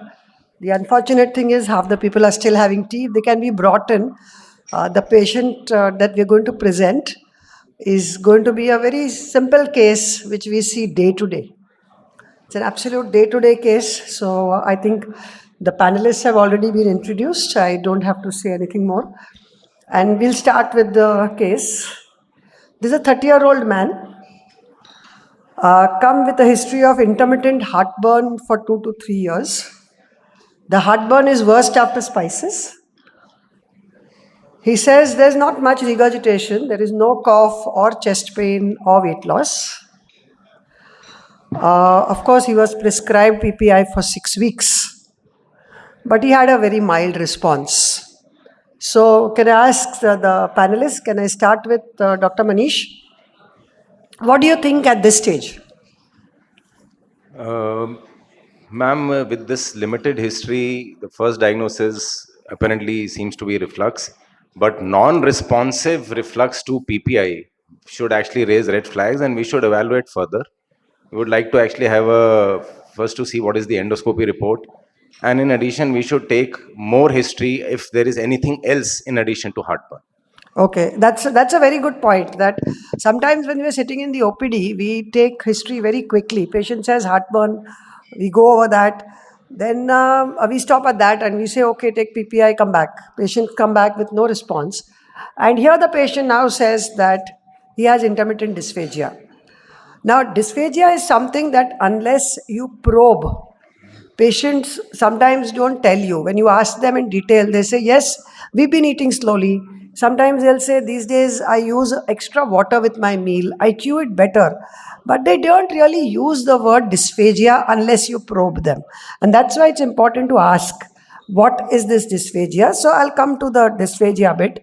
So again, Dr. Mandray, what details do you want in this history of dysphagia? Ma'am, importantly, there is actually a very nice mnemonic about impact behaviors, as you've mentioned.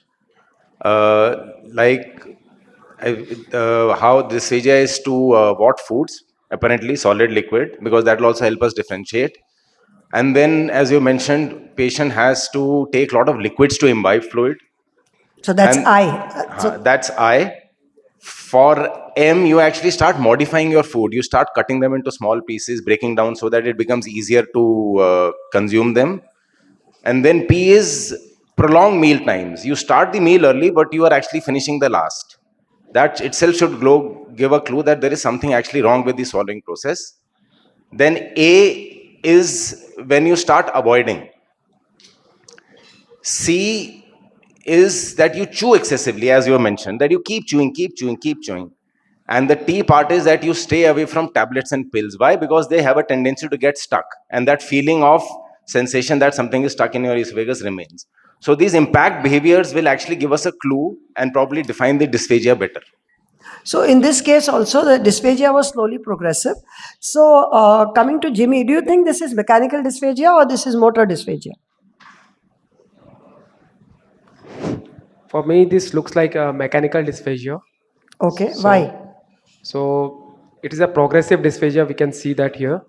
And also the dysphagia is more to solids than to liquids. So for me, it's looking like a mechanical dysphagia. Prakash, you have some difference of opinion. I can see that. It's a mechanical dysphagia. Okay, it can be mechanical dysphagia, but we have to, because it is intermittent. So here you have to think of whether there is any motility problem, which can be thought of here because patient is intermittent dysphagia, no response to PPI.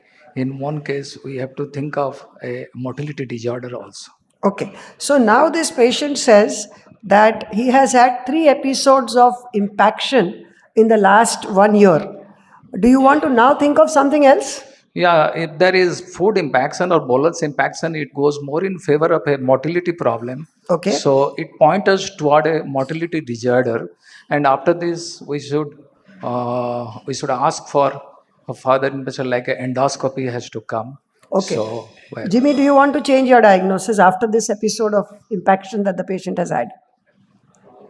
Your motility disorder could be now kept in the differential diagnosis. Okay, so at this point, what I just want to ask is there anyone who thinks that there is any other differential diagnosis? The patient has intermittent dysphagia, he has come with heartburn that started and a few episodes of impaction. Any other differential? I'll be coming to the details. So one of the things is even patients who have Schatzki's ring can come like this. Patients who have any motility disorder, early achalasia can have this, and of course there are many others, we'll come to those. So now he is absolutely scared to eat. And as all of you suggested, an endoscopy was done. This is the patient who came to me after endoscopy and everything. So I'll just show you all the endoscopy here. And I want your comments from the house as well. The endoscopy was reported as normal. The report is written, there is no stricture, hiatus hernia or esophagitis. The patient has received PPI, PCAB with no response. Is this normal? Eosinophilic esophagitis? We have not come to that. When this is a, yes. Shobna, the one thing is that when we have these narrow caliber scopes that we have, yes, it's very difficult to be very certain if, that we don't have a lesion there. So when I have a situation like that, I usually put a cap. Okay. And that's, then you're a little more confident that the cap is going through, that there's nothing very major. But that you can pick up certain lesions better with a cap at the tip of your scope. Okay. So do you thought that this was eosinophilic esophagitis, this finding of esophagus? What do you think is the finding here? The furrows are there. You find a little furrows, yes. Okay? Yes. Anybody else who thinks this is not really normal? Okay, how many of you think this is normal endoscopy? This is the only picture I have. How many of you think this is normal? This was the report I got. So none of you think this is normal? So when you go back to your clinic, if you see such a picture, do not report this as normal. Okay, that is my message here. Okay, this was reported as normal. And because the patient was not getting better, an endoscopy was repeated. It showed the same findings and biopsies were done. So Dr. Ranjana, what do you think happened here? There are 3 to 4 eosinophils were found. So as a pathologist, when we see eosinophils in the epithelium of the esophagus, we will have a differential diagnosis of GERD or eosinophilic esophagitis, or it could be due to any drugs. So in case of GERD, the eosinophils are mostly concentrated in the lower part of the epithelium, but in case of eosinophilic esophagitis, it is more commonly concentrated in the upper part of the epithelium. And second thing, number of eosinophils also important. If it is more than 15 per hyperfield, then we could think of eosinophilic esophagitis. But in GERD, the number is less and the location is in the lower epithelium. Okay, so I'll just move from here because there's a lot more coming up, Naresh. No, my thing is that when you're taking a biopsy, if this guy's already been on PPI, that biopsy thing can be extremely financial. Yes, so we're coming to that. We're coming to that bit. Madam, but this was, yes. You did not tell about how many biopsies, other multiple biopsies So- has been taken or So not. just 3 biopsies were taken. Okay, so I'm not really discussing the person who has done this thing. This patient came to me after all these findings, and the patient underwent a manometry. I got the patient as a referral because the manometry showed some problems. Okay, so this is the manometry. Now, Dr. Prakash, can you read the manometry and tell us what this is? This is the first one is there is pressurization of the esophagus, and there is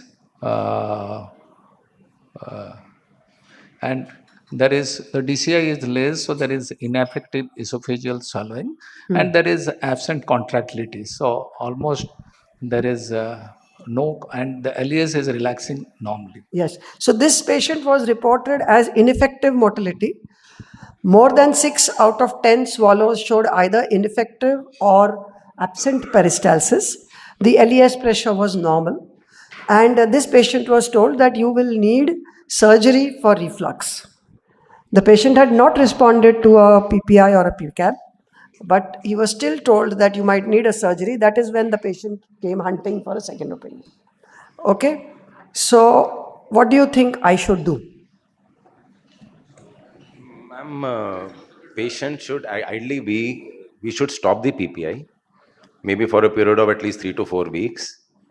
We should do a detailed endoscopy again because some people have already brought out some abnormal 2 people features. have already done an endoscopy and called it normal, yes. So repeat endoscopy after stoppage of PPI, and we take multiple biopsies, especially from the proximal and distal esophagus.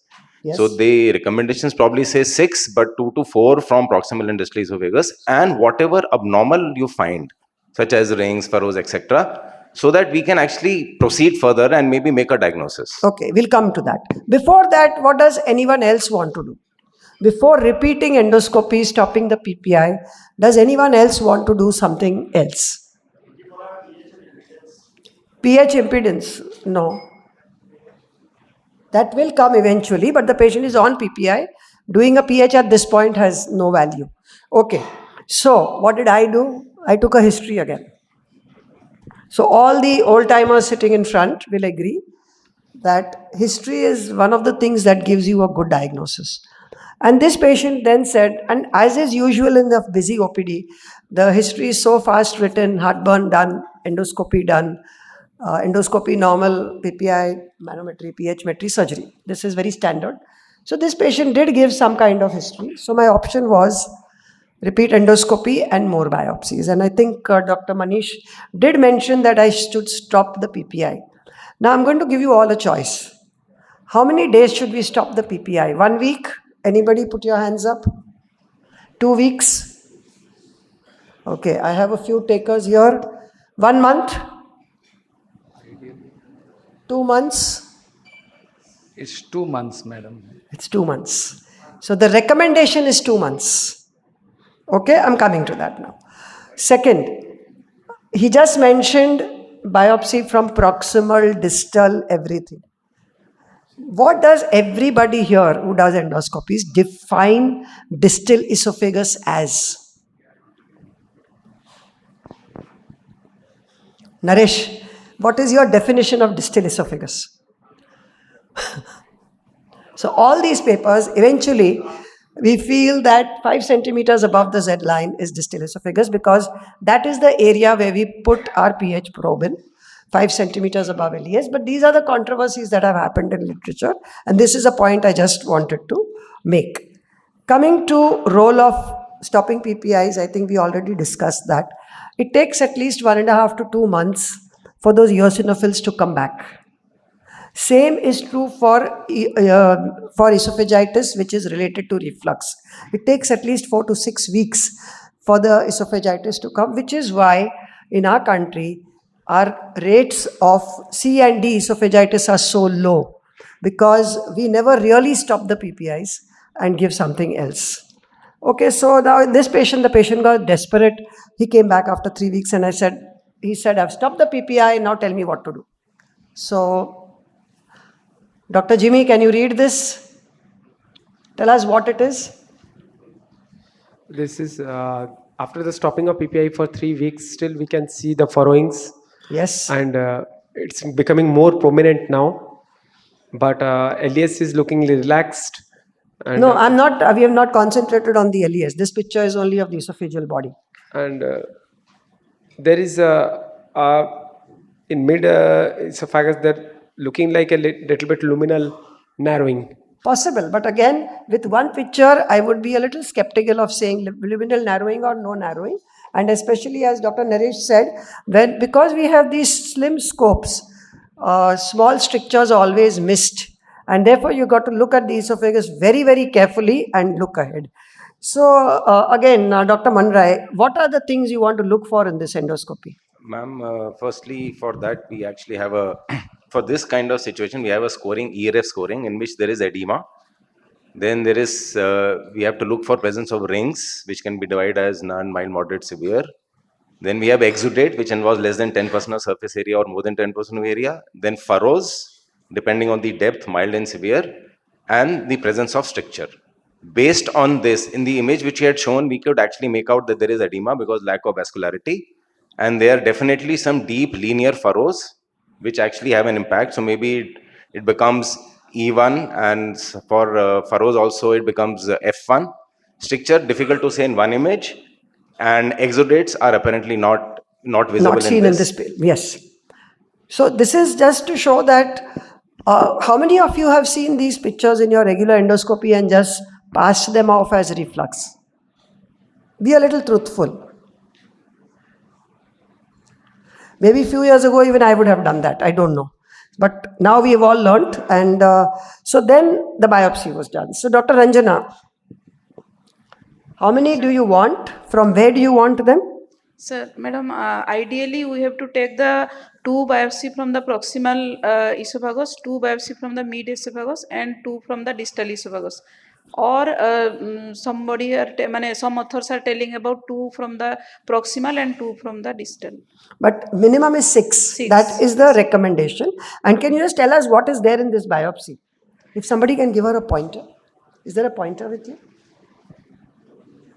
Okay, I'll point out from here. Can you see this? No. My screen pointer is not working. Okay, the panel on the left, what does it show?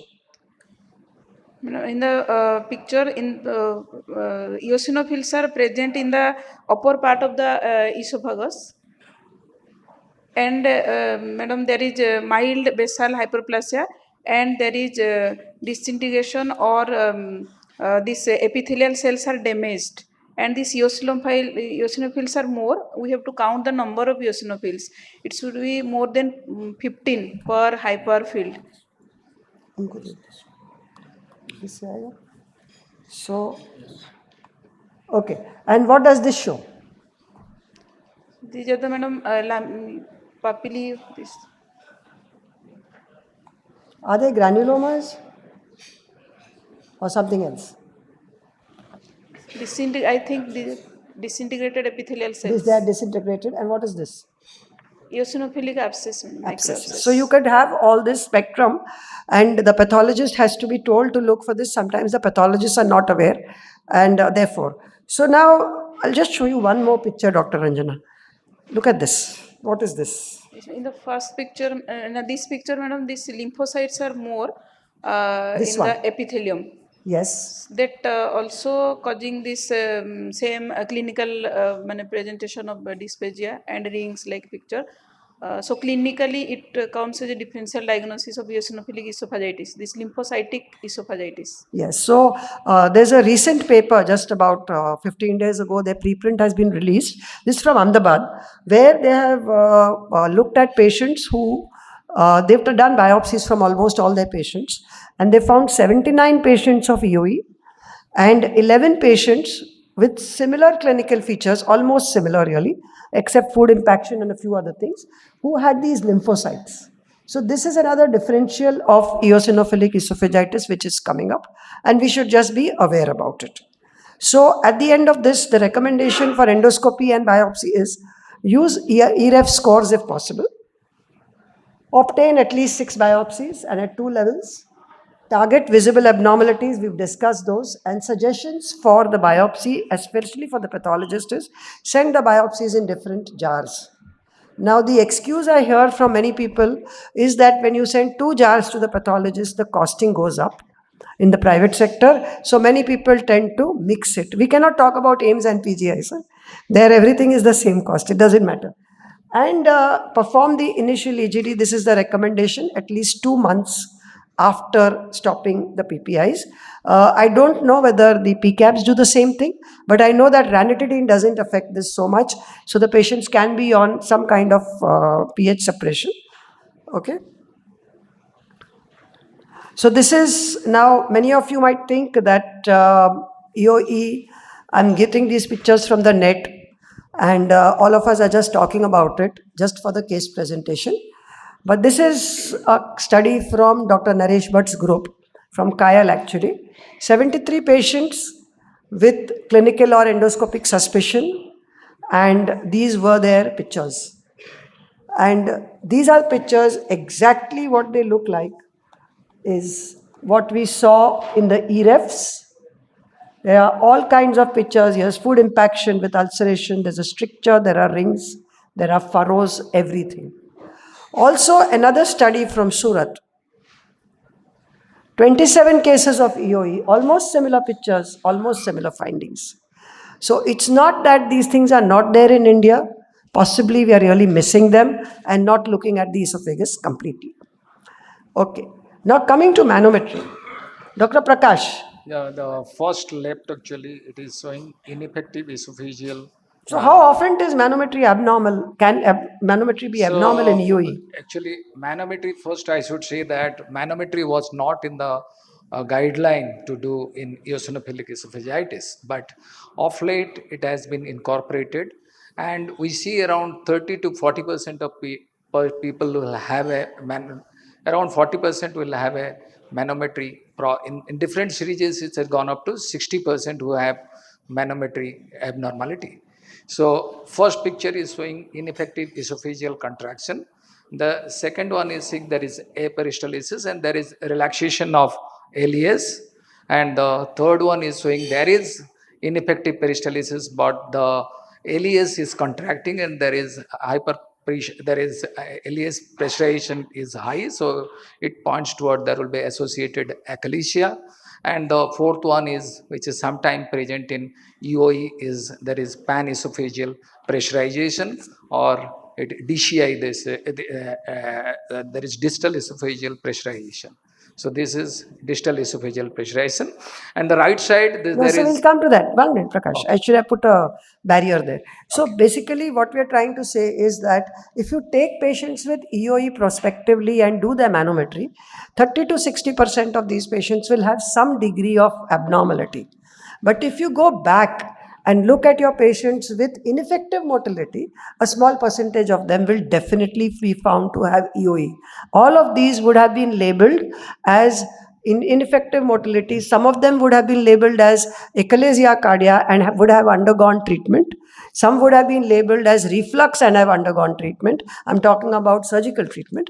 And therefore, we've got to be careful before we label these patients and go for a definitive treatment. And now, that intrabolus pressure also sometimes is high. So this is the intrabolus pressure here, which is high because of this pressurization, because of there's a distal obstruction here actually, and almost behaves like an EGG obstruction. And here it is important to note that such patients you should not label as achalasia before you do other investigations. So flip is a new coming thing. Today I'm not going to be discussing flip. So this is another picture where this looks exactly like achalasia. I mean, if you put this picture in the exam, this one, the student will be failed if he does not say achalasia. So this is type 2 achalasia, classic pressurization. LES is not relaxing well, but after treatment, the manometry has become almost normal. So this is one of the things I want to just bring out in this case, is that if we just take all our achalasias, we may be looking back, there are data to show that some of the achalasias actually had EOE, or that eosinophilic esophagitis is the cause for achalasia, is some of the theories that Stuart Speckler is talking about. So this is important for us to note. Second is, we talked about pH metry. Now, this is of course not the classical pH metry, but this is a new technology in pH where there is a cap which is placed at different levels of the esophagus, and you can directly measure the impedance. So it's not pH, it's basically impedance which you measure. The same thing can be used when you do the mean nocturnal basal impedance in the pH impedance studies, and you see a gradient in patients with reflux. You see a low impedance here, and then as you go up, the impedance is normal.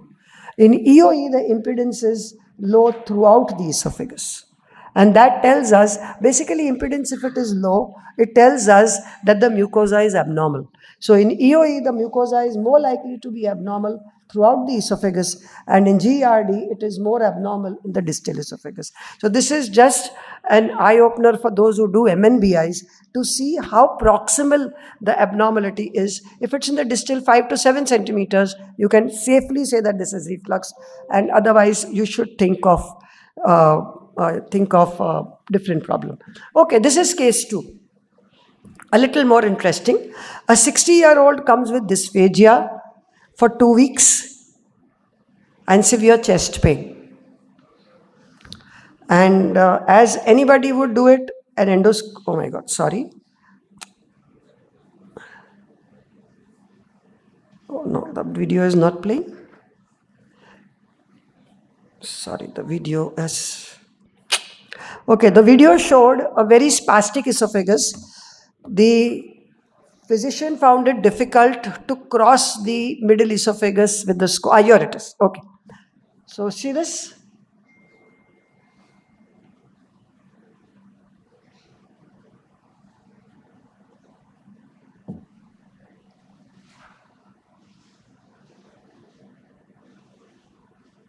Okay, differential diagnosis.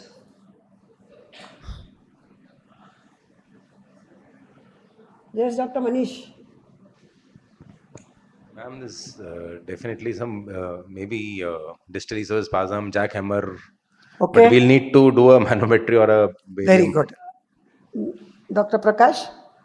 This is a patient, they have got dilated esophagus. The esophagus is minimally dilated. There is difficulty in negotiating. So we have to think of diffuse esophageal spasm or jackhammer or EJG obstruction, or that can be achalasia also. Very has good. to be possible. Dr. Jimmy? And anyone from the house?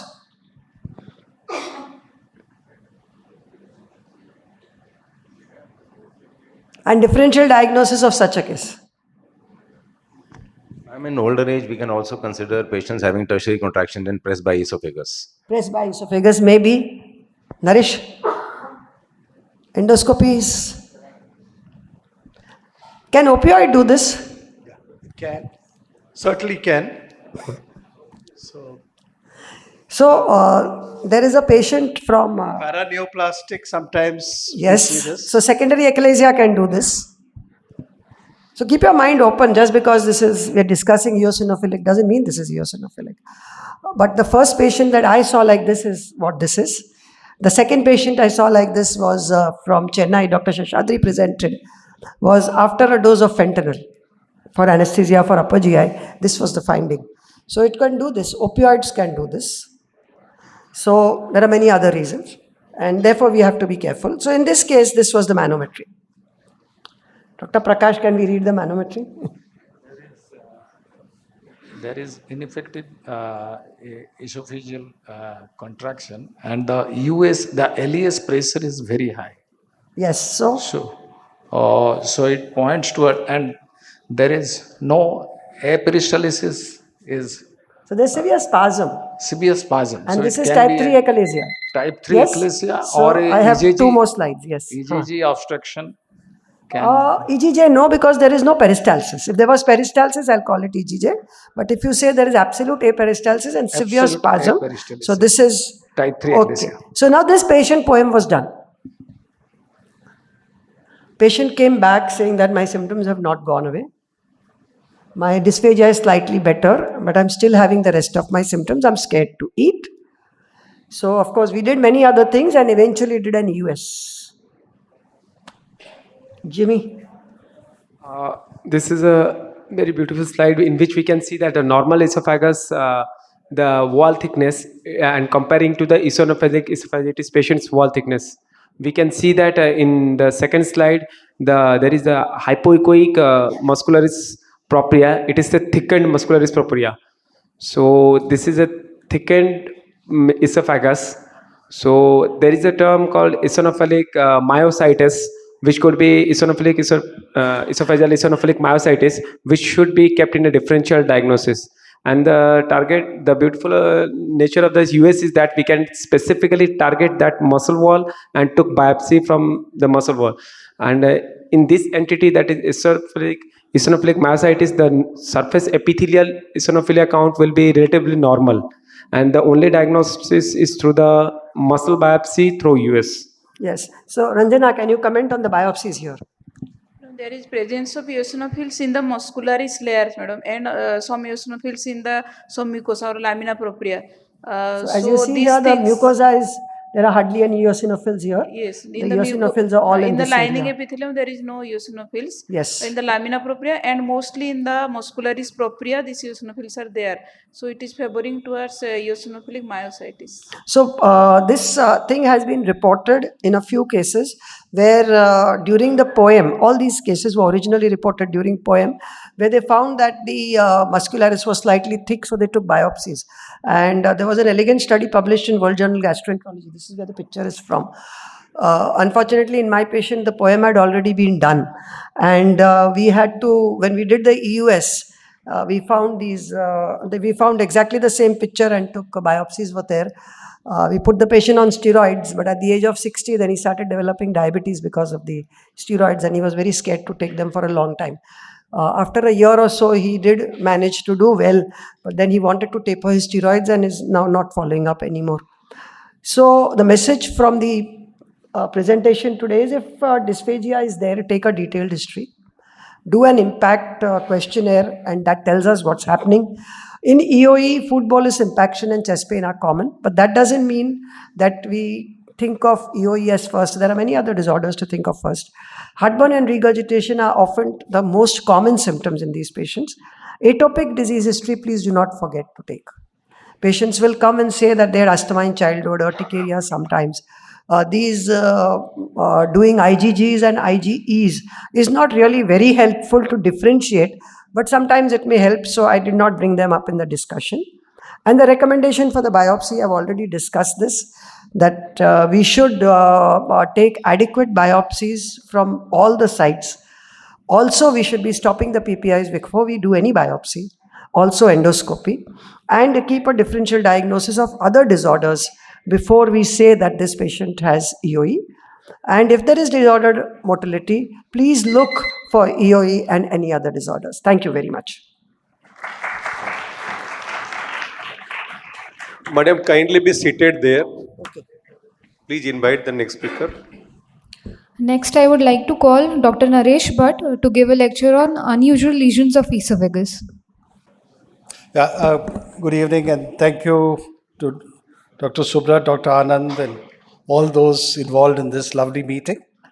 We've just had a fantastic session by the Punjabi lass from Bombay, and obviously she's taken all the good things of this meeting. I think all of us appreciate that.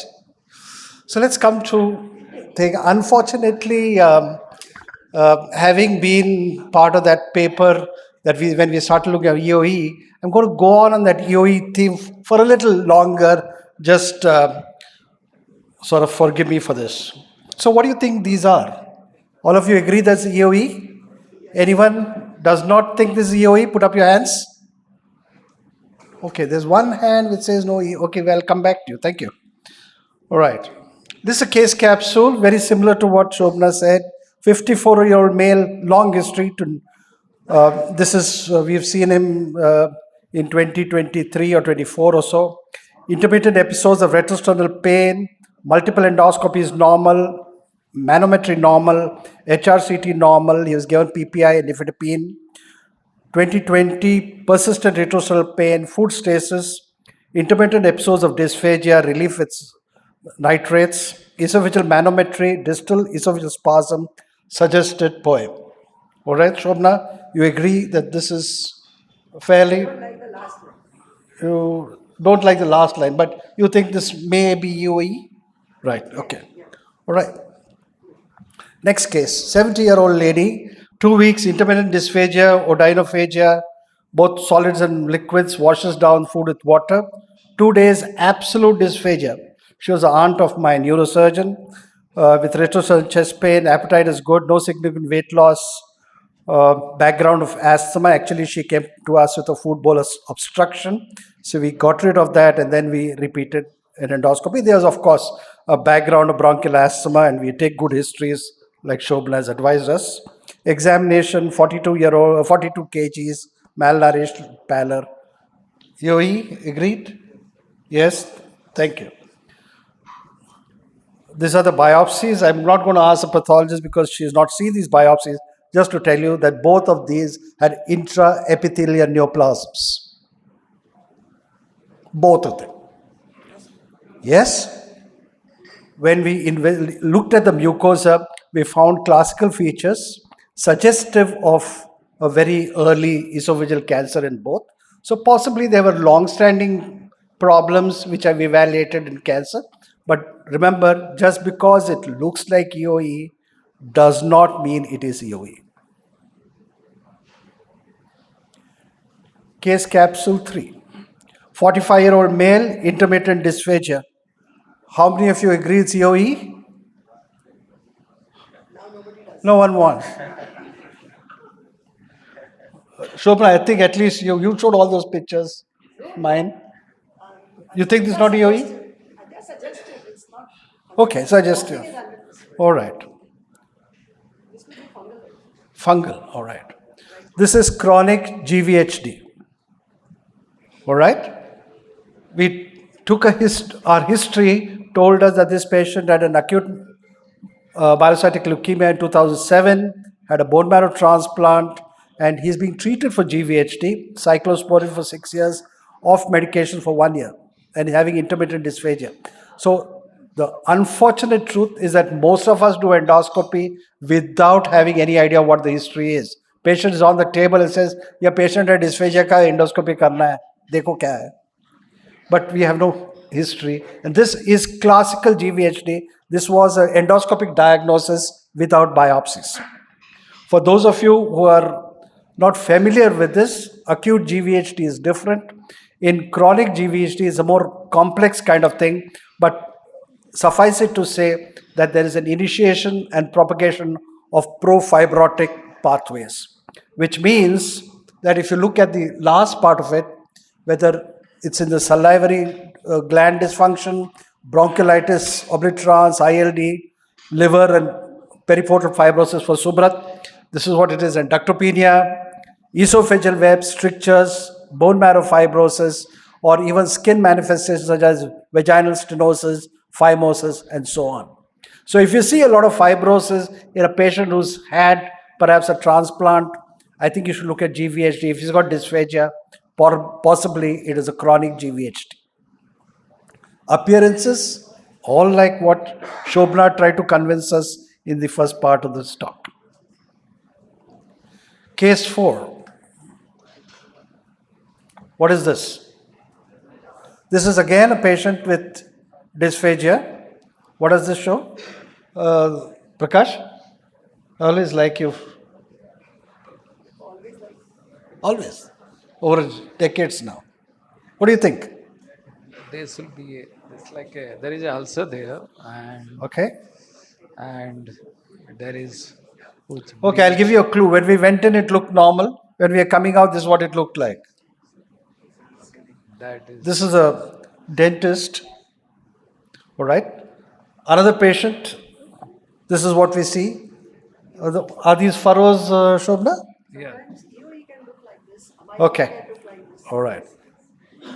This is, we took a biopsy and we got direct immunofluorescence, and this is a classical fishnet appearance. I'm sure the pathologists would be familiar with this classical fishnet appearance of pemphigus vulgaris. Now, sometimes you can get pemphigus just isolated esophagus, but sometimes you can get clues You can have oral lesions, recurrent lesions, and so on. So these are basically flaccid blisters that rupture quite easily. So as you go in, there's nothing, but the moment you touch, forms a blister which bursts. And oral mucosal involvement is often the first sight. So as gastroenterologists, we need to be comfortable with this. And this Nikolsky sign that is on touch or pressure, it just forms. That is what we showed you in the first images. But it heals, but there's no scarring against the other ones like bullous pemphigoid, where it's a little different.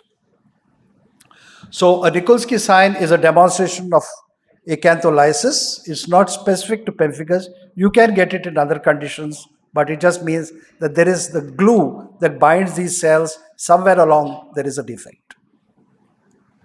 This is just for fun. What do you think, anyone? Maybe Manish? What do you think this is? So maybe there's a graft which has been put after a surgery for CA larynx, because you can see some hair. Yeah, you're right. Now, this patient actually had a skin used as a graft because he had a laryngectomy, and I think this is just for fun. I put it, but this patient also came to us. Someone said dysphagia, deco, and we found tufts of hair in there. Okay, what do you think this is?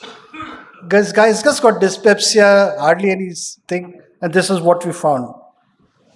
You think these are micro abscesses, Shobna? What do you think this is? Anyone?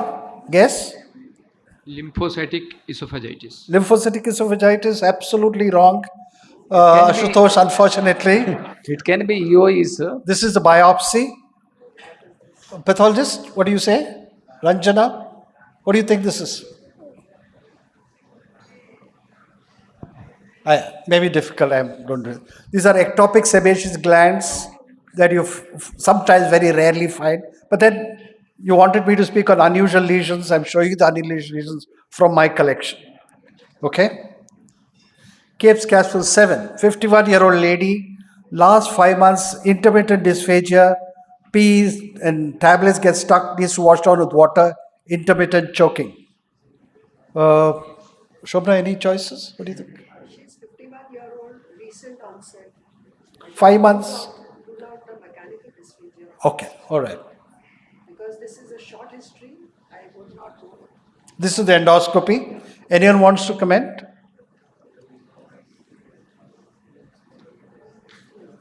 Anyone? Just take a guess. No? Ashutosh, you want to take a try, or you're just taking a walk? Absolutely wrong. Okay. Now, this basically, the biopsies showed us lichenoid esophagitis, and I'll show you some pictures. This lichen planus, you can get this patient. Again, when we took a history, examined her, we found lesions on the skin.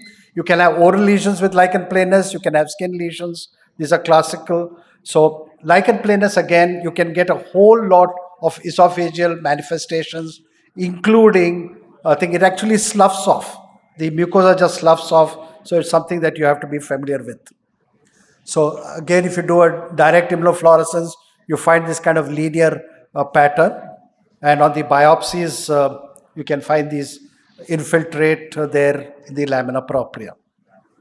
And the whole spectrum of abnormalities, which again looks like eosinophilic esophagitis that we were talking about earlier. This is something all of you are sure. Again, immune session on immune. Think this is PSS, multiple strictures. Just look at our hands, face. You have a diagnosis. No big problem. Okay, coming to maybe the last one.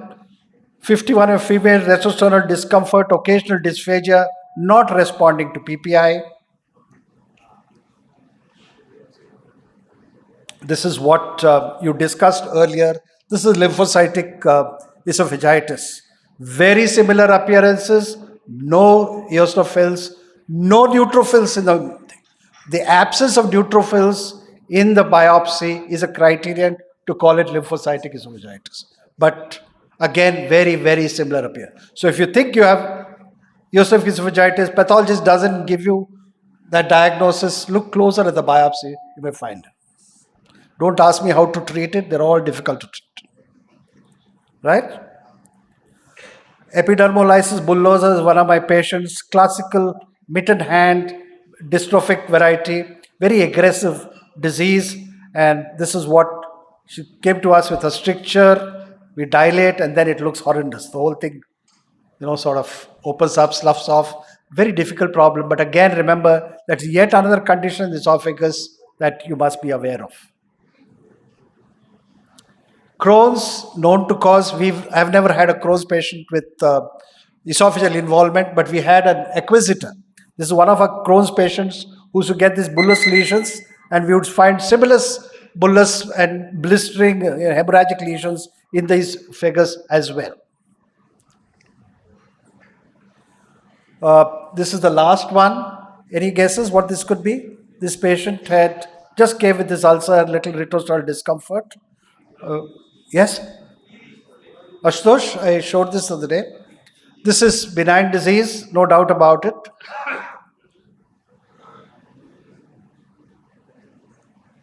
This is what we found. She was Behçet's. When we examined her, we found a genital ulcer here, down there. And of course, some patients do have oral ulcers, or this is an expression of pathergy, where, at the site of the IV, there's excessive scarring. So those may be clues to Behçet's. And if you have this typical punched out ulcer, well, that's what Behçet's is. So after MI, it's RCB.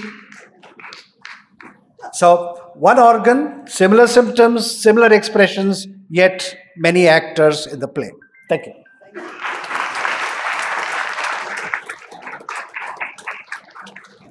Questions on this? Thank you, everybody, including the speakers, Dr. Award, and panelists. I think we'll conclude the session here. Thank you very much, sir. So we'll move to the next session. Thank you. Please invite. Sir, photograph, sir. For the next session is on autoimmune gastritis. As an expert, I would like to invite Dr. A.C. Anand sir. As panelist, I would like to invite Dr. Manas Behra, Dr. Urmila Senapati, Dr. Sanmoon Mohapatra, Dr. Boni George. As discussants, I would like to invite Dr. Alok Kumar Mantri, Dr. Manos Kumar Behra, and Dr. Rajat Khandelwal, Dr. Mukti P. Meher.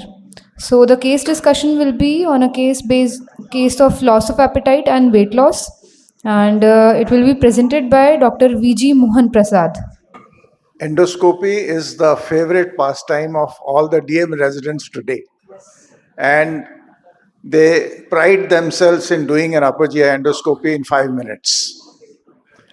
So you've just been told what you miss in esophagus, and now you're going to be told what you miss in stomach.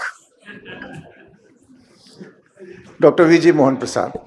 Thank you so much, AC. You make the whole place so cool. I'm really grateful to my teacher and also all the audience here. So today we're going to have a fantastic panel. We have 4 experts here. Boni George, who has come all the way from Kochi, and then 3 other experts from Bhubaneswar, Manas, we got Sanmoon, and also Ma'am Urmila Senapati. And Urmila Senapati is the only odd lady out. She's a pathologist. So we're going to get a lot of insights into this disease. So the first one is a question to all the panelists. So what we're going to do is I'm not going to direct questions to any panelists, but you can pick up the mic and speak. So what is your diagnosis? You have atrophy of the mucosa, of the corpus and fundus. So what's your diagnosis? Quickly, very quick. Autoimmune gastritis. What about others? What do you think? There is atrophy of fundus body. Yeah, you said autoimmune. Any other diagnosis? Autoimmune gastritis. Autoimmune. Okay, all of you feel autoimmune. But my friends, if you see corpus atrophy, the diagnosis has to be atrophic gastritis. But in the literature, it says 80% is because of H. pylori. It's only 10% is going to be autoimmune. That has to be remembered. So we need to differentiate, and the rest of the 10 can be because drug-induced and other factors. They're less common. So we need to remember, if you see atrophy, it is atrophic gastritis. Then start working on whether it is autoimmune or not. So how do you define autoimmune gastritis? So any of the panelists, please go ahead. Yeah. Sir, it is a chronic inflammatory condition of stomach causing atrophy of body and fundus, leading to various consequences like parietal cell loss, hypochlorhydria, and there may be neurological manifestations. Absolutely, along with vitamin B12 deficiency and the risk of neoplasia. So this is what happens in this disorder. So that is a parietal cell, and the CTL, the cytotoxic T lymphocyte A4, starts a war on the parietal cell, and these parietal cell antibodies go on hitting the parietal cell. This is what happens ultimately in AIG. So the primary driver is a T cell mediated destruction of the parietal cells. That's what happens. So, and the microbiome and triggers can also play a role. The microbial dysbiosis influences the immune tolerance and enhances mucosal inflammation. H. pylori is thought to be one of the triggers of autoimmune gastritis, but then it disappears long before you diagnose it because it can live no more in an atrophic mucosa, so you don't detect it. So, is it monogenic or multifactorial? It is a multifactorial immune dysregulation model. So that's what it is. There are HLA genes involved. We'll talk about it later. Now to the panel. How does it differ from other forms of gastritis? The answer for this, I will give it at the end, but you can just be very brief. So chronic gastritis, as you already told, it can be multifactorial, like H. pylori, autoimmune gastritis, NSAID, anything. So most of the time, H. pylori, it will involve the antrum, then it will affect progressively towards the proximal region. But autoimmune gastritis specifically, it involves the fundus body. Most of the time, the antral mucosa will be spared. So, Absolutely right. Absolutely right. So we'll just see the differences as we move on. But what are the key clinical clues that make you suspect autoimmune gastritis in your clinical practice? Any of the panelists? Sure. Yeah. Sanmoon? Yeah. Yes. So one of the things we need to remember that in early stages, it can be asymptomatic. However, most often it can present with this non-specific upper GI symptoms with or without iron deficiency anemia. So if there is iron deficiency anemia, ideally precedes the vitamin B12 deficiency, and this classic vitamin B12 deficiency or pernicious anemia is a late manifestation actually. So it's occurring like 15 to 25% of the patients. So we have to be careful. Absolutely. It's dyspepsia, anorexia, the commonest, by far the commonest symptoms. And then you have glossitis, neuropathy, macrocytic anemia, and then coexisting autoimmune disorders can be also spotted. So when is endoscopy indicated in suspected AIG? When would you do endoscopy?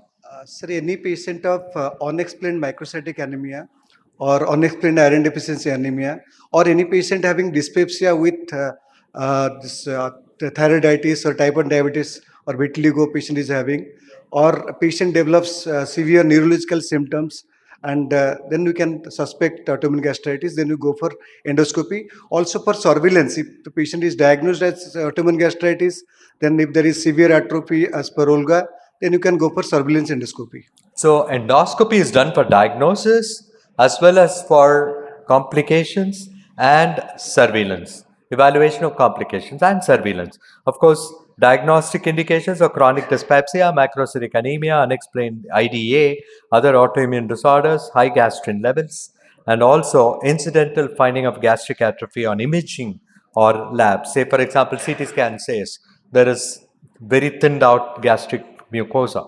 So then, there are guys who present with new onset weight loss, vomiting, GI bleed, refractory dyspepsia, and for NETs, post EMR polypectomy follow up, and achlorhydria related complications where you want to look for SIBO. So small intestinal bacterial overgrowth can happen in these guys because there is achlorhydria. So there is a proximal migration of the gut bacteria, so which can inhabit the jejunum.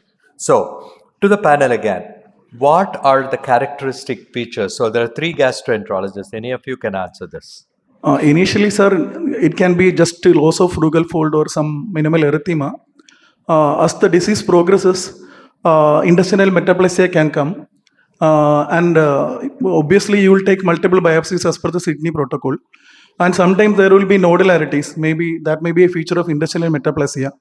And in the long time, maybe you can find like light blue crust sign if you have a high definition endoscopy, and white opacifications like lipid droplets may be deposited on that you can detect on high definition endoscopy like NBA or chromoendoscopy or whatever high definition white light endoscopy if you are using. So the NBI is very helpful because even in the first slide that I showed you, we showed the blue crest sign in the second picture.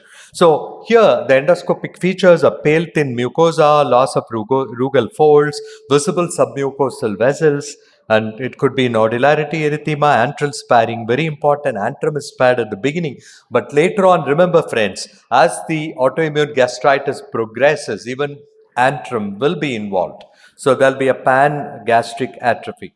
So, of course, neuroendocrine tumors. So now to Madam, so pathologist, probably you want to answer? Yeah, Sunmoon will. Yeah, what is this updated Sydney and Olga staging systems? Yes, so a little bit of background. Updated Sydney and Olga staging, they uses the histological classification of atrophy. So basically you have to take biopsies, 2 from the antrum, 1 from the incisura, and 2 from the body. And the antrum and the incisura biopsies can be put together in one jar and the body can be other jar. But the problem with this system is, there could be sampling error. Basically, if you take biopsy from somewhere which is not atrophic, because it can be patchy, the atrophy can be patchy, so you have to make sure you take targeted biopsy. So one thing is that, and the second thing is if you take superficial biopsies rather than deep, then it could be false negative. So right. So is this useful? Would you use this? The panelists, would you use this? Yes. In AIG, both these, the Volga and the updated Sydney, are they useful? So now, and with all the NBI and all, I would say endoscopic assessment is very accurate, even with or without metaplasia. So yes, this is one of the gold standard, but endoscopic assessment is also equally good. Yeah, I would invite any of the moderators and chairpersons also to pass your comments. I'm sure Ashutosh sir is going to talk about this because Sanmun made a good point. Patchy atrophy, like you said, sir, what I have noted in all of the studies, antrum involved late in autoimmune gastritis, greater curvature involved late in H. pylori induced chronic atrophic gastritis. So if you go by the original paper from Dr. Correa, the Correa cascade says that there is a multifocal map-like atrophy starting from the lesser curvature and the antrum in H. pylori gastritis. However, if you see a 40-year-old patient on an endoscopy having loss of rugal folds, then it may be H. pylori positive, but then it goes more towards autoimmune gastritis. And definitely, if I take a biopsy by Sydney protocol, I try to put the greater curvature in a different jar than the lesser curvature because H. pylori is so common in our country. Point well taken. And again, remember friends, if you are taking biopsies for H. pylori, if you take biopsies from inflamed areas, you may not be able to detect H. pylori many a times. So don't take it from the reddish areas in the antrum. So take it by the side, then you may pick up because inside the inflammatory cells, you may miss the H. pylori. So Volga system is very important to decide the surveillance of these guys because stage 3 and 4, which says marked a severe atrophy, is a high risk for tumors like carcinoma or carcinoid. So what are the hallmark histologic features of AIG? So ma'am. So in autoimmune gastritis, there are 3 phases. One is the early phase, then florid phase, and then the advanced phase. In the early phase, what happens? There occurs, but in all types of autoimmune gastritis, there is inflammation is restricted to the bottom, that is the basal part of the lamina propria. And mostly we find the lymphohistiocytic infiltration and IEL, that is intraepithelial lymphocytes within the crypt. So that is in the early phase, and in the early phase also we find metaplasia, but is less. In the florid phase, this inflammation is still there, but the metaplasia is more, and we find also this compensatory hyperplasia of the oxyntic cells, and then there is also G cell hyperplasia producing gastrin secretion. And in late phase, what we find, the inflammation is minimal. There is marked destruction or complete near and complete absence of the oxyntic glands. And then we find the metaplasia to be more, and ECL hyperplasia, that we may find small nodules, aggregates or small nodules. So, in different stages, you'll find different things, like starting from funding gland loss and metaplasia. It goes through lymphocytic infiltration here. This is a normal gastric mucosa. This is abnormal here, and there is deep lymphoplasmacytic infiltration. And then you have the pseudo pyloric metaplasia and also intestinal metaplasia, and then it goes into ECL cell hyperplasia, which can lead to neuroendocrine tumors. So this is exactly what Madam was talking about. Initially, it looks almost normal or very subtle changes, which just progresses to more florid changes. So now to the panel again. Can you differentiate histologically again to ma'am between AIG, that is autoimmune gastritis, and H. pylori-induced atrophic gastritis? Yes, we can histologically differentiate. In histology, the H. pylori infection is restricted mostly superficial. We say that top heavy, whereas in autoimmune gastritis is bottom heavy. In H. pylori infection, we find mixed inflammation, that is lymphocytes along with Polymorphs, neutrophils. neutrophils. Neutrophils. That is a very important feature. We said that chronic active gastritis. Along with that, we get pititis, pit abscess in H. pylori. But in autoimmune gastritis, as I said earlier, bottom heavy, and we find lymphohistiocytic infiltration along with eosinophils and IEL. And metaplasia is present in both, but ECL hyperplasia occurs mostly in the autoimmune gastritis, and that too, this oxyntic gland destruction we don't find in H. pylori usually, and we find in autoimmune So gastritis. don't take all the biopsies from different parts of the stomach and put it into one bottle. That's no use. As already even our chairpersons remarked, you have to mark it differently from different sides of the stomach. So you can also do a gastropanel study, which is very useful. Like if you have a PG1 to PG2 ratio of less than 3, that's a pepsinogen. 1 to 2 ratio, less than 3. And also, if the G17 is high, that the gastrin levels are high, and it can also show if there is H. pylori serology, which is very high, then it can give you a clue that you're dealing with H. pylori gastritis. Otherwise, if H. pylori negative and these are there, it could be autoimmune atrophic gastritis. So, to the panel, should patients with AIG be screened for other autoimmune disorders? Yes, sir. Any patients of Hashimoto thyroiditis or vitiligo, type 1 diabetes mellitus, or sometimes celiac disease also, then these patients should be screened for autoimmune gastritis. Also, Addison's primary hypoparathyroidism and lupus also can coexist.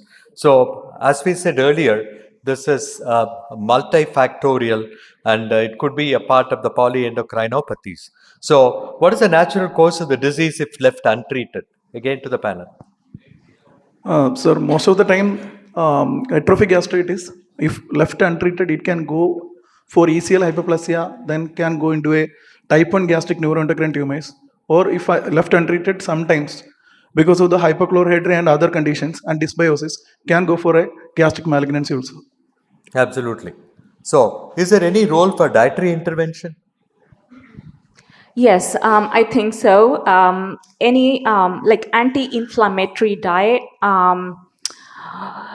Well, there is no curative diet, but antioxidant property, the diet with antioxidant property or anti-inflammatory diet, we generally recommend in autoimmune gastritis, like a lot of fruits, vegetables, lean protein, good fat. So Yes. Usually they say that the oral supplementation does not help correct the B12 deficiency. Yesterday, I saw a lady who's been diagnosed as autoimmune gastritis with us. She, reacted to an injection, intramuscular, B1, B6, B12. So she had allergy, and so she could never be given. She was just on oral supplement, and she had a B12 level of 315 or so. So, which means even oral supplementation to some extent can help.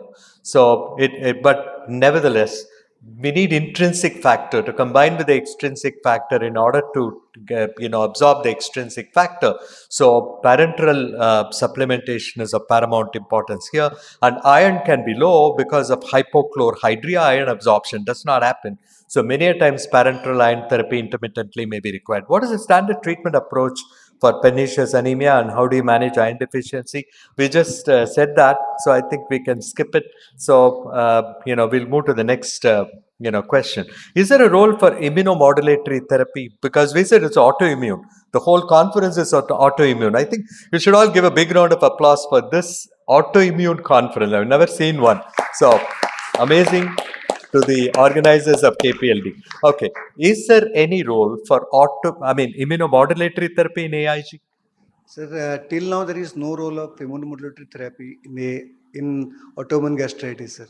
Why? Because this is not a rapid disorder like in other autoimmune disorders that you saw. So this is very slow, and nobody has ever shown that immunomodulation can modify the disease, and the risk-benefit ratio makes it favorable for use. So how do you manage gastric acid suppression in AIG patients who also have GERD? Because GERD guys have a lot of reflux. You need to go with either PPIs or PCABs to suppress the acid reflux, but it's going to worsen them.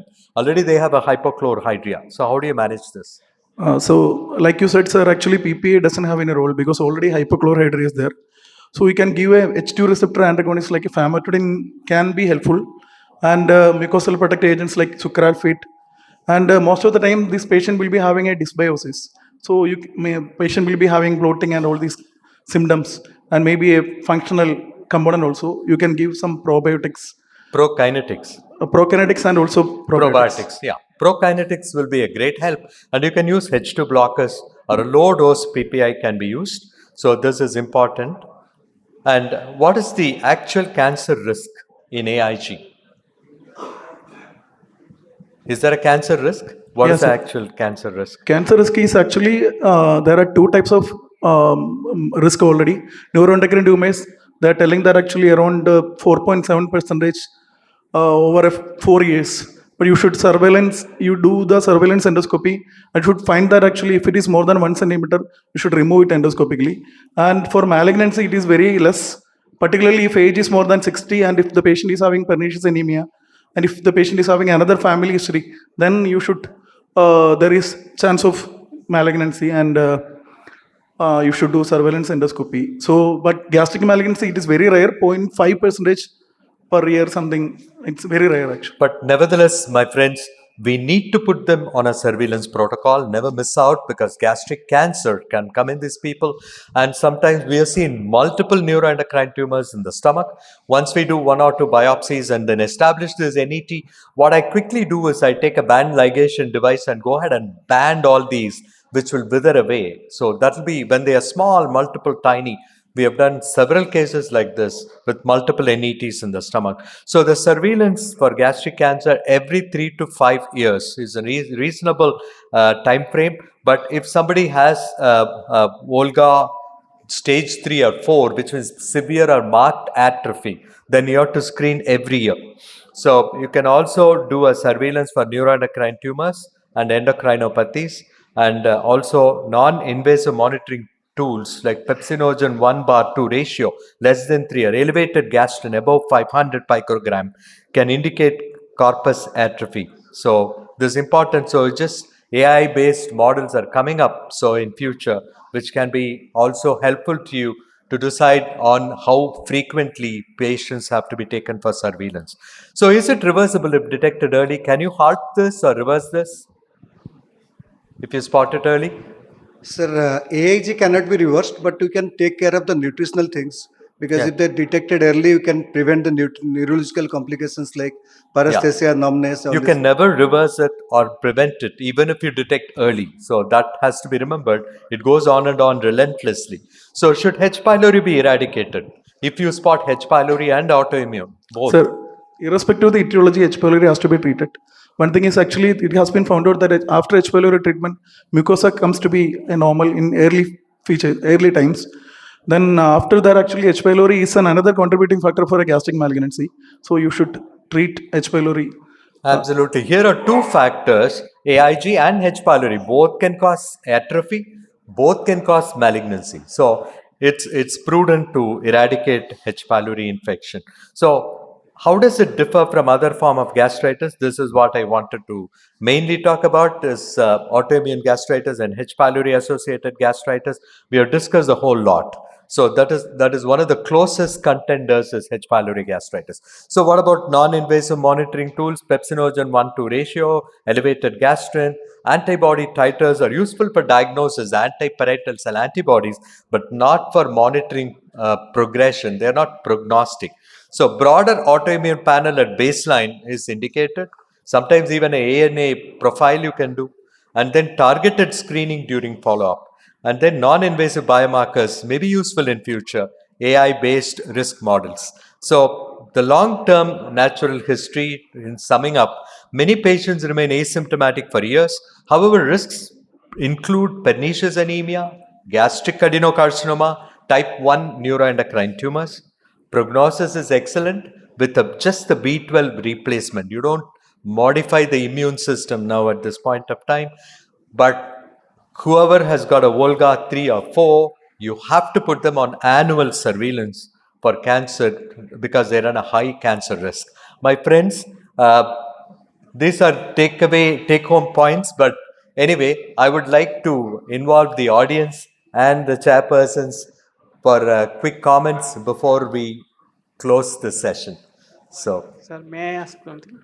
If a patient with autoimmune gastritis with severe achlorhydria along with H. pylori infection, in the treatment of H. pylori, do you need to give PPI or PCAB or you can skip that? yeah, the great question. See, you cannot eradicate H. pylori without PPAs or PCABs. Why do we need PCABs or PPA in H. pylori eradication? Any answers? Any panelists? Why do you need? H. pylori is an infection. Like Salmonella typhi is an infection. You treat with antibiotic. Why do you need a PPI or a PCAB? Why? Any of the panelists? Any answers from the audience? Sir, to get the H. pylori means H. pylori treatment is mainly for the means active or dividing or maybe in the dormant state also. So to get the H. pylori multiplicator, you have to get the pH higher. So PCAB or PPA something is needed for. Yeah. See, profound acid suppression is required in order that the H. pylori starts coming up from the pits and starts multiplying on the surface. Then only your antibiotics will work. Your antibiotics will not work on the coccoid forms or those inside the pits. So that is the reason. But here we already have an acid, suppressed acid state. So probably in my view, you need not use very profound PPIs or PCAPs. But even if you're using them, it's only for a couple of weeks. So no harm is done by doing this. Over to Shobna. So just a quick comment. Many years ago, we had a patient who came with severe heartburn, and we decided to do pH metry because everything else was normal. And my technician came and told me she's still taking PPI because her gastric pH is high. So gastric pH was just not coming up. Not going down. And she says that this patient is not, she's not telling the truth. She's taking PPIs. And finally, we realized that this patient actually had atrophic gastritis.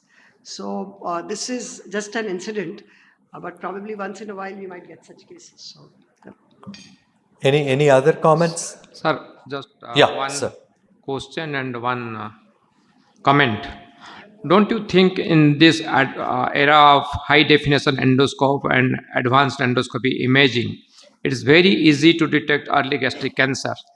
There is no point in wasting time and money taking random biopsy here and there just to prove or validate this Olga, Olgim. That is no point. Otherwise, this message will go to the young gastroenterologist, you start doing biopsy, random biopsy. I think message should be clear.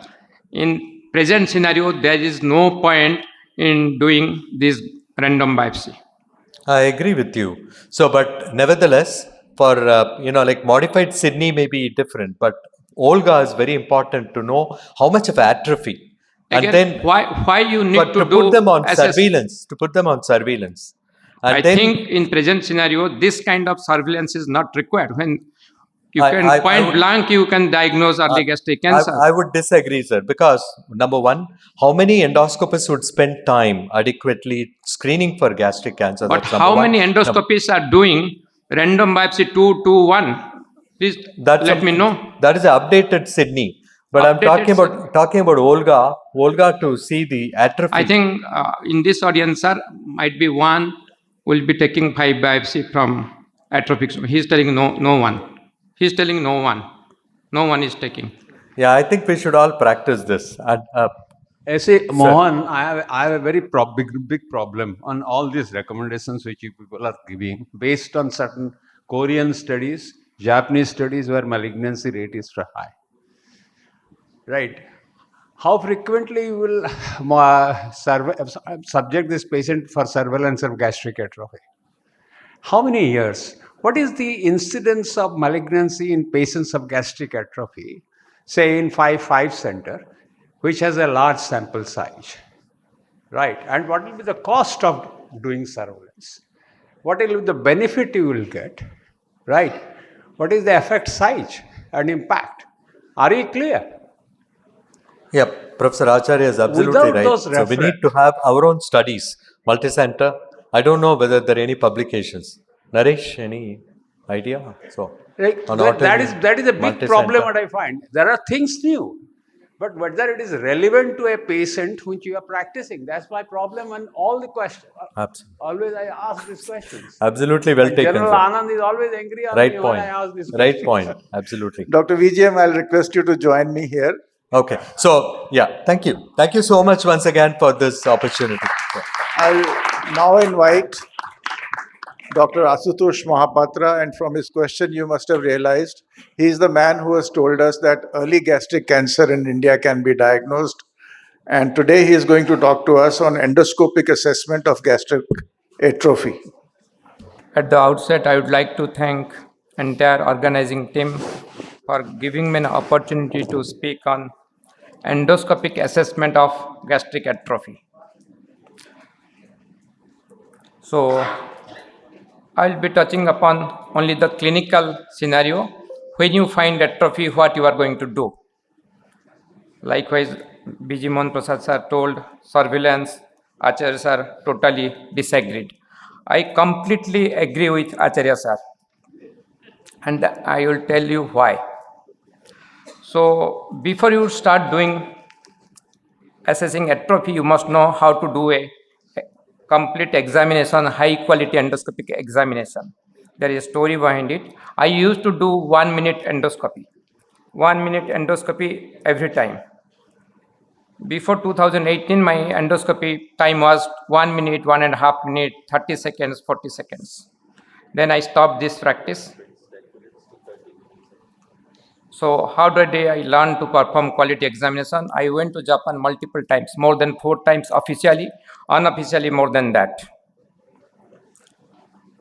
My early gastric cancer detection rate was negative, -0, because I used to miss advanced gastric cancer before 2019. I used to disappear from Bhubaneswar. People used to think I must have gone somewhere else. So now how I examine the stomach. This is in our unit. 4 gastroenterologists practice the same thing. Mucolytic is a must. Use of soft black hood must. High definition endoscope. We have 290 series endocytoscope, 290 series zoom scope, and X1 scope. SSS protocol. Avoid blind spots. Take at least 7 minutes. I usually take 15 to 20 minutes for an upper GI endoscopy if there is chronic atrophic gastritis. 20 minutes, sometimes 25 minutes, sometimes 30 minutes. Probably you do not believe me. So this is atrophy. I don't want to go what is atrophy. Histologically, this is chorea cascade. It takes decades from atrophic gastritis to carcinoma for to develop. So already my predecessor has told everything about chronic atrophic gastritis. Now let me tell you, this is what is called, there is a pointer, there is an atrophic border. So there are two types of gastritis. One is type B gastritis, type A gastritis. So atrophy usually starts from antrum, then progresses proximally. So once you see atrophy, never report in the endoscopy report, only atrophy. Mention whether intestinal metaplasia is present. Okay. So this is again atrophy. All of you agree these are pale mucosa. Do you see anything here? So whenever you see atrophy, comment on intestinal metaplasia, white opaque substance, light blue crest. You must. So let's run this video. So this is atrophy, though there are some folds are present, there are whitish patches. This is intestinal metaplasia. So this patient has intestinal metaplasia, and on NBI magnifying, this is NBI. So there is a small lesion you can see. So whenever you see chronic atrophic gastritis, intestinal metaplasia, look at this whitish elevated lesion with central depression. So this come out to be early gastric cancer. So here we did not take biopsy from the antrum, biopsy from the body, biopsy from the lesser curvature, you say, Sydney protocol. So this clearly demonstrated early gastric cancer. My point is, so I'm not going into this Olga system because I am not comfortable, so I'm not taking. And fortunately, they have covered all these things. So whenever you deal with Olga 3 and 4, be aware that there is somewhere a cancer is inside the atrophic gastritis.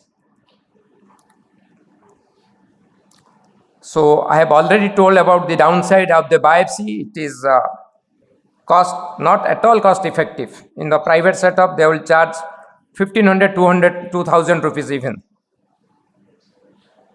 So endoscopically, how can you diagnose atrophy and extent of atrophy and intestinal metaplasia? You have to learn everything. Now you can see already, Bijamohan sir already showed the pale mucosa, reticulate pattern, that is atrophy. But if I see this atrophy, I interrogate it thoroughly. I don't say it is atrophy only. So this is the famous Kimura tachometer classification. In your endoscopy unit, you must write Kimura tachometer classification. If in our unit any endoscopy report goes out without Kimura tachometer classification, I get upset nowadays, of course, last 5 years. So it is O3 atrophy that is more important because they have a predisposition for early gastric cancer. Otherwise, atrophy has no meaning. Just reporting atrophy, you must report everything. So this is very simple. It's like long back, some professor told about EVM, that patient who gets unconscious, how to take that scoring. He memorized this so thoroughly, I was surprised. He is Acharya sir. So this is light blue crest. This image was taken not from internet, from our own endoscopy unit. Endocytoscope was used. So this was discovered by Noria Yodo. Specificity was 95%. If you see light blue crest, no need to take biopsy. This is a telltale sign of intestinal metaplasia. That means once you are telling intestinal metaplasia means there is underlying atrophy is there. Without atrophy, intestinal metaplasia can never develop. That's clear? So this is marginal turbid band. Again a sign of intestinal metaplasia. This is not mucus. This is called white opaque substance. These are the high risk factor for early gastric cancer. These are intraepithelial lipid deposit. So is it common in India? I can't say in India, but in our But in Odisha, prevalence is more than Japan.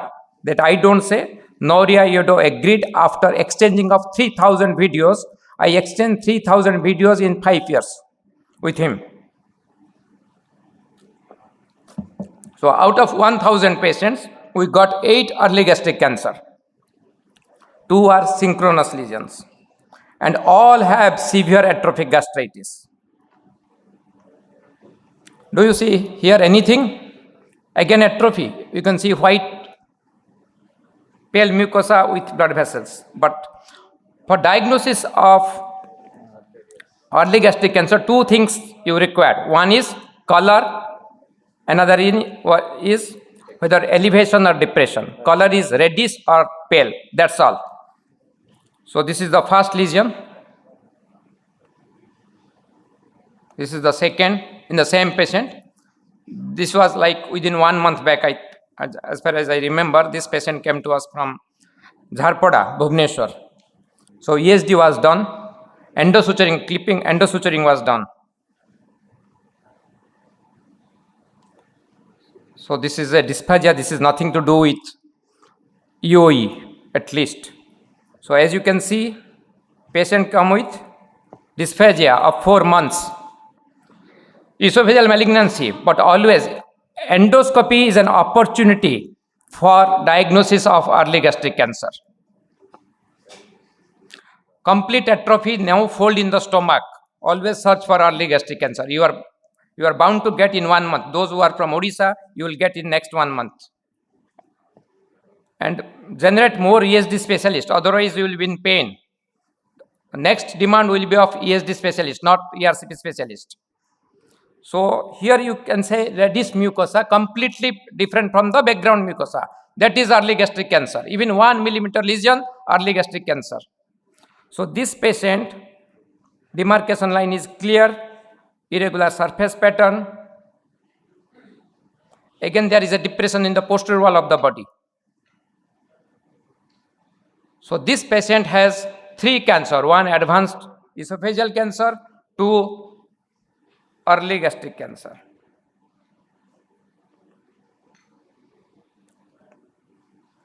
Can you say where is the lesion? Except Naras Bhatt sir, of course, because it's very, very difficult.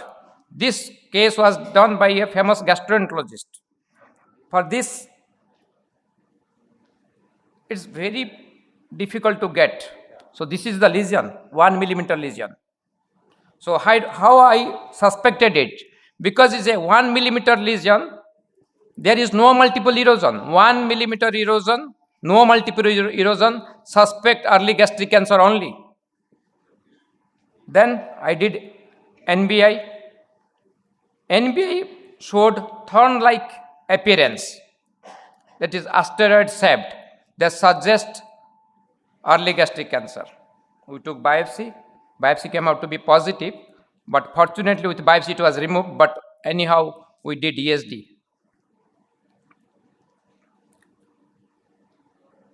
Again, no fold in the stomach, completely atrophic mucosa. Always think of a lesion.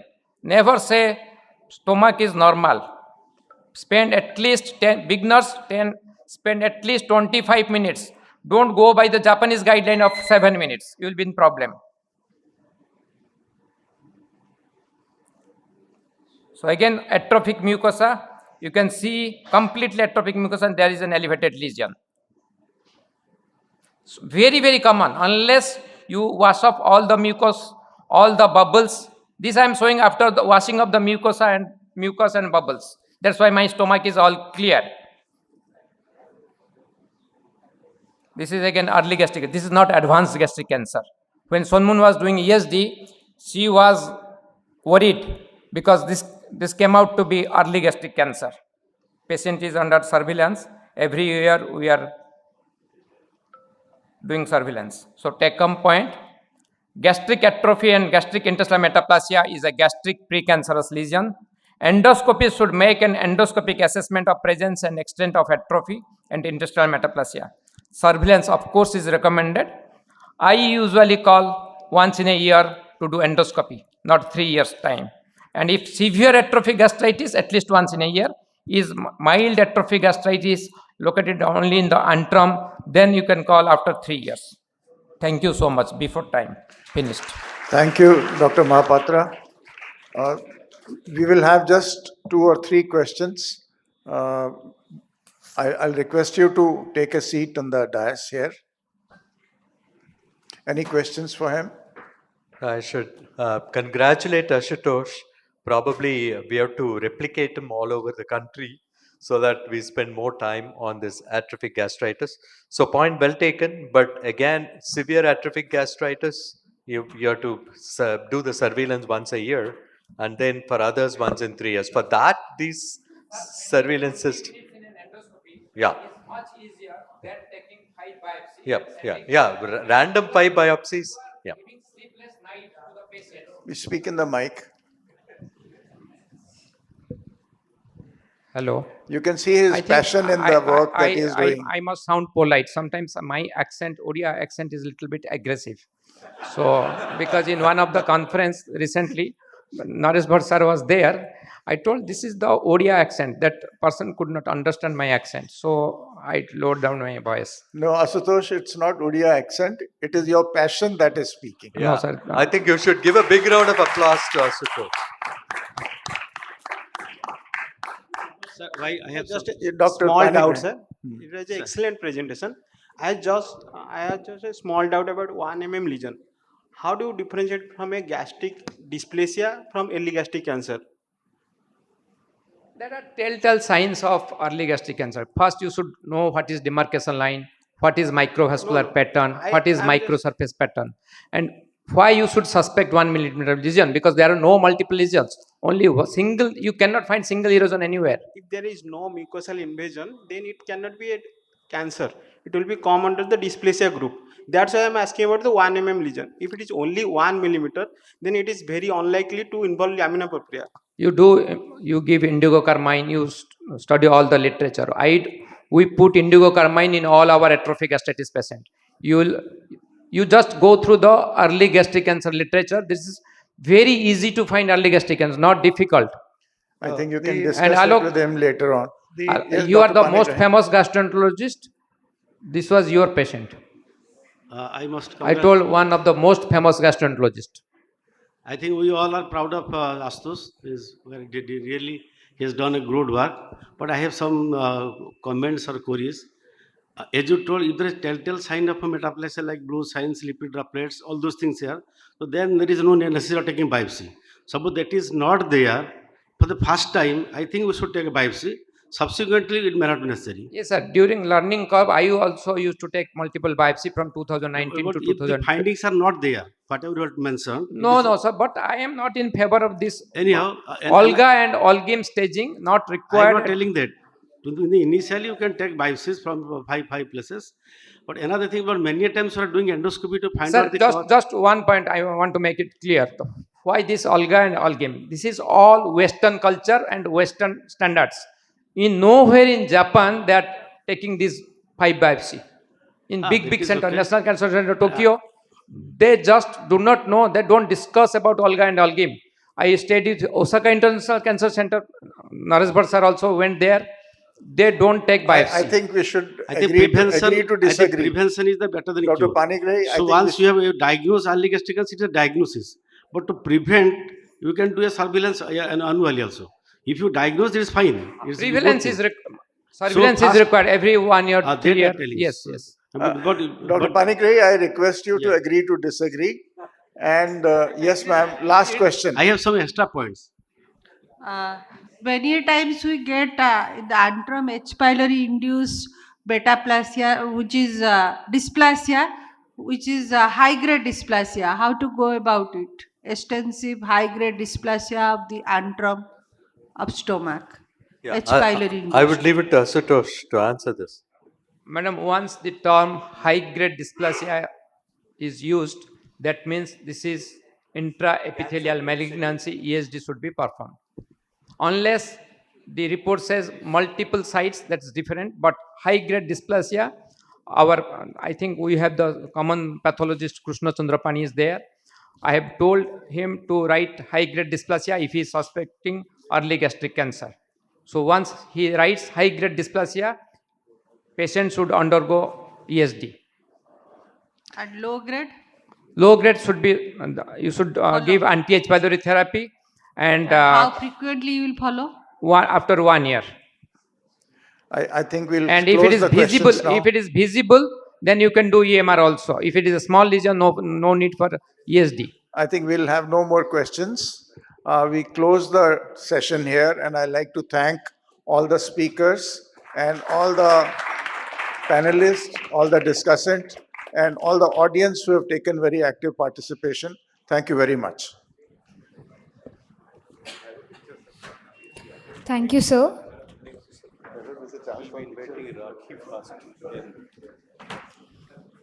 Next session will be on cholestatic liver disease. As an expert, I would like to invite Dr. Abraham Koshi. And as panelist, I would like to invite Dr. Kalpana Panda, Dr. Shakti P. Chaudhary, Dr. Sunil Kasturi, Dr. Suprabhat Giri. As discussants, I would like to invite Dr. Dilip K. Mohanty, Dr. Rakesh K. Barik, Dr. Gautam Nath. So the case discussion, we first present the lecture. The lecture is on pathogenesis and management of cholestasis by Dr. Rakhi Maiwal. A very good evening, and I would like to thank Professor Acharya, Professor Anand, Professor Chawla, my senior Dr. Manoj for inviting me and the entire organizing team of KPLD and giving me an opportunity to talk about pathogenesis and management of cholestasis.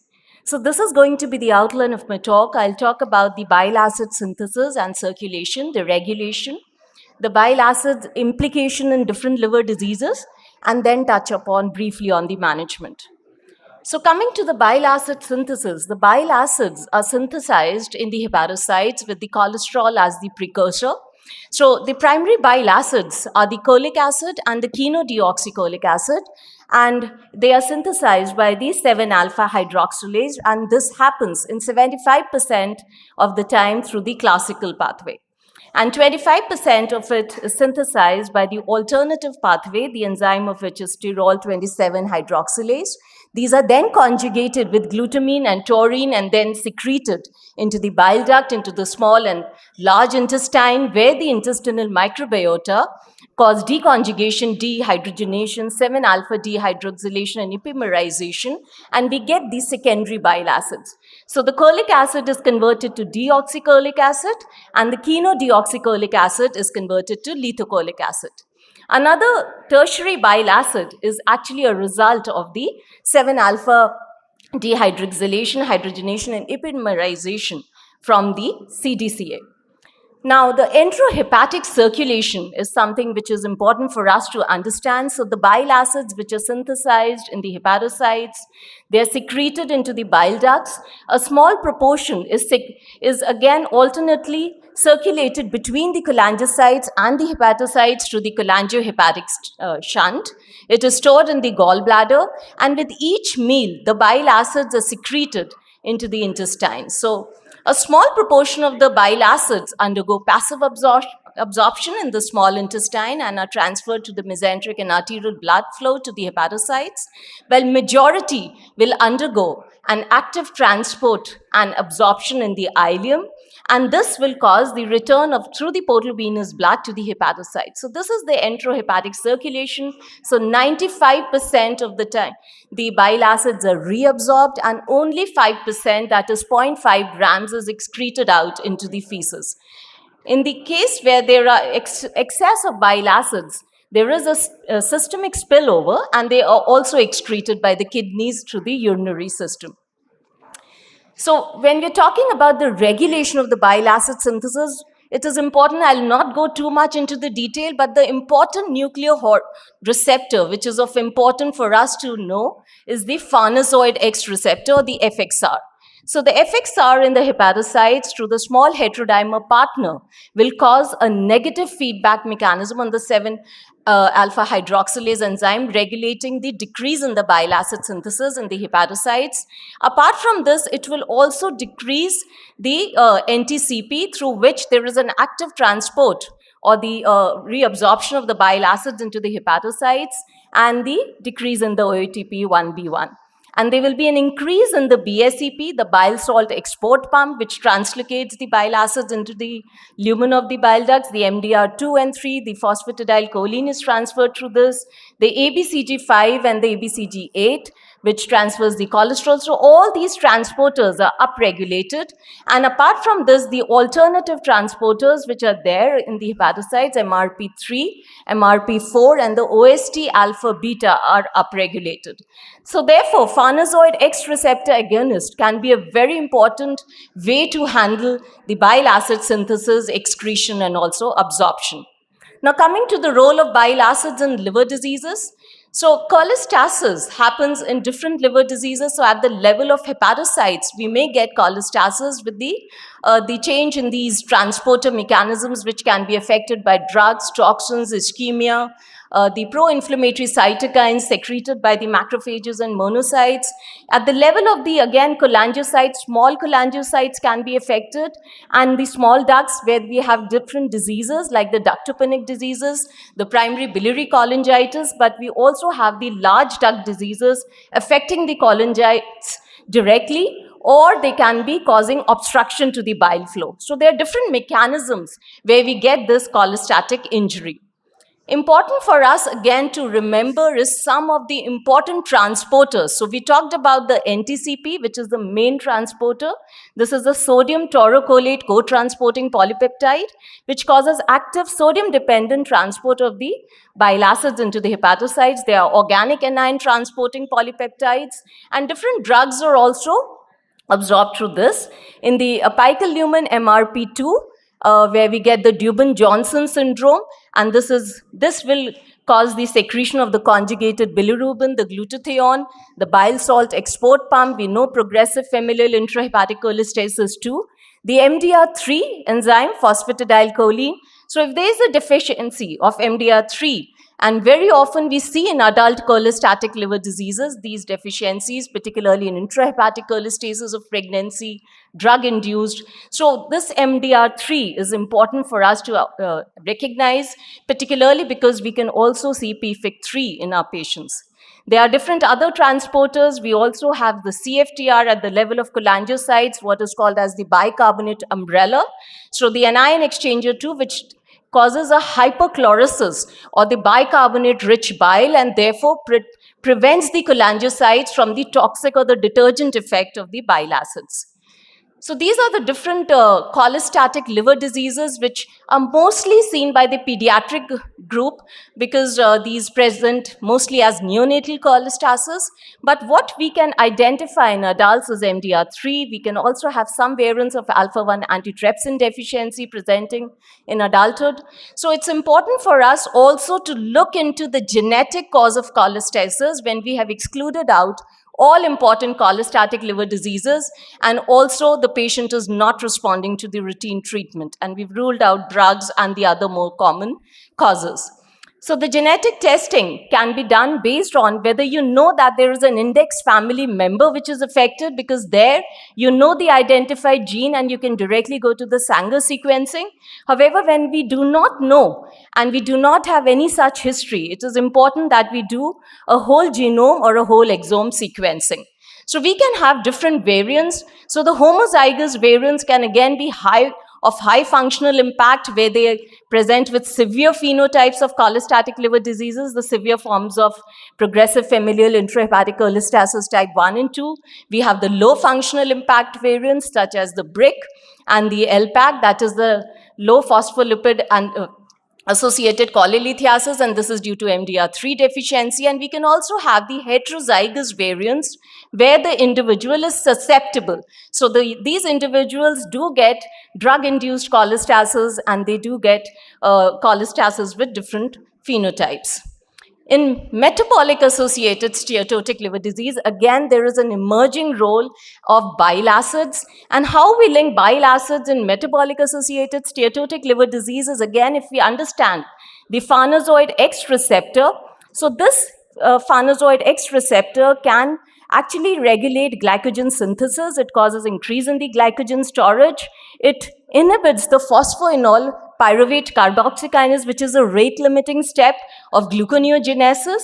The PPARs, we know about the drugs like saroglitazar, fibrates. So PPAR alpha causes increase in the beta oxidation of fatty acids. So this causes decrease in the triglyceride. And again, through the small heterodimer partner, there is decrease in the sterol regulatory element binding protein, which causes decrease in the de novo lipogenesis in the hepatocytes. Again, there can be other mechanisms increasing the ApoC2, lipoprotein C2, and also the microsomal triglyceride transfer protein, causing an increase in the lipoprotein lipase activity, and this can cause an increase in the VLDL catabolism and increase export of VLDL. And this VLDL can then be broken down to free fatty acids, which can be taken up by the skeletal muscle and the white adipose tissue through the CD36 receptor. Here again, they can undergo either an oxidation or get stored as triglycerides.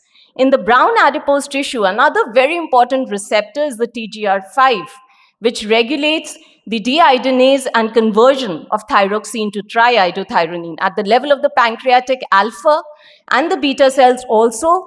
Through the TGR5, the farnesoid X receptor causes an increase in the insulin release and decrease in the glucose levels. The same receptor is also there in the intestine, in the enteroendocrine cells, and causes an increase in the GLP-1, which again we know is a very important therapeutic target in MASLD. In liver failure also, the bile acids have been studied in different contexts. In the hepatic injury due to cholestasis, there is gut barrier dysfunction, there is systemic inflammation. We know about the coulombic nephropathy, cardiovascular dysfunction. And again, in critical illness, these transporters, which I already said, get altered by different drugs. The drug-induced cholestasis is very commonly seen in these patients, as is the LPS or the sepsis-induced cholestasis. There is also a hypoxic liver injury, which causes cholestasis in the hepatocytes through centilobular liver cell necrosis, and there can be another very rare phenotype of sclerosing cholangitis that can be seen in the critically ill. In septic shock, and this very elegant study which was done as a translational in both an animal and human model, it was shown that the bile acids level increase in septic shock. They correlate with the serum bilirubin levels and also with the severity of liver failure. And again, the TGR5 receptor becomes important here because this causes vasodilatation, monocyte dysfunction, and immunosuppressive phenotype, which is implicated in the bile acid-mediated injury. I'll not go into the details, but we know that toxic levels of bile acids can be detrimental to the renal tubules, and very often in deeply jaundiced patients in the context of systemic inflammation, there is bile acid-mediated tubular injury, which we know as coulombic nephropathy. There's again the defects in the transporters. There is upregulation of the ASBT and the MRP2 and 4 at the level of renal tubules, and also an increase in the systemic spill of these bile acids by increased absorption. There is impaired natriuresis and diuresis and impaired glomerular function.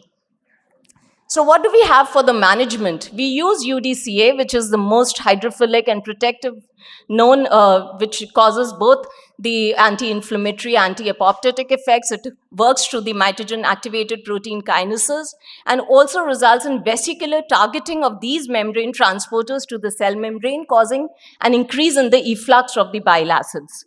There are certain novel, just 1 or 2 slides, agonists, like we have the FXR agonist. We talked about the FXR, the obeticholic acid, which has been studied in both NASH and the cholestatic liver diseases, PBC, PSC, celofexor, tropifexor. We have the ASBT inhibitors, the marilixibat, odevixibat, and linerixibat, and all these have been widely used in pediatric cholestatic liver diseases.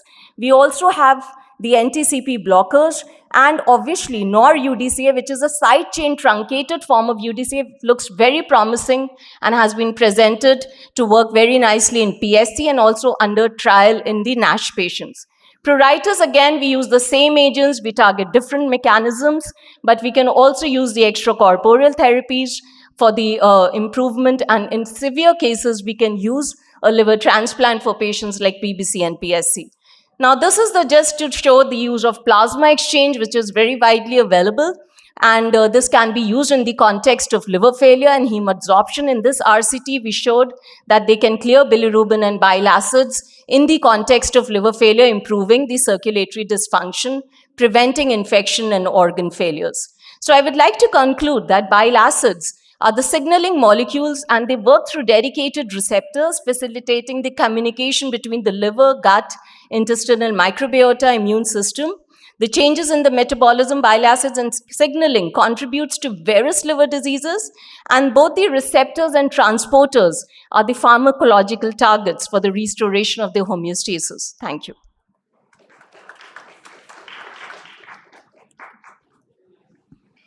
Questions from panelists? So questions will be taking at the end of the... At the end? Okay. Yeah.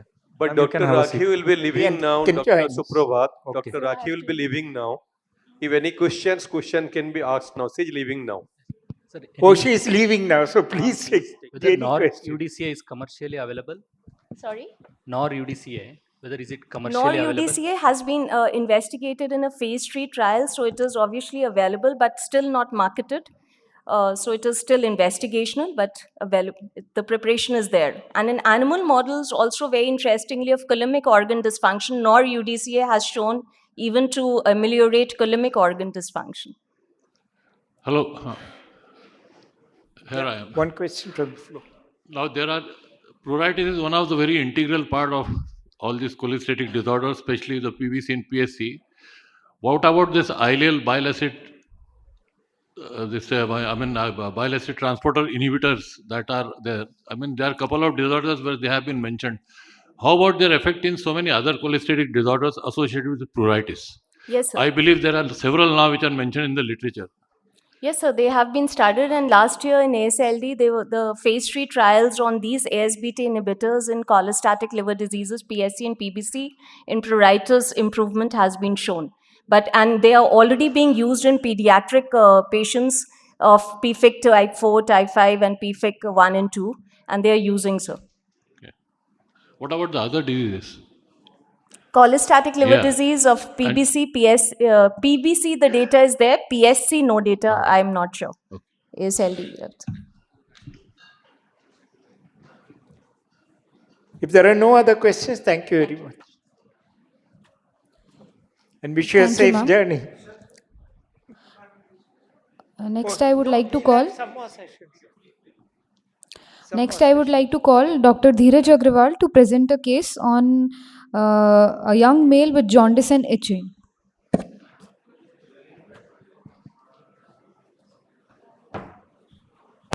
Good evening, everyone. At the onset, I want to thank organizers of KPLD for giving me this opportunity and for promoting me as from a panelist to a speaker. This is the fastest promotion I had ever in my life. I have just had one disclaimer that this clinical case belongs to and has been managed by, and also this PPT has been prepared by Dr. Arun Valsan, who is my dear friend from Amrita Hospital, Kochi. And we regret his absence because of some unavoidable reasons. So let's begin with this clinical vignette. This is a 22-year gentleman who is a young, fit teetotaler. I will say you later why did I mention the blood group. And he's a known case of ulcerative colitis for last 5 years. And he was diagnosed to have left-sided colitis and was taking mesalamine 2.4 grams OD and was in remission. He presented to us first time in 2022 for an abnormal LFT, which was found on the routine evaluation during some health checkup. So even before I present you the LFTs, when I say IBD with deranged LFTs, what comes to your mind, panelists? I think probably it's a primary sclerosing cholangitis. That's a commonest thing we see. What else, like when we say possibilities, what all things do comes to our mind? Even NASH is common in, they say fatty liver is common in patients with IBD. So I would definitely like to rule out that also. Absolutely. What else? Drug-induced sulfasalazine can cause some amount of LFT. Drug-induced liver injury is another Absolutely. possibility. There are various drugs which are used in the IBD care which can lead to deranged LFTs. What else? Could be PBC also sometimes. Yeah. So you said about PSC, PBC, drugs, then what else? NASH. Sir, without this background of IBD, we can keep another diagnosis, that is PFIC type 3, sir. 17-year-old male presenting with pruritus, sir. Yeah, but then right now we are speaking only in the context of IBD. Yeah. You said something, sir? Maybe viral hepatitis. Yeah, doctor said that reactivation of viral hepatitis B. Yeah, very good. That's right. Yeah, so there are various possibilities and we will be discussing further. These are the labs of this patient. You can see in the February 2022, the CBC, WBC count is slightly elevated. Total bilirubin is 1.4, and the conjugated bilirubin is 0.9. AST, ALT, almost all right. ALP is elevated to 79. GGT is 265. INR is normal. RFT normal. Albumin normal. So, what comes to your mind? So he occasionally reports to have itchiness, denies history of any CAMS, viral prodrome, no family history, viral markers negative, serum ACE levels are normal, autoimmune markers are negative, including antimicrobial antibody, total IgG just marginally elevated. Ultrasound, liver looks perfectly normal, fibroscan is normal. What do you think is going on, and what are the possibilities for isolated raise in alkaline phosphatase and GGT?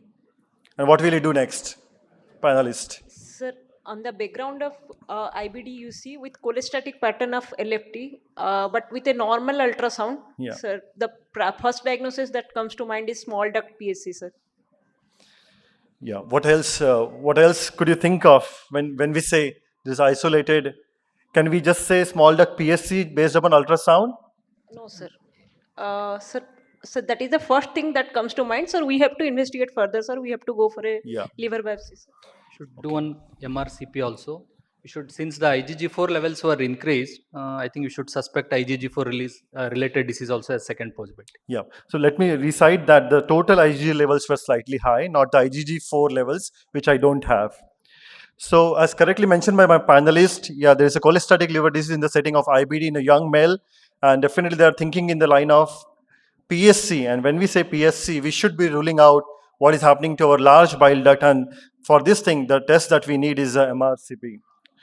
So there are various reasons for isolated elevation of ALP like PBC, PSC, partial bile duct obstruction, infiltrative liver disorders like sarcoid, tuberculosis, some liver mets, and BRIC. These are all possibilities when we say isolated rise in ALP, GGT.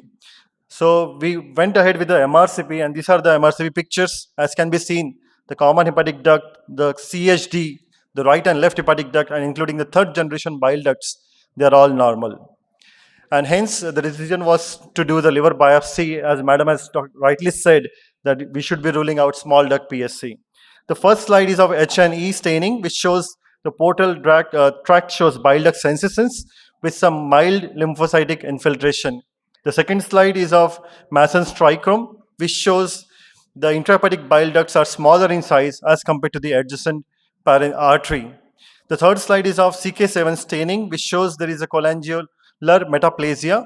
And the fourth slide is the copper staining, which shows there is a periportal deposition of the copper. So what is your diagnosis now? So you are seeing there is a bile duct ductopenia, there is bile duct proliferation, there is bile duct reaction.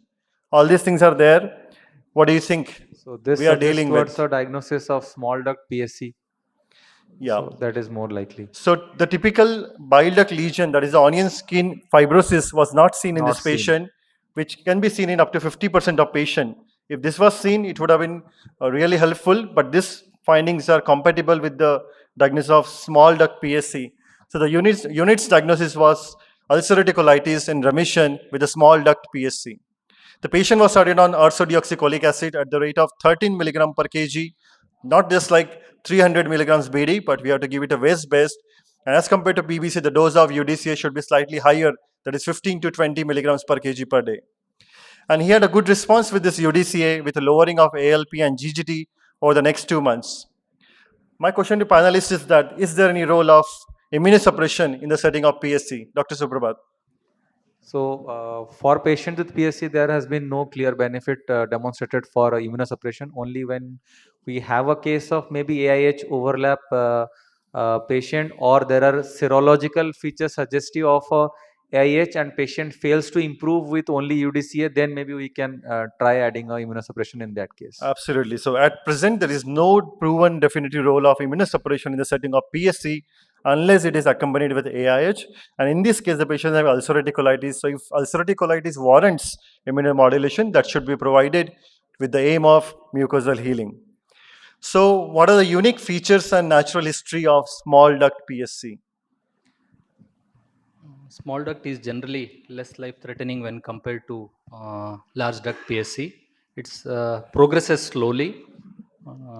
Chances of cirrhosis or requirement for liver transplantation is less when compared to large duct, and probably chances of other malignancies are also less in the small duct PSC. Anything else Dr. Kalpana and Dr. Suprabhat wants to add? Being a pediatric hepatologist, I just want to add that the small duct PSC, it is more common in pediatric age group, as well as that autoimmune sclerosing cholangitis, that is the overlap syndrome, as compared to the adult cohorts. And second thing, they usually, this AIH overlap, they show a good response to the immunosuppression in the pediatric age group as compared to the adults. Anything? Anybody wants to add more? Yes, the slides are there.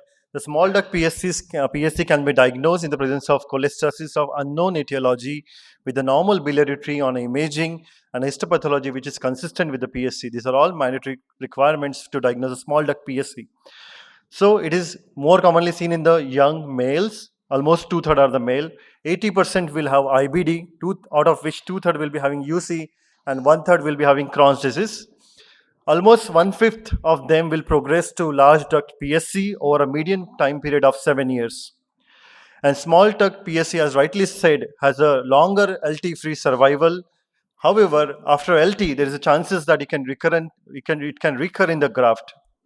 The presence of IBD doesn't affect its prognosis. And yes, although small duct PSC has a lesser chance, the chance of malignancy is still there, both the colonic cancer and of the cholangio cancer. So continuing with the case, after UDCA, the occasional pruritus in this patient also improved. The left is alpha GGT also improved.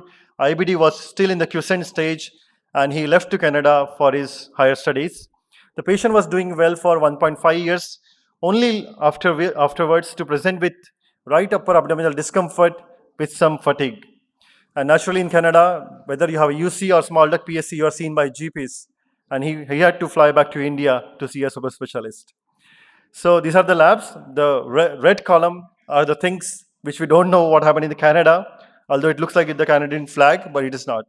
So these are the labs in the month of June 2024, that is exactly 1 year ago. The CBC shows the WBC count is elevated, total bilirubin is 12, direct is 9, AST 768, ALT 869, alphos 1000, GGT 700. Albumin is still 4, and the CA 19.9 levels are 132, that is elevated almost 3 to 4 times. So what do you think what's happening, and how should we approach this case? What should we do next? So at this stage, I would like to repeat an MRCP for this patient. As you said that around 20% will progress from large duct to small duct. So given the fact that patient has already undergone a imaging 2 years ago, I would do a repeat imaging to assess any development of stricture. Absolutely. So whenever we see such kind of pattern, where there is hepatocellular as well as the cholestatic pattern, and this can happen in the acute bile duct obstruction, and this was thought, and the various possibilities could be a stone in the CBD or a dominant stricture or a cholangiocarcinoma, and along with cholangitis or a cholangitic abscess in the liver. This was thought, and the patient underwent MRCP, and this is the MRCP picture. And what do we see here? We can see the large bile duct is okay, the hilum is okay, but you can see on the right duct, the right segmental duct, we can see there are band-like structures in the intrahepatic bile duct, which are nothing but the strictures. The left duct was okay, and hence the unit's decision was to go ahead with the ERCP. ERCP was done, the right hepatic duct was selectively cannulated, and the strictures were dilated with the SBDS, and a stent, the breast cytology was taken, which was negative for PSC, and a stent was put in the right hepatic duct. My question to panelists is that any specific recommendation that you want to generate when you are doing ERCP on a patient with PSC? There are a few things that you need to do it differently from other patients undergoing ERCP. First is you need to ensure that the patient has got a prophylactic antibiotic, and then I usually what we do is we try to inject less dilute contrast and as minimum contrast, because if we are unable to drain that segment and contrast remains, patient will land up in cholangitis, and these patients may not be candidate for PTBD. So yeah, this may lead to further worsening of the cholangitis. And regarding stenting versus no stenting, there is a difference of opinion. Some people say that you just dilate and leave it. Some people that say that you leave the stent for 10 to 14 days. So what we usually used to prefer at my previous center is we used to put stent for 2 weeks and then remove it. Yeah, very well said. So one more point is that we should be selectively cannulating the duct of interest to avoid the risk of cholangitis, as cholangitis is commonly seen in the patient of ERCP, post-ERCP, almost in the tune of up to 8%. Hence, the antibiotics were given in this patient. Post-stenting, the LFTs showed a settling trend over the weeks. However, the fatigue and malaise, it persisted, and I had nothing else to give other than reassurance to this patient. And this patient again came back after 2 months' time with again a right upper abdominal discomfort and feeling of some amount of fever. So these were the labs, and in the September 2024, that is 2 months later, we can see the counts are still on the higher side, 14,000. The bilirubin is less, total bill of 6, direct of 4. The SGOT-PT, although better than before, they are still more than 10 times. ALK-Phos and GGT, they are looking better. So CA 19.9 also looks better. Probably they were elevated because of the cholangitis. So what do you think? Why these LFTs are not settling down? Why ALK-Phos GGT CA 19 point decreased, but the SGOT-PT levels are still on the higher side? Yeah, I think because of stenting, alkaline phosphatase GGT has settled. The underlying liver disease probably may be having some overlap syndrome or is having autoimmune hepatitis. All right, very well said. So that is one possibility. What else? Anything else that comes to your mind? Sir, he is taking only UDCA, I think, no any other hepatotoxic drug, sir. We have to rule out any history of any hepatotoxic drug or CAM intake in between, sir. Absolutely, absolutely, right. So we checked whether stent was in place or not. Yes, stent was there in the place. Ultrasound showed no cholangitic abscess, no IHBRD. That means the stent was not blocked. There was only a peri-GB edema was there. The acute hepatitis workup included IgM A and E. They were also negative. However, ERCP and a stent exchange was done at, it was already 8 weeks time since the first stent was put. A repeat breast cytology was taken to rule out any PS cholangiocarcinoma or not. That was again negative, and we waited for some time, but the post restenting also there was not much improvement in the LFTs. Hence, as Dr. Kalpan has rightly said, we wanted to rule out autoimmune hepatitis, overlap with the autoimmune hepatitis, and we sent this autoimmune panel. The ANA was 2+, the IgG was elevated 3000, anti-LKM, anti-asthma, they were negative, and AMA was negative. However, anti-SLA and anti-GP210, anti-LC1, these were all positive. So what will you do next? There are the autoimmune markers which are positive in a case of small duct PSC, which has progressed so fast into a large duct PSC. What do we do next? Sir, the next thing to go for a liver biopsy to establish the diagnosis of overlap syndrome, sir. Absolutely. So these are the liver biopsy finding. The H&E staining slides, which shows prominent necro-inflammatory features, multiple interlobular necrosis, and severe interface hepatitis. And there was no onion skin fibrosis. So, as rightly said, this is a case of PSC with AIH overlap in the setting of ulcerative colitis, A1, E2, S1, and large small duct, which has become a large duct PSC, along with severe flare of autoimmune hepatitis. How will you treat this patient? Sir, since we have now added the diagnosis of autoimmune hepatitis, sir, we have to add some immunosuppressants. Since along with the steroids, sir, short course of steroid, follow along with immunosuppressant. Since the bilirubin is more than 5, so the best immunosuppressant would be MMF, sir. All right, so the patient was started on prednisolone, 0.5 mg per kg dose. It was very slowly tapered over the 6 months' time, and a 2.5 mg OD dose was maintained, and along with MMF 360 milligram BD was continued. He was also continued on ursodeoxycholic acid. And these are his LFTs, recent LFTs in the May 2025. The LFT shows improving, hell lot improved. Bilirubin total is 1.3, OTPD 43, 44, ALK-Phos of 138, INR of 0.9, albumin of 4.3, and IgG has decreased from 3000 to 1500, CA 19.9 almost normalized. So now, this in this classical case, what all things should we keep in the mind? How should we follow up this patient, and what all things we should be following with up? Each panelist can give one or two pointers. So now that we have a diagnosis of combined PSC as well as AIH, so we have to follow for both of them. So for both of them are different. For patient of AIH, we need to monitor with serology of like LFT and IgG, while for a PSC, we need to monitor with MRCP and also colonoscopy. So, and also we need to look for other extra-intestinal manifestation like fatigue, osteoporosis, and other extra-intestinal manifestations. Yeah. So, Dr. Sunil, what is the cancer risk in the patients of PSC? Which all cancers risk is elevated in such patients? Generally, they can have high risk for hepatocellular carcinoma, gallbladder cancer, colonic cancer, for patients with overlap, IBD with PSC. These three are the commonly seen, and cholangio.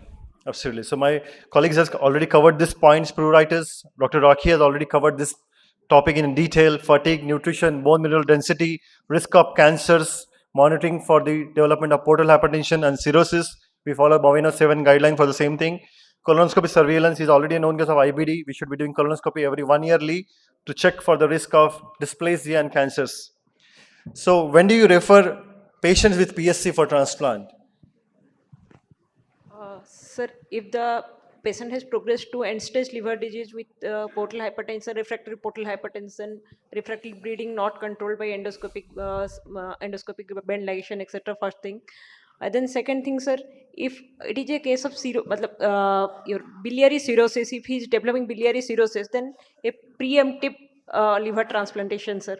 So we will keep the patient in the LT list, sir. We will prepare the donor and etc. Then we can go. That is the two indications, sir.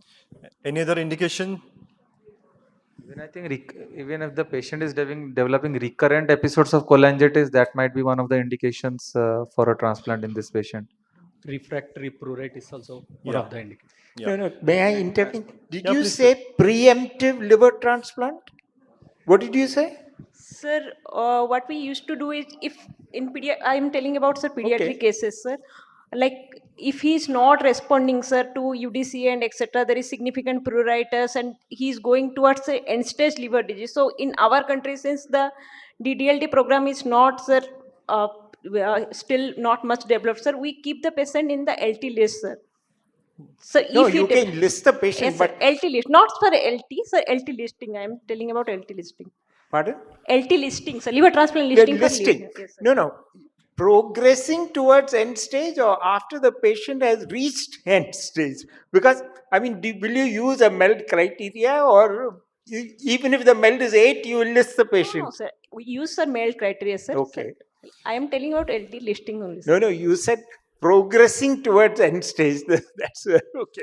Yeah, so I gathered it correctly. She wanted to say that whenever there is a cirrhosis with any decompensation or complications which warrant transplant, she would like to list them for DDLT. That's rightly said. And Dr. Suprabhat said whenever there is a refractory pruritus or multiple episodes of cholangitis and sepsis requiring admission, any such 2 episodes in a year are in the US, they are qualifying for MELD exception. And the third point is that whenever they have early cholangiocarcinoma or there's a dysplastic hilar lesion which can be proven on FISH or cytogenetics, again, these patients are also benefit with transplantation. So yeah, so any specific recommendation for LT in PSC? Medical or surgical, any specific recommendation from this audience while we are doing LT in the patient of PSC? So generally, on the medical recommendation wise, it's just the same. However, the PSC patient are shown to develop more refractory episode of rejection as compared to the routine situation. Hence, there is some recommendation to continue steroid for even longer time and maybe double immunosuppression for longer time. And surgical specificity, there is controversy whether a duct-to-duct versus hepaticojejunostomy should be done in the patients. However, both the approaches are equally valid. So what is the risk of recurrent PSC in the patients of PSC who undergo liver transplantation? So almost the risk is in the tune of 30%. Up to 30% of patients can develop recurrent PSC over a 5-year duration. So the take-home message from this case is, young male with IBD, always screen for PSC, pick up asymptomatic biliary obstruction pattern quickly, and be mindful of the overlap syndrome, which may be sequential. And as rightly said by Michael Mans, PSC is the last mysterious black box in the hepatology. Thank you. Thank you. Only two comments I have. One is, when the patient came back from Canada, the bilirubin was 12. You found only one segmental dilatation, the stricture with proximal dilatation, and the enzymes were over 500. So that's a clue that that segmental stricture is not the entire cause of the. So that itself was showing that something else is going wrong. So that is number one. Number two, you said once there is large duct PSC, you might do, when you do a transplant, you might do duct to duct. I would recommend hepaticojejunostomy. Absolutely. The first point that you raised, sir, is a very valid and right one. And that is what is learning lesson from this case, that we should always be more open, and just the elevated CA 19.9 of 4 times and cholangitis, this should not hold us from ruling out AIH at that very time. And the second point is concerned, yes, that is the notion. Generally, the hepaticojejunostomy has been preferred, but sometimes when the duct is good, that time the surgeon can do a direct duct-to-duct anastomosis, because in case post-transplant strictures develop or there is recurrent PSC, it's easy to do ERCPs when there's a duct-to-duct anastomosis as compared when there's a HepJ. Thank you. Thank you so much. Questions from the panel or audience? Any questions?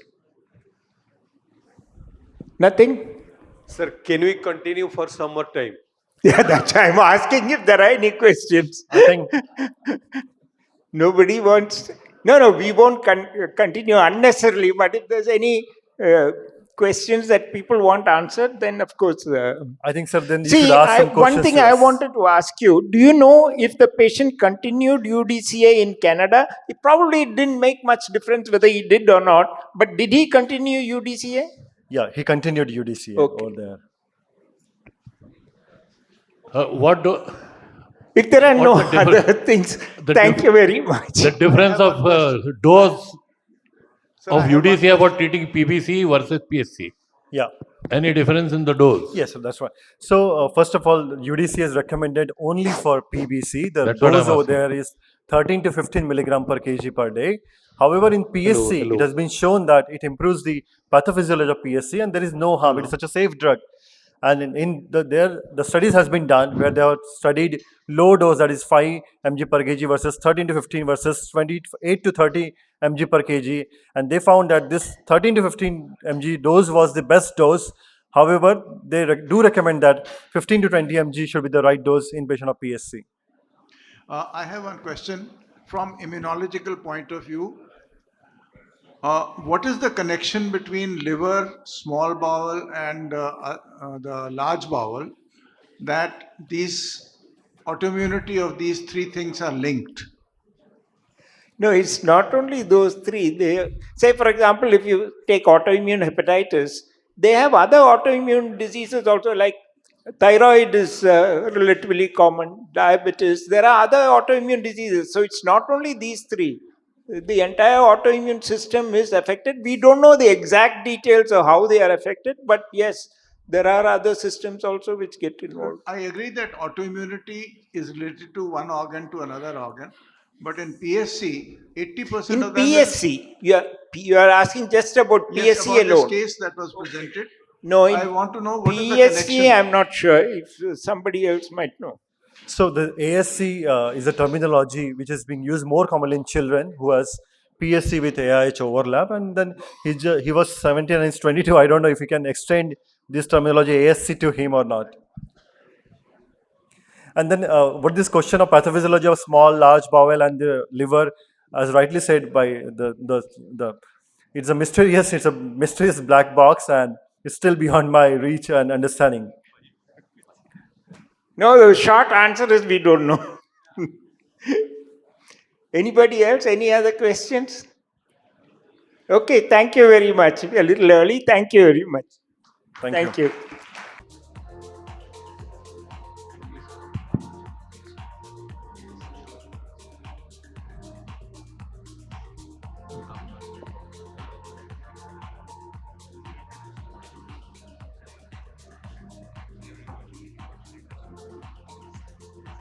Sir, I have one question, sir. Dr. Kosi, Professor Kosi, just sit down there. I have some other question to you because you are so cerebral. Because many people don't know here in the audience, and we have seen you as from a young age. And Professor Kosi is one of the most cerebral gastroenterologists and hepatology you will ever see, and extensive knowledge. And we all have a great respect to this gentleman. I wanted to ask pick your brain on the and search. So tell me why certain patients with primary sclerosing cholangitis progresses. It is defined as a non-infective, inflammatory, progressive damage of bile ducts. Right. It's different stages we classified into different variety. And it can present from asymptomatic to complete florid jaundice, some develop cholangiocarcinoma. Why such a difference in the natural course? If the etiology is same, if the target antigen is the same, why selectively in some patient will be focal strictures, whereas the remaining part remains unattacked for years? And why the disease is progressive, causing vanishing bile duct syndrome, needing liver damage, needing transplant? That has intrigued me. I thought you will be the person who will be able to answer. Okay, one thing, why is it progressive? We assume that it is an immunological process. And almost all immunological diseases, well, it can have various patterns. Most of them will be progressive. Some can even be self-limiting. For example, let me take a different scenario. Many skin allergies which occur in children, as the children grow up, it just disappears. So there are some immunological disorders which over time disappears. Why exactly this happens, I don't think anybody knows for certain. Or even, I mean, there may be guesses, but nobody knows. The other thing you are asking is, why are some people behaving differently from other people? Not all of them have the same course. Some don't progress at all or remain like that. Some progress, some go up and down.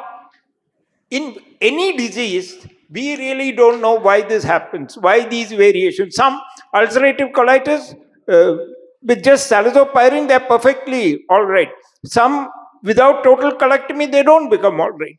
So why do the same, apparently same disease behave differently in different people?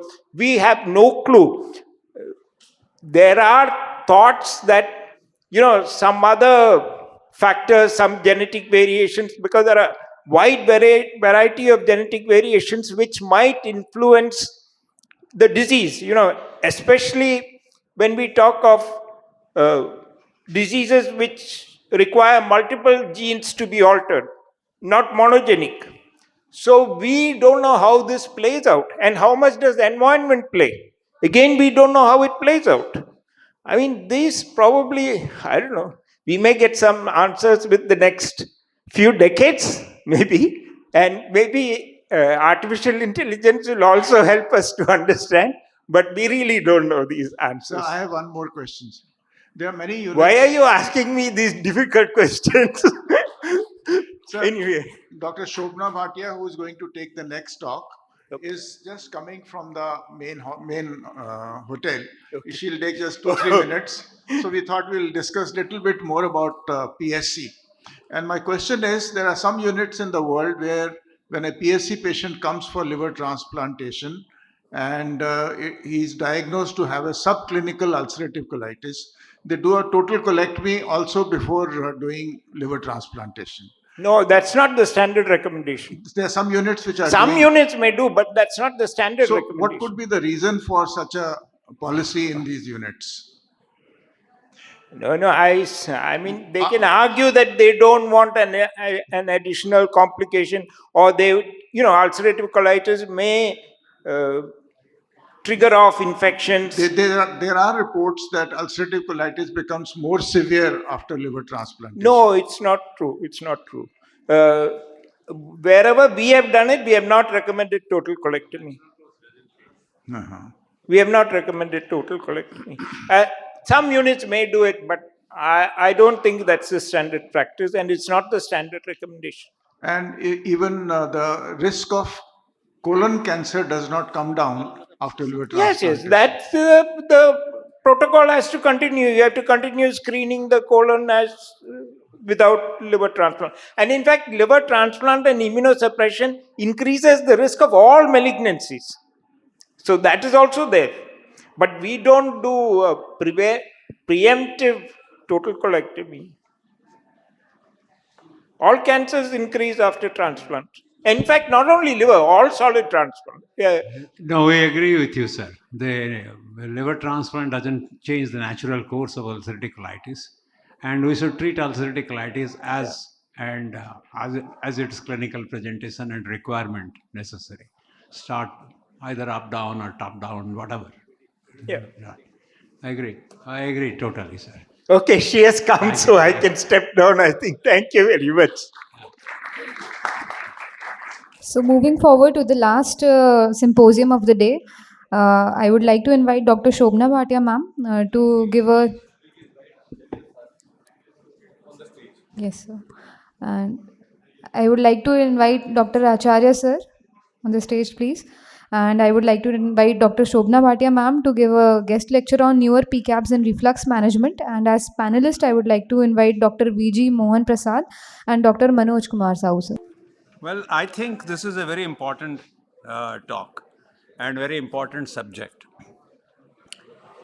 And you must have seen during last 1 year or so, there is multiple preparations of PCAPs, potassium channel blocking agents, are being used for various GI-related disorder, particularly people with various form of peptic ulcer diseases.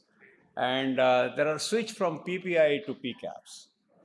Now, obviously, I personally would like to also know that how PCAPs are important vis-a-vis PPI, how they work, and what is their long-term result in comparison to PPI and long-term side effect as well. And why do PCAP came in? It's $1,000 questions. And I think nobody will find a better person than Professor Shobna Bhatia, who is extremely, has a great insight into these areas. And I'm sure Shobna will clarify many questions which you have in our mind. Shobna, it's your stage.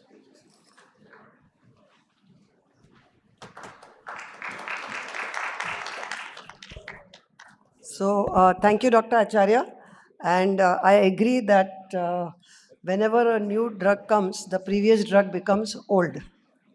Okay, and suddenly a new drug is more effective, the old drug becomes ineffective.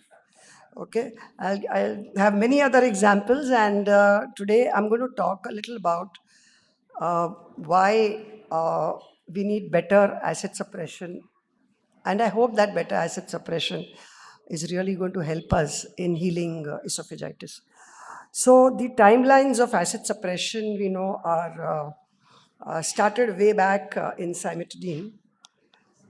Before that, we used to have milk drips and antacids, and Dr. Acharya will remember from his days how we used to put a Riles tube and milk drip used to go on for patients of peptic ulcer.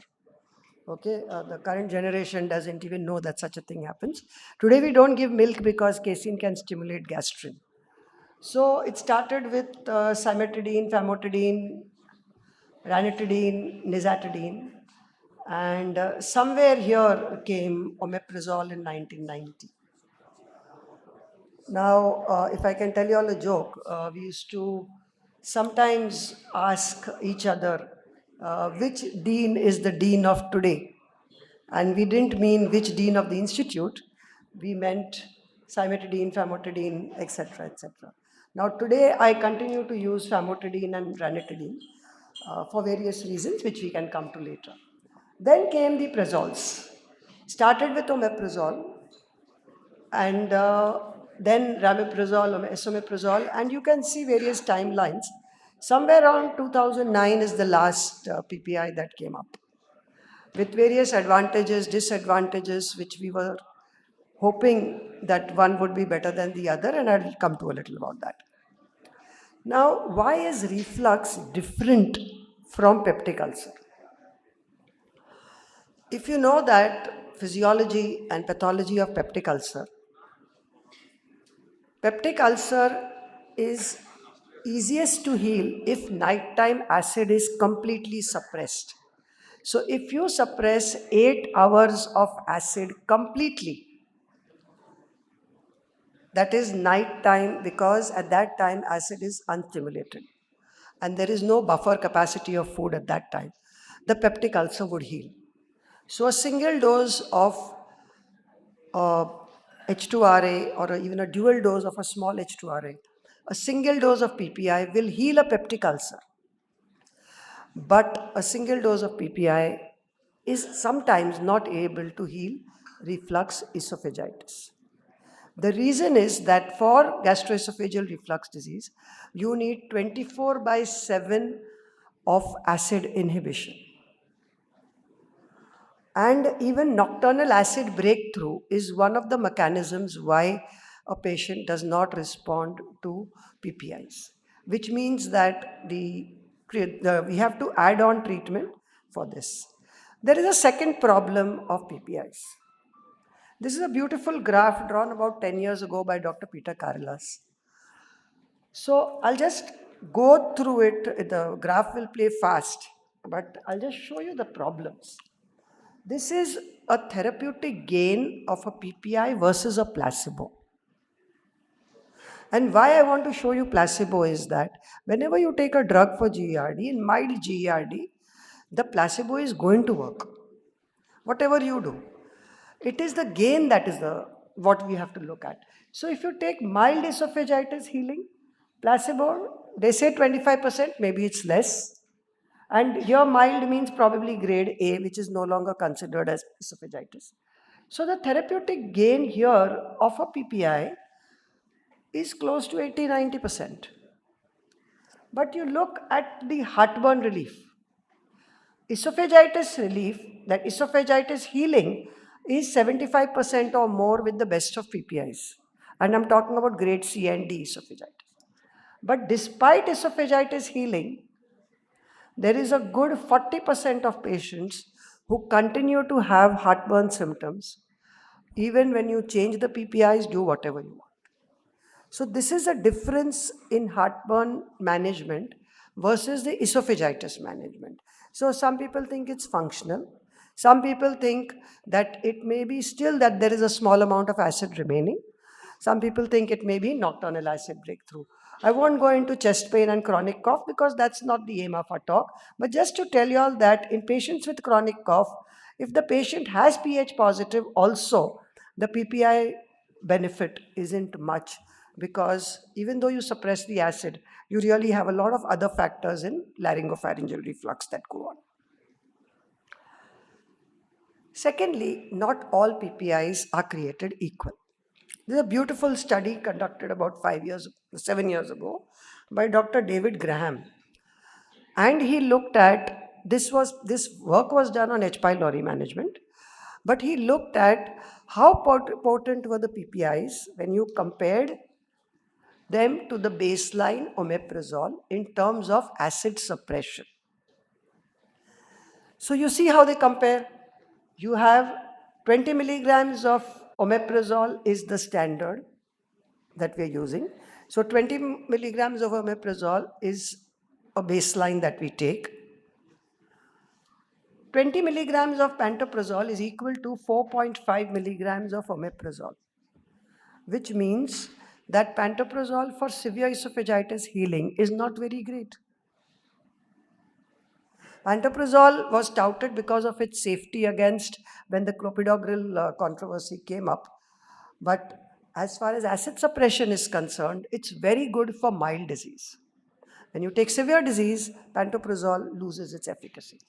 So when you take severe disease, the later PPIs, that means esomeprazole and rapiprazole, did much better than the previous two. What I'm trying to tell you is that as a new drug is coming, there's more research, there's more efficacy. Hopefully, it will benefit patients as well. So this is the whole thing, that lansoprazole is 13.5, dexlansoprazole came up to about 25, and 32 and 36 is what I would say was the best acid suppression you had with these drugs. So therefore, newer drugs sometimes are really better at doing things. Now, this is a slide I picked up from Dr. Ronnie Fass's talk, where he talked about the unmet needs today in 2025 of treatment of gastroesophageal reflux. So we said that healing and symptom response in advanced erosive esophagitis is really a mismatch. There is so much of a discrepancy in the two. In non-erosive reflux disease, there is a problem. Even if you find no reflux, the amount of symptoms that a patient has is equal to that of a patient who has reflux. Non-erosive reflux disease, sometimes we misdiagnose because we do a endoscopy on PPI and therefore make a mistake in the diagnosis. In erosive esophagitis, maintenance treatment, sometimes the moment you decrease the dose of PPIs, the esophagitis comes back in about 6 to 8 weeks, even if you use the best PPI. On-demand intermittent therapy is something that all of us want. Patients may say that I want the drug to act as soon as I get a symptom. Doesn't happen. PPIs need at least 3 to 4 days for the peak activity to start. Refractory GERD, again, is a problem with PPIs. Atypical manifestations of GERD, you need something stronger than PPIs. And extraesophageal. Now, the other problem of PPIs is you need an empty stomach for the PPI to act. Otherwise, the PPI doesn't act. And there are some complications of chronic PPI therapy which have been discussed on and off, talking about SIBO, talking about fractures, B12 deficiencies, etc., and renal insufficiency sometimes. Now, for patients with Barrett's post-ablation, that means you require total acid suppression. For patients with post-sleeve gastrostomy and post-POEM GERD is where the PPIs haven't performed as well as we expected them to. We wish they did, of course. Then came the PCABs. So every time there's something new, we are so excited. So 1980 is when Revaprazan came. Surprisingly, didn't do well because of its side effects. And research on this was actually taken off. And then early 1980s is when they started. 2005 is when it was completed to development, but didn't do well and it was taken off the market. So then there is vonoprazan, which though it was launched in the Southeast Asia in 2015, it came to India only last year. So we just have one year experience of vonoprazan, and so does the US. Tegoprazan has recently been launched, much later than this. And the latest one is fexoprazan. There's a 6-year gap between the two developments. We hope that its qualities are slightly better when we look at the timelines. Now, this is a little busy slide. And just want to tell you all how PPIs and PCABs are different. They're just two different mechanisms of action, and they're so different. Therefore, maybe one has a little advantage over the other. So the PPIs are potassium competitive irreversible binding. Now, what does irreversible binding do? When the proton pump is bound irreversibly, you need new proton pumps to come up. And when you stop the drug, the old proton pumps are still blocked. and therefore you take 5 to 6 fixed days before the acid secretion comes back to normal. The other disadvantage here is that whenever you block the active proton pumps, the inactive ones are unblocked. Now, when you have a meal, some more get activated and those are not blocked. So, for the full activity of a PPI to take action is about 3 to 4 days for peak action. Now, this is something that does not happen with the PCABs. So, they bind to both the active as well as the inactive forms. They have a reversible binding, which means if you stop the PCAB one day, the acid secretion will come back in 3-4 days. We don't know whether there will be a rebound acid secretion, but there is definite that the acid secretion comes back. Now, from my point of view, that is a little bit of an advantage when we are trying to post a patient for, say, pH metry. If there is, of course, rebound acid secretion, then there is a problem. But otherwise, from my point of view, the patient doesn't have to stop the drug for 15 days and then come to me. By then, he's gone somewhere else and there's another problem. Okay, so that is a different kind of problem. So acid labile is a problem with PPIs. Half-life is short, and here the half-life is slightly longer. Dosing restrictions except for dexlansoprazole. You need it to have it on an empty stomach, and patients often forget to take it on an empty stomach, and when they take it later, we don't know how efficacious it is. And of course, the metabolic considerations of CYP2C19 and some drug interactions which have been talked about previously. So I come to the half-life. Half-life of PPIs maximum was 2 hours. And when you take the PCABs, you have vonoprazan up to 7 hours. Revaprazan, of course, we're no longer talking about. Tegoprazan is 5.4 hours. And fexoprazan is about 10 hours. Now, does this mean that it's going to remain in the stomach for that much time? No. It means that it continues blocking the proton pumps for 8 to 10 hours after it is given. That means even if they are activated or inactivated proton pumps, the drug continues to act. And when the new ones regenerate, that's the time for the next dose. So therefore, the acid suppression is likely to be better when the half-life is higher. So that is the one big advantage of fexoprazan over the other two. Not that the other two are bad, but it's a slight advantage that we hope that once a day dosing will be sufficient for these patients.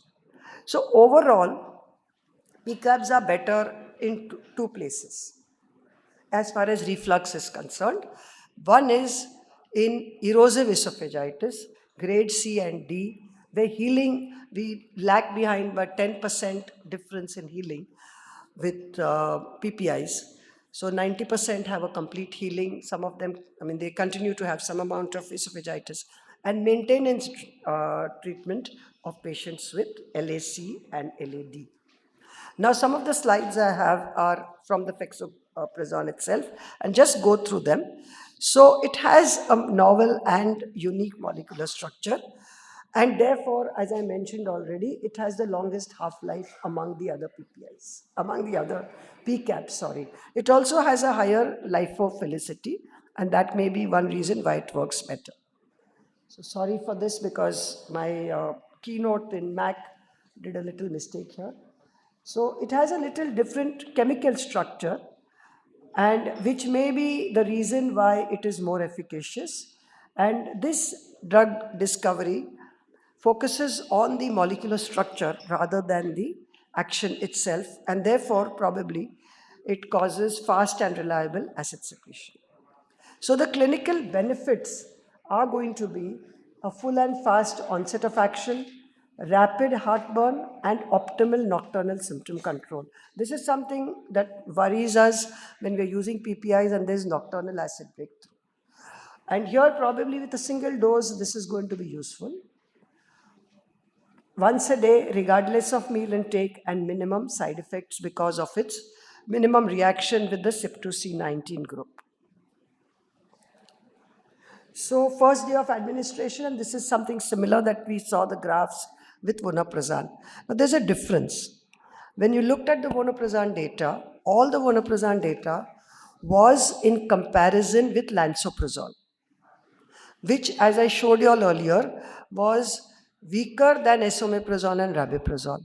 The data which fexuprazan that has been generated has been versus esomeprazole. So probably we have a better comparison to go to rather than a lower comparison. And here you find that with PPIs, it takes 3 to 4 days, as we said earlier, and here it is with the first dose itself. Same as early as the third day, there's full fast relief of heartburn during day as well as night in patients who have heartburn as well as esophagitis, and superior heartburn relief with symptom-free days of major symptoms compared to esomeprazole. So the difference is significant in the earlier days, that is here. 1 minute, can I just go to this area here? That is in the earlier days, moderate to severe disease is where the maximum difference is.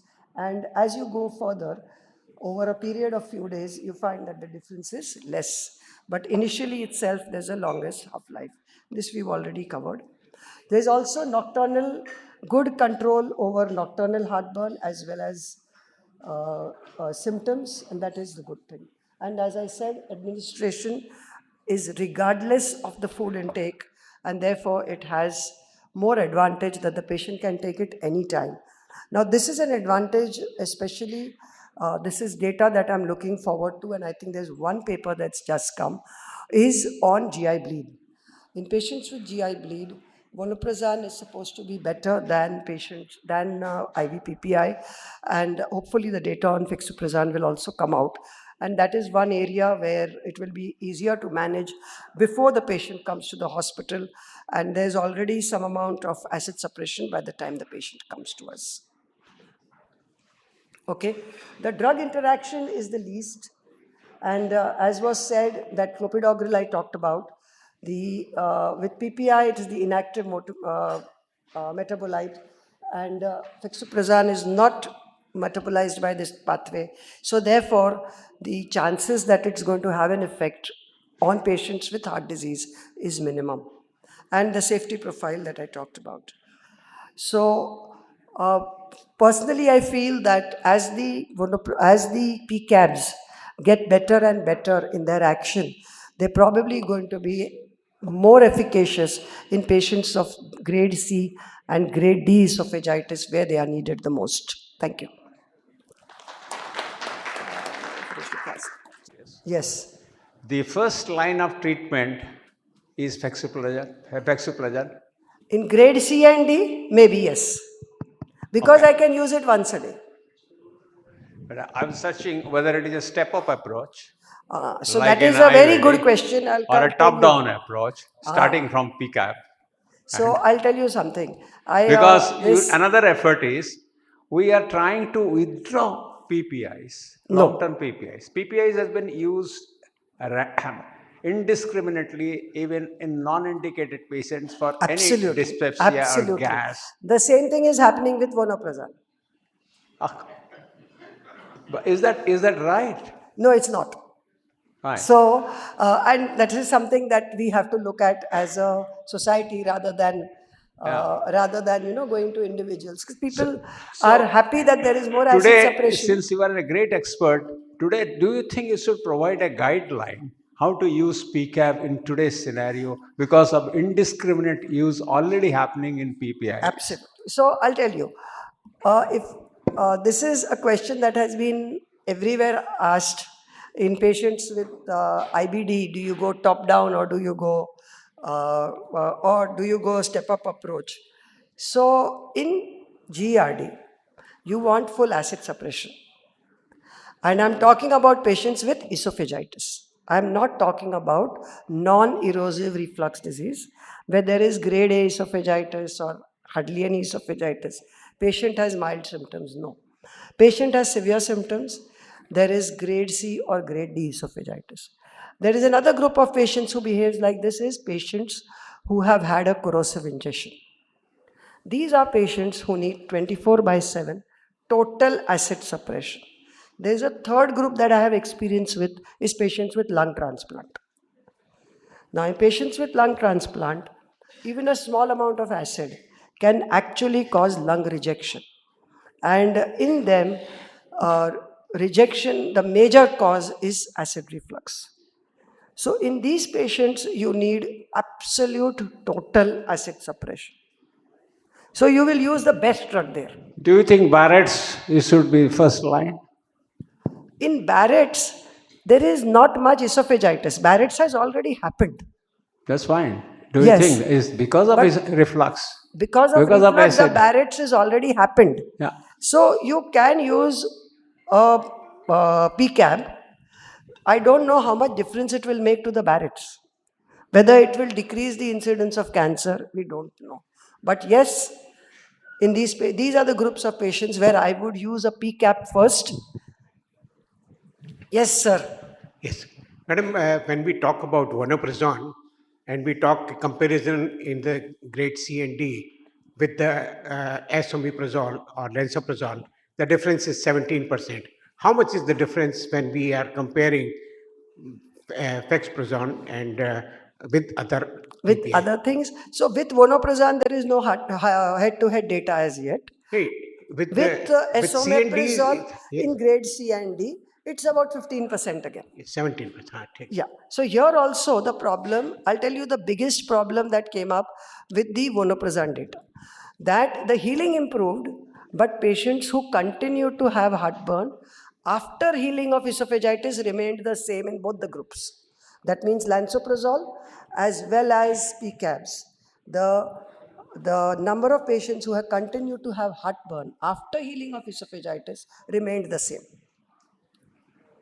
I have two short questions. Sure. You showed the data on heartburn. Yes. Are these proven cases of erosive gastritis or esophagitis, or they are also cases of non-erosive? So they are a mixture of cases. So it can be used in patients right without now erosive gastritis. Yeah, because esophagitis. We are only talking about esophagitis. So this with vonoprazan, it happened that initially it started by saying that they'll use it only for severe esophagitis, and then finally for NERD also it started getting used as per the FDA approval. And I guess this will also happen for fexoprazan. What's its effect on LPR? So laryngopharyngeal reflux, again, this I expect, we don't know. I expect that if you decrease the acid, the amount that goes up will decrease, but that's the acid that goes up. Now the issue with LPR is that it is the fluid from the stomach that goes up to the larynx, and it could be non-acid in nature. So here you need to have the stomach to empty early. In LPR, it is measures which are not, there of course acid has to be blocked, but you need measures to empty the stomach early, which means either a prokinetic or a raft preparation. And of course, physical measures where you put the patient on a bench. Yeah, I would like to add here. I think last. Can I add here to this? Just one question. Ma'am, just we get lot of patients, severe GERD, who have nighttime symptoms, nighttime GERD, heartburn, etc. They get up, take antacid, etc. Don't you think a nighttime dose of a PCAB would help them, because it is very effective against the nocturnal acid breakthrough and other aspects. So I have actually tried this vonoprazan into many patients, and they are really dramatic effect. They have a very nice good sleep. They never had any nighttime.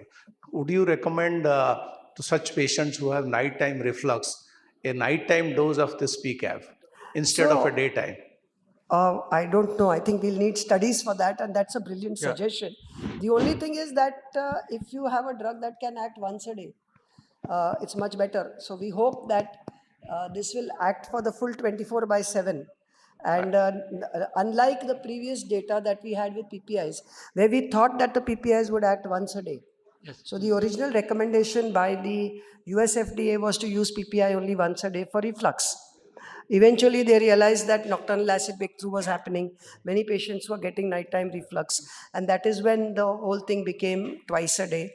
And even then, the benefit of adding a second dose of PPI in heartburn, in reflux, esophagitis healing was only 15% over a single dose. So that I don't know whether this will happen. I'm not sure. Can I add on? Yes. A couple of points.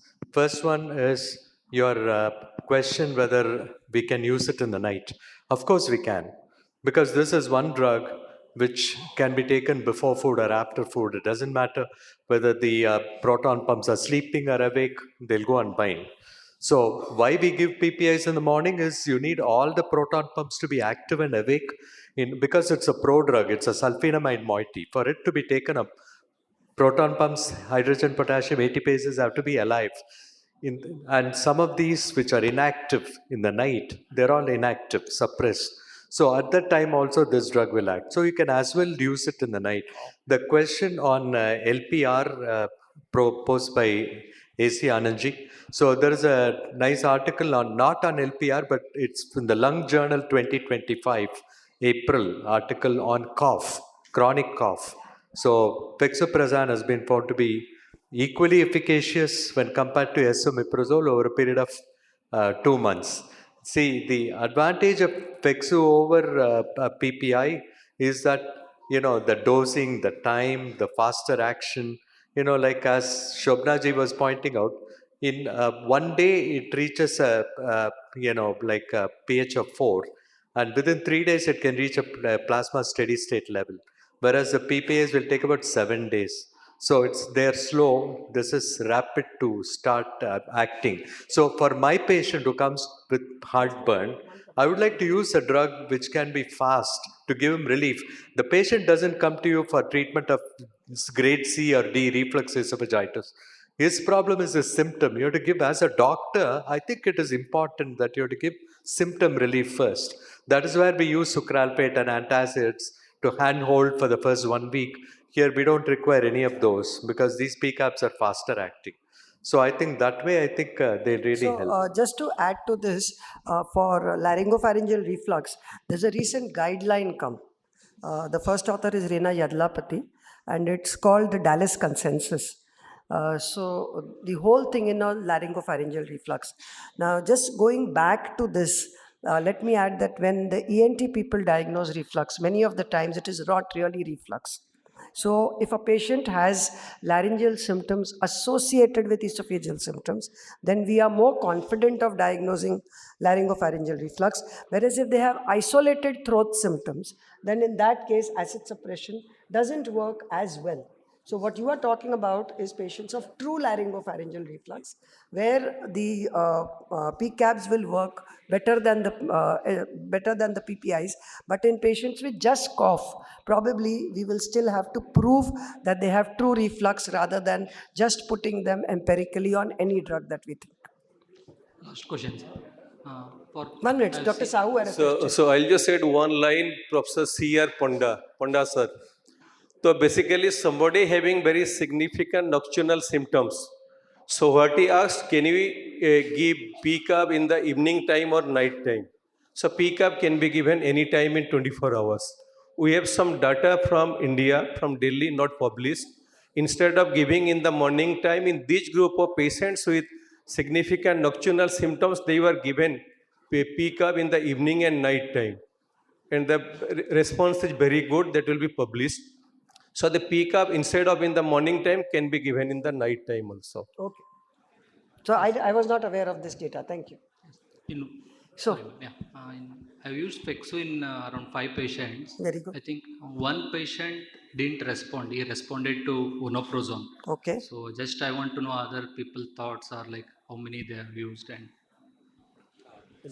So out of 5 of his patients that he put on fexoprazan, 1 of his patients responded better to vonoprazan. So compared to vonoprazan and fexoprazan have higher half-life, 9 to 10 hours compared to vonoprazan. That means it is a potent molecule, so it acts faster, and inhibiting acidity is very stable. So that is why, so if you see the half-life and the activity, it looks acid inhibition is more potent than vonoprazan, but you do not have any head-to-head data between vonoprazan and fexuprazan. Whatever phase 3 trial done in India, so if you see the what Madam had shown, so the phase 3 trial, what we found, the healing of erosive esophagitis in 8 weeks is more than 95% with fexuprazan. If you see the recent data published from South Korea, that compare showing the fexuprazan response in erosive esophagitis, so 98 to 100 percentage. So whatever you told, so we do not have any head-to-head data, but it looks is a molecule with more half-life and faster action and stable inhibition of hydrochloric acid. Yes. Any other question? So I'll come back to your question. 1 minute. I'll just come back to your question. See, with PPIs also we found the same things. That there were some patients which responded better to one PPI versus the other, or they did not respond at all. There are some patients who actually respond best to ranitidine versus the others. Okay, but many of these patients don't have true reflux. So in some of these, if you look at the data even previously, about 30 to 40% of patients who come with heartburn actually don't have reflux. They have some other disease. And in the afternoon, we also discussed many patients of what we thought was EOE, and Dr. Naresh Bhatt slammed us saying that there are many other disorders besides EOE which can come similarly with either heartburn or dysphagia. So we look carefully at these patients and we may find a second diagnosis. Okay. Dr. Akash, please, Dr. Kanun, KC Das. Yes. Sir, ma'am, that GERD is a multifactorial disease. When we give PPI along with the lifestyle modification, then we give prokinetics also. So about that CCAP, whether we will give that one prokinetics, whether there is any study or not, or only that this CCAP will continue for how long, and okay, after stopping the drug, whether with the modifications, like suppose somebody has a BMI more than 30, he will continue that problem for long period. So my question is that whether will advise this patient to reduce that weight, then whether you add on that prokinetics like Tomstal, etc. Okay, I'll come to that. I'll come to that. So, as you rightly said, GERD is a multifactorial disease. But the damage is due to acid. So you will, I mean, whatever you say, the symptoms and the damage are because of not only acid, but acid plus pepsin. At a pH of less than 4, pepsinogen is activated to pepsin, and that causes the damage, right? So first is bring down the acid content, which means that you bring up the pH to more than 4. Pepsin also is not activated. So that's the first. Now, you said that there are many mechanisms of GERD. So now the second mechanism is what we call as volume reflux. So the stomach secretes not only acid, about 50 to 60% of gastric contents are acid after a meal.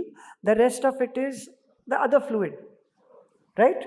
So the other fluid is the one that contributes to the things that keep coming up. Now, when you do a pH metry on an acid inhibitor, the number of reflux episodes do not decrease. Okay, the number of episodes do not decrease. It's number of the acid reflux episodes that decrease. So, if a person is having regurgitation, that regurgitation is going to continue. That means the symptom of regurgitation will continue, except that he will not have sour regurgitation, and that regurgitation will not cause esophageal damage. So for such patients, you have to start thinking of a drug to do gastric emptying. Correct. So which drug you will use depends on you. According to the original data, metoclopramide, domperidone, and etopride are good gastric emptying drugs. So you can use any of them. Correct. Okay. Second thing that So, Dr. Akash, last question. Dr. Akash. Yeah, I have similar question actually. With PPI, we usually use levosulfide, domperidone for improving the symptom of the patient. Okay, let me ask you something. Yeah. Levosulfide Actually, the mechanism of action is fundic relaxation. Yeah. Okay, it does not improve motility. Yes, ma'am. Okay. But we've seen that patient improve with levosulfate more than, yeah. Okay, so anyway, so that is good in your patients, but prokinetics are to be used in patients who have either bloat as a concomitant symptom, or in patients who continue to have volume reflux. So there, 100% you must use prokinetics. Okay, in the rest, even if you don't use the prokinetics, it's fine. Okay, it's up. Yes, Prakash. Madam, if we go to the natural history of GERD, there is a lot of relapse around that. So, what to do and how long to give? Good question. Good question. So, I mean, patients continue to have symptoms the moment there is relapse. Now, as I said, GERD has multiple mechanisms, but the source of the damage is acid. If you can't stop the acid permanently, it's going to remain. Of course, for peptic ulcer, vagotomy was enough. For GERD, vagotomy is not enough, because vagotomy takes off only 40% of the acid. The rest of it remains. So that is the important part. So for GERD, you need 24/7 acid inhibition. And if you cannot achieve that, the symptoms will keep coming back, the damage will keep coming back. How long, madam? I think we should stop here. That is a different philosophical question. Yeah, Okay? I think Shobna ji gave a fantastic lucid talk on Pexuprazan. So whenever there is a new kid in the block, we just welcome like a new baby in our own home. So, but we know where to use, and a rational use of the molecule is of paramount importance. Please remember the PPIs have at least 20-year safety data or 15-year safety data. The PCABs, vonoprazan has got a 5 to 8-year safety data. Pexo is relatively new, it's only 3 years.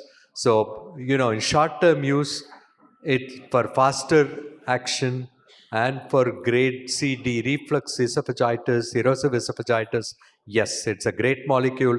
I think it should be restricted, as Dr. Acharya was pointing out also. I think these molecules should not be misused.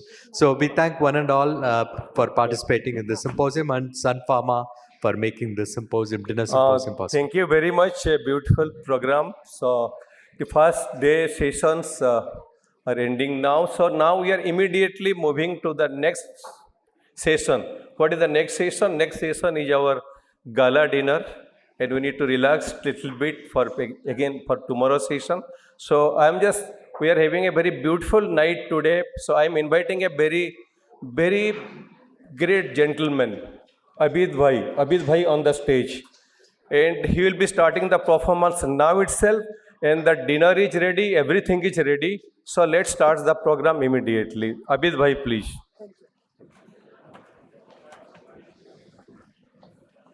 कुछ arrangements के बाद हम लोग गज़ल programme सुन सकते हैं, लेकिन उससे पहले आपके लिए जनाब एक मशहूर शायर हमारे बीच मौजूद हैं, ये हैं मुजीबुर रहमान साहब। वो कुछ शेर व शायरी करेंगे। बहुत बहुत शुक्रिया आबिद भाई, आपके तमाम डेलीगेट्स को दिली मुबारकबाद पेश करता हूँ कि आज इस शाम गज़ल में आपका इस्तकबाल है। गज़ल एक ऐसा पॉपुलर फॉर्म, गज़ल एक ऐसा पॉपुलर उर्दू शायरी का एक फॉर्म है जो कि सिर्फ अब उर्दू में गज़ल नहीं कही जाती, बल्कि हिंदी, इवन आपको जान के खुशी होगी कि उड़िया लिटरेचर में भी गज़ल का बहुत लोग गज़ल लिख रहे हैं, उड़िया लिटरेचर में भी। आइए आज कि हमें सबसे बड़े उड़ीसा के मैं समझता हूँ कि सबसे मशहूर गज़ल सिंगर मिस्टर आबिद साहब हैं, जो सिर्फ उड़ीसा ही नहीं बल्कि हिंदुस्तान के मुख्तलिफ जगहों में, डिफरेंट प्लेसेस में इनको गज़ल सराहा जाता है। आइए गज़ल का जो इम्पैक्ट होता है, शेर का इम्पैक्ट, मैं एक शेर में आपको बताता हूँ कि इसका इम्पैक्ट देखिए कि मैं तो गज़ल सुना के अकेला खड़ा रहा, सब अपने अपने चाहने वालों में खो गए। तो देखिए आप इत्मीनान से बैठें और गज़ल का लुत्फ़ उठाएं। और गज़ल क्या है कि माहौल आबिद साहब इसके बनाएंगे। तो कुछ शेर में आपको कृष्ण बिहारी नूर लखनऊ के शायर का सुनता है कि